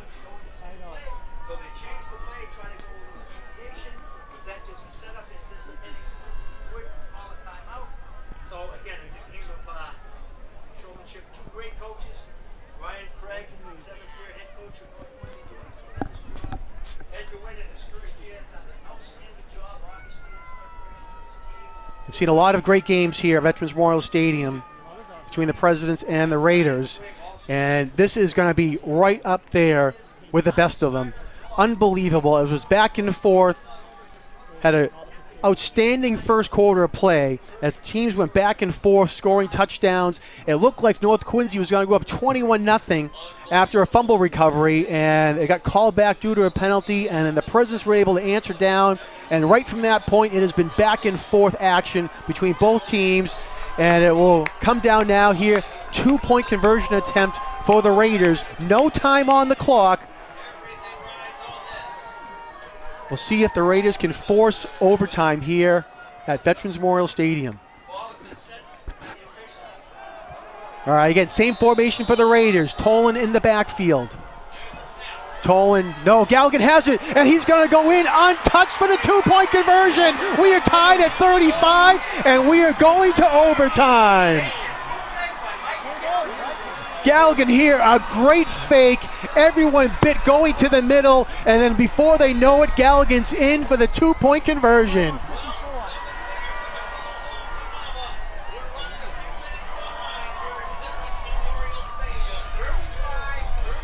So 35-35, we go now to overtime.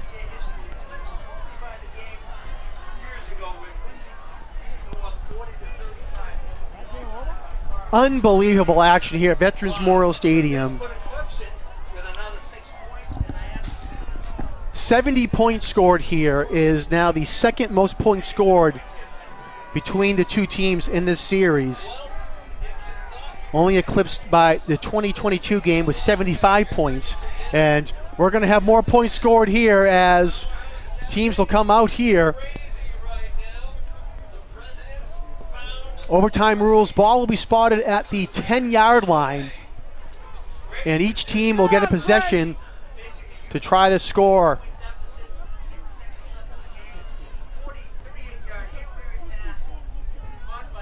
well from Galligan. And now both teams have a chance to score, and it is worth in overtime. And then both teams have an opportunity to score. All right, officials are talking to both coaches out on the field. You can see head coach Ryan Craig down there going over everything. Of course, just a couple of weeks ago, North Quincy was in overtime as well. They had a 6-overtime thriller against Plymouth North. Unfortunately, they came out on the short end of that game, but it was 6 overtimes before it was final. Part of that was in the 4th overtime. The lights went out here at Veterans Memorial Stadium because it was just going so late. Lights went out at 10:15. It was about a 15-minute delay before the lights came back on, and they finally got things underway before the Raiders just couldn't hold on and score on their last possession against the Plymouth North Eagles. So back-to-back overtime games for North Quincy. I don't think that was in the playbook here today when the teams were coming out expecting to go to a big, huge overtime like this.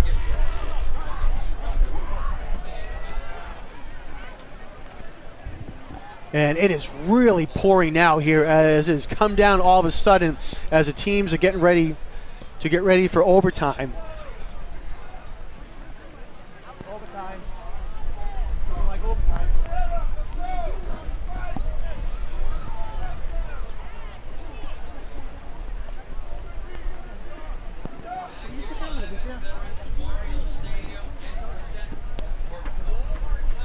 All right, officials are getting ready to meet onto the field. Captain should be coming out onto the field as well.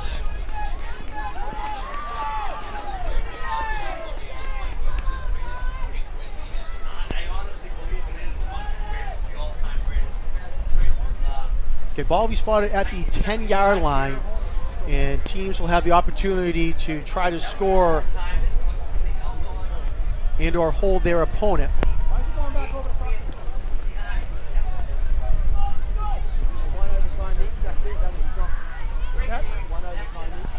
Okay, I want to thank all of our crew and volunteers that are out here on Thanksgiving morning for this exciting football game between the Presidents and the Raiders.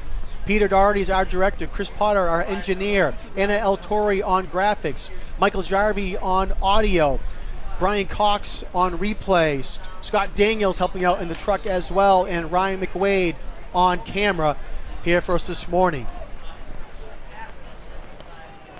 You can log on to QATV's website at qatv.org for program schedules, membership information, video on demand, live streaming, and more. So again, QATV.org.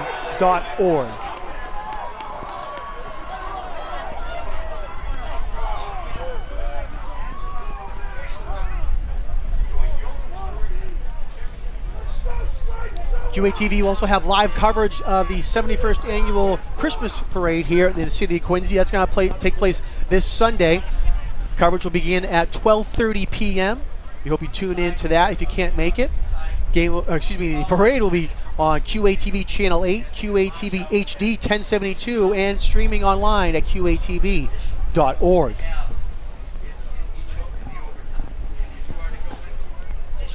Again, I mentioned teams coming into this game. North Quincy with a record of 4-6. The Presidents with a record of 3-7. Both teams were able to make the Division II playoffs.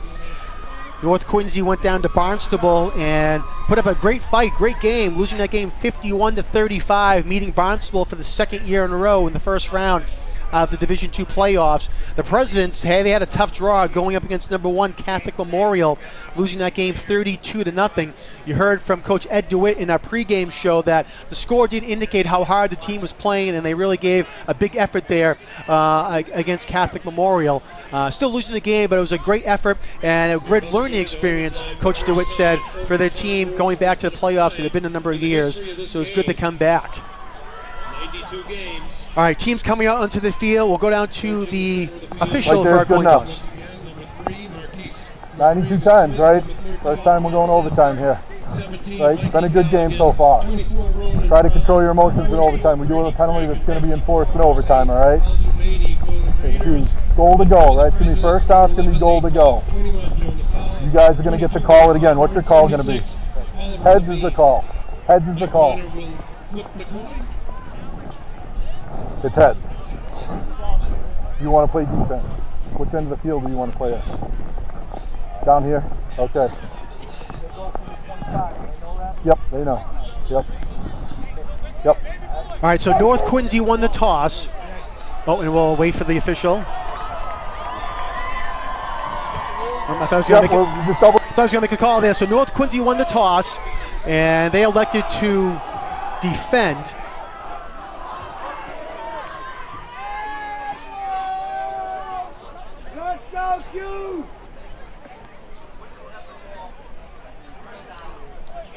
Defense. After the score, we have unsportsmanlike on Quincy. That penalty will be enforced 15 yards. It'll be first and goal, Quincy, from the 25 at scoreboard end of the field. All right, so as you heard there, after the previous play, there was an unsportsmanlike conduct.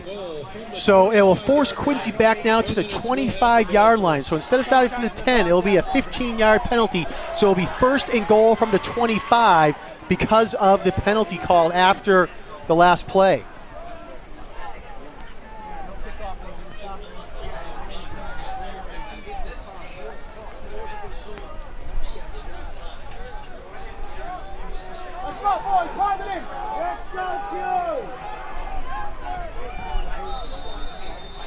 All right, so Presidents will start at their own 25. It's first and goal from the 25 due to the penalty.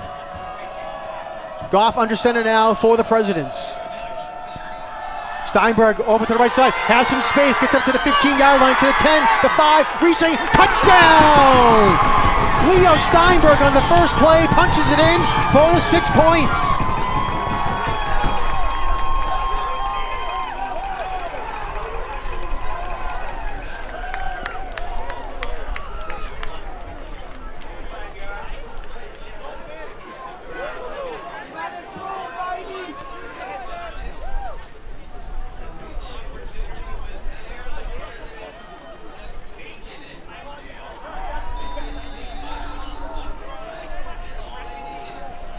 Steinberg goes in here again. But in overtime rules, the scoring team must go for a 2-point conversion. Presidents have to go for 2 as part of the overtime rules.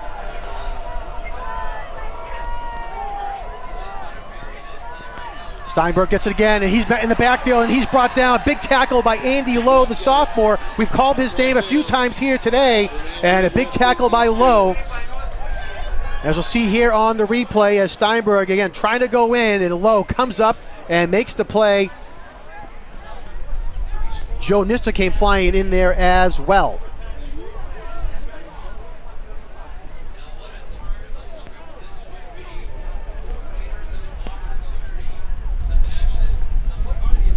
So 41-35, North Quincy will now take over on the 10-yard line, and they need to go in and score 6 points in order to try to continue this game.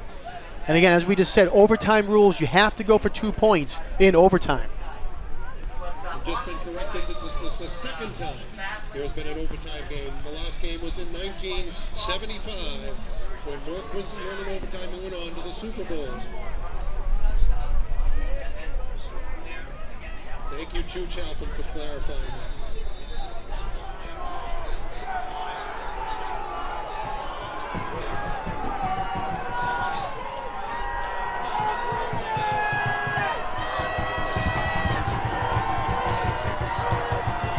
All right, so Raiders at the 10-yard line for their own first and goal. Galligan, play action fake again with a bootleg over to the left side. He avoids a tackle, and he goes in for the score. Galligan goes in, touchdown, North Quincy. North Quincy now has an opportunity to win this game with the 2-point conversion. You see here, he evades the tackle and is able to go in for the 6 points. So the Raiders, again, they have to go for 2, part of the overtime rules. And a timeout called. Each team gets 1 timeout per overtime.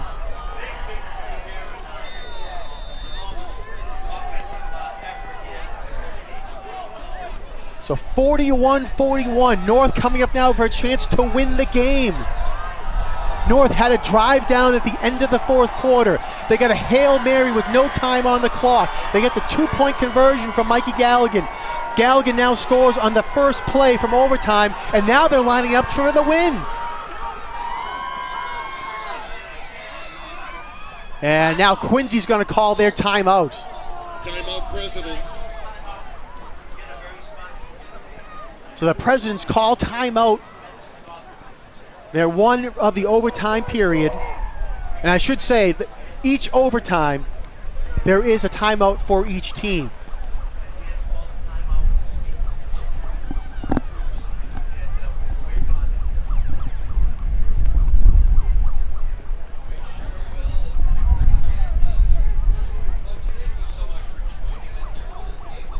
Unbelievable game here at the stadium. It was announced over the PA by Jeff Hennessy that this is the second game in series history to go to overtime. The first was in 1975 when North Quincy won and then went on to the state championship game.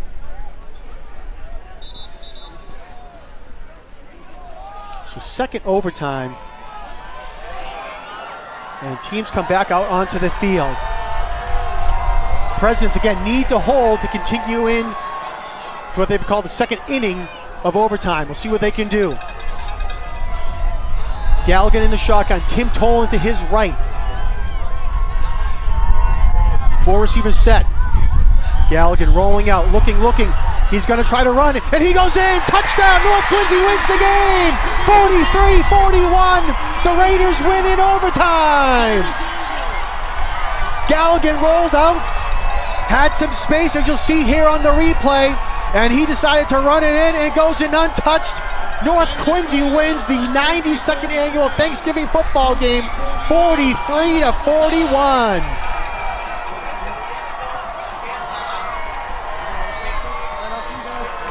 Wow, what an unbelievable game here at the stadium. Could not ask for anything better between these two teams on Thanksgiving morning. Now the highest scoring game in series history with the 84 points scored. And North Quincy comes out in thrilling fashion again. They had to go down. They had a score at the end of regulation. At the no time on the clock, Galligan throws a Hail Mary pass. It is caught by Tyler Cromwell in the end zone. And then for the 2-point conversion to tie to try to go overtime, who does it again but the quarterback, Mike Galligan, goes in, and then Galligan in overtime does it himself, first on the touchdown run from the 10, and then for the 2-point conversion, as the Raiders will walk down Hancock Street for the second year in a row with a city championship trophy after the thrilling overtime victory. Wow, unbelievable game, and easily the best game we've seen here at Veterans Memorial Stadium in a long time. And I said that 2 years ago when it was a 40-35 thriller won by the Presidents, but this game eclipses it, and just unbelievable going to overtime, all the thrilling action, the back and forth, the rain on top of it here as well. And again, I mentioned several times the crowd stuck with it because it was such a thrilling and exciting game, finally capped off there in overtime as both teams come out onto the field to shake hands. Again, one of the great traditions here, as you know, the battling on the field, but then they line up at midfield to shake each other's hands. As was talked about in the pregame show, that, you know, this is one of the best rivalries in the state between the two schools, intra-city rivalry, but they know each other, they play with each other, different teams, club teams, city league teams, recreation teams, but they come together on this game to battle each other out and see who can take home that trophy. And this year it's going to be going north on Hancock Street against the Raiders win 43-41. We'll hold it here as we get ready for the trophy presentation. That'll be down in the north end zone of the field. Real quick, as we get ready for that, we'll run down the stats first for North Quincy. First, Mikey Galligan, the quarterback. 4 for 11 passing for 100 yards, 3 touchdown passes, though. That was the big key there, the 3 touchdown passes for Galligan. Galligan also had 82 yards rushing and 1 touchdown as well. Gavin Brown, 16 rushes for 67 yards and a touchdown. Tim Tolan had 19 yards rushing. Ryan Wirtz had 2 carries for 8 yards and a touchdown himself, too. Marquise Rodriguez-Smith led the way receiving, 2 catches for 52 yards and 2 touchdowns. Tyler Cromwell, that one catch that made the huge difference for 38 yards and the touchdown. Cam Sampson had 1 catch for 10 yards for the Raiders as well. For the Presidents, Nate Goff, 4-7 passing, 74 yards and 1 touchdown. Jonas Alla also had a touchdown pass late in the second quarter, an 18-yard touchdown pass. Leo Steinberg, 17 rushes, 178 yards, 3 touchdowns for Steinberg for the Presidents here today. Jonas Alla had 80 yards rushing and 1 touchdown for the Presidents as well. Jaden Francois, 2 catches for 61 yards, 2 touchdowns. Alex Martinez, 1 catch for 32 yards, and JoJo Ham had a catch for the Presidents as well. And that recaps the scoring here from Veterans Memorial Stadium with, again, a thrilling victory, 43-41 for the Raiders to take it home.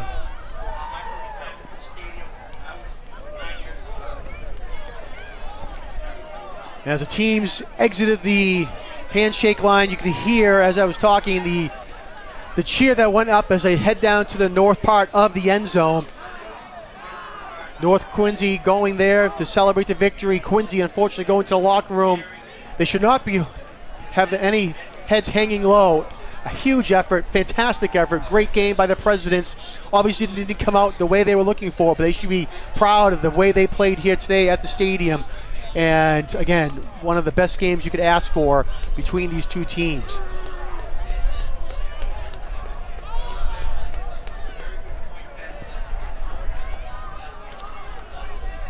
I'm trying to see if I can find the superintendent, Kevin Mulvey, on the field. He'll present the trophy to head coach Ryan Craig. I don't see it offhand. I'm sure it's out there, and I'm just trying to find it in the sea of people down there on the field. And hopefully in the truck, if they find it for me, they can let me know. And I'm being told we have a few highlights down on from the game, and we'll go to a couple highlights here. And if they can run a couple of highlights here as we get ready for the trophy presentation. This is North Quincy's first touchdown, as you're going to see here. This is Galligan, and you can see he finds Marquise Rodriguez-Smith back in the first quarter.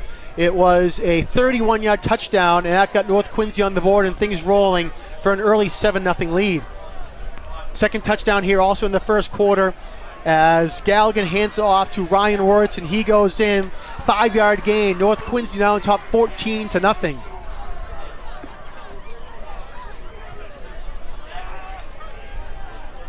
This is after one of the touchdowns by the Presidents. So you can see Ryan Wirtz gets the kick return and goes down the near sideline for a huge return there for the Presidents, and finally got tackled there. That helps set up a North Quincy touchdown. See here, Galligan does a nice job of rolling out of the pocket, trying to keep free as he does, and finally get pushed out of bounds there on the far sideline. This is the touchdown here by the Raiders, their third touchdown. As you can see, as Galligan rolls out, he throws into the back of the end zone for Marquise Rodriguez-Smith. A great touchdown and sliding catch there for the Raiders.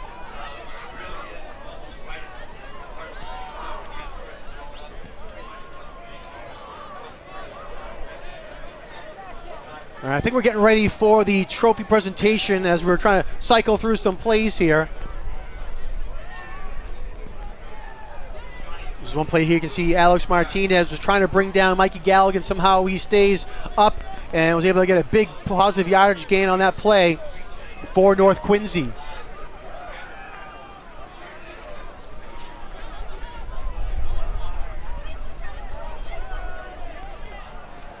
Galligan rolling out here, fires, and this was the interception here by Jaden Francois.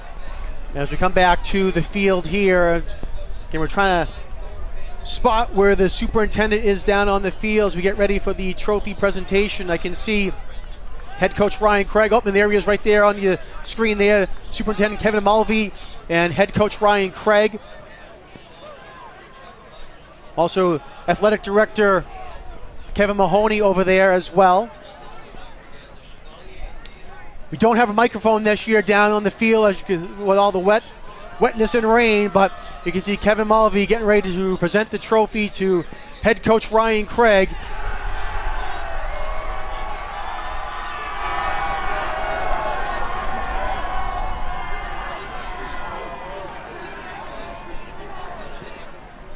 What an exciting moment here at the stadium for all the Raider players down there. And again, one of the most exciting games you could ask for here on Thanksgiving morning, as the Raiders will lift that trophy and walk down Hancock Street for the second year in a row victorious, winning this game here in overtime, 43-41. Real quick, I want to thank all of our staff and volunteers for coming out here to make this game possible. On camera, we had Ryan McWade. Assisting us in the truck, we had Scott Daniels. On replay, Brian Cox. On audio, Michael Jarvie. On graphics, Anna El Tori. Our engineer, Chris Potter. And our director, Peter Doherty. Happy Thanksgiving, everyone, from everyone at the board of directors, staff, volunteers of Quincy Access TV. We want to thank you for joining us this morning. Again, a thrilling victory for the 92nd time the teams meet at Veterans Memorial Stadium, and the Raiders come up victorious over the Presidents by a score of 43-41 in overtime. My name's Jonathan Clary. Thanks for watching this season of high school football on QATV Sports. Have a happy and safe Thanksgiving.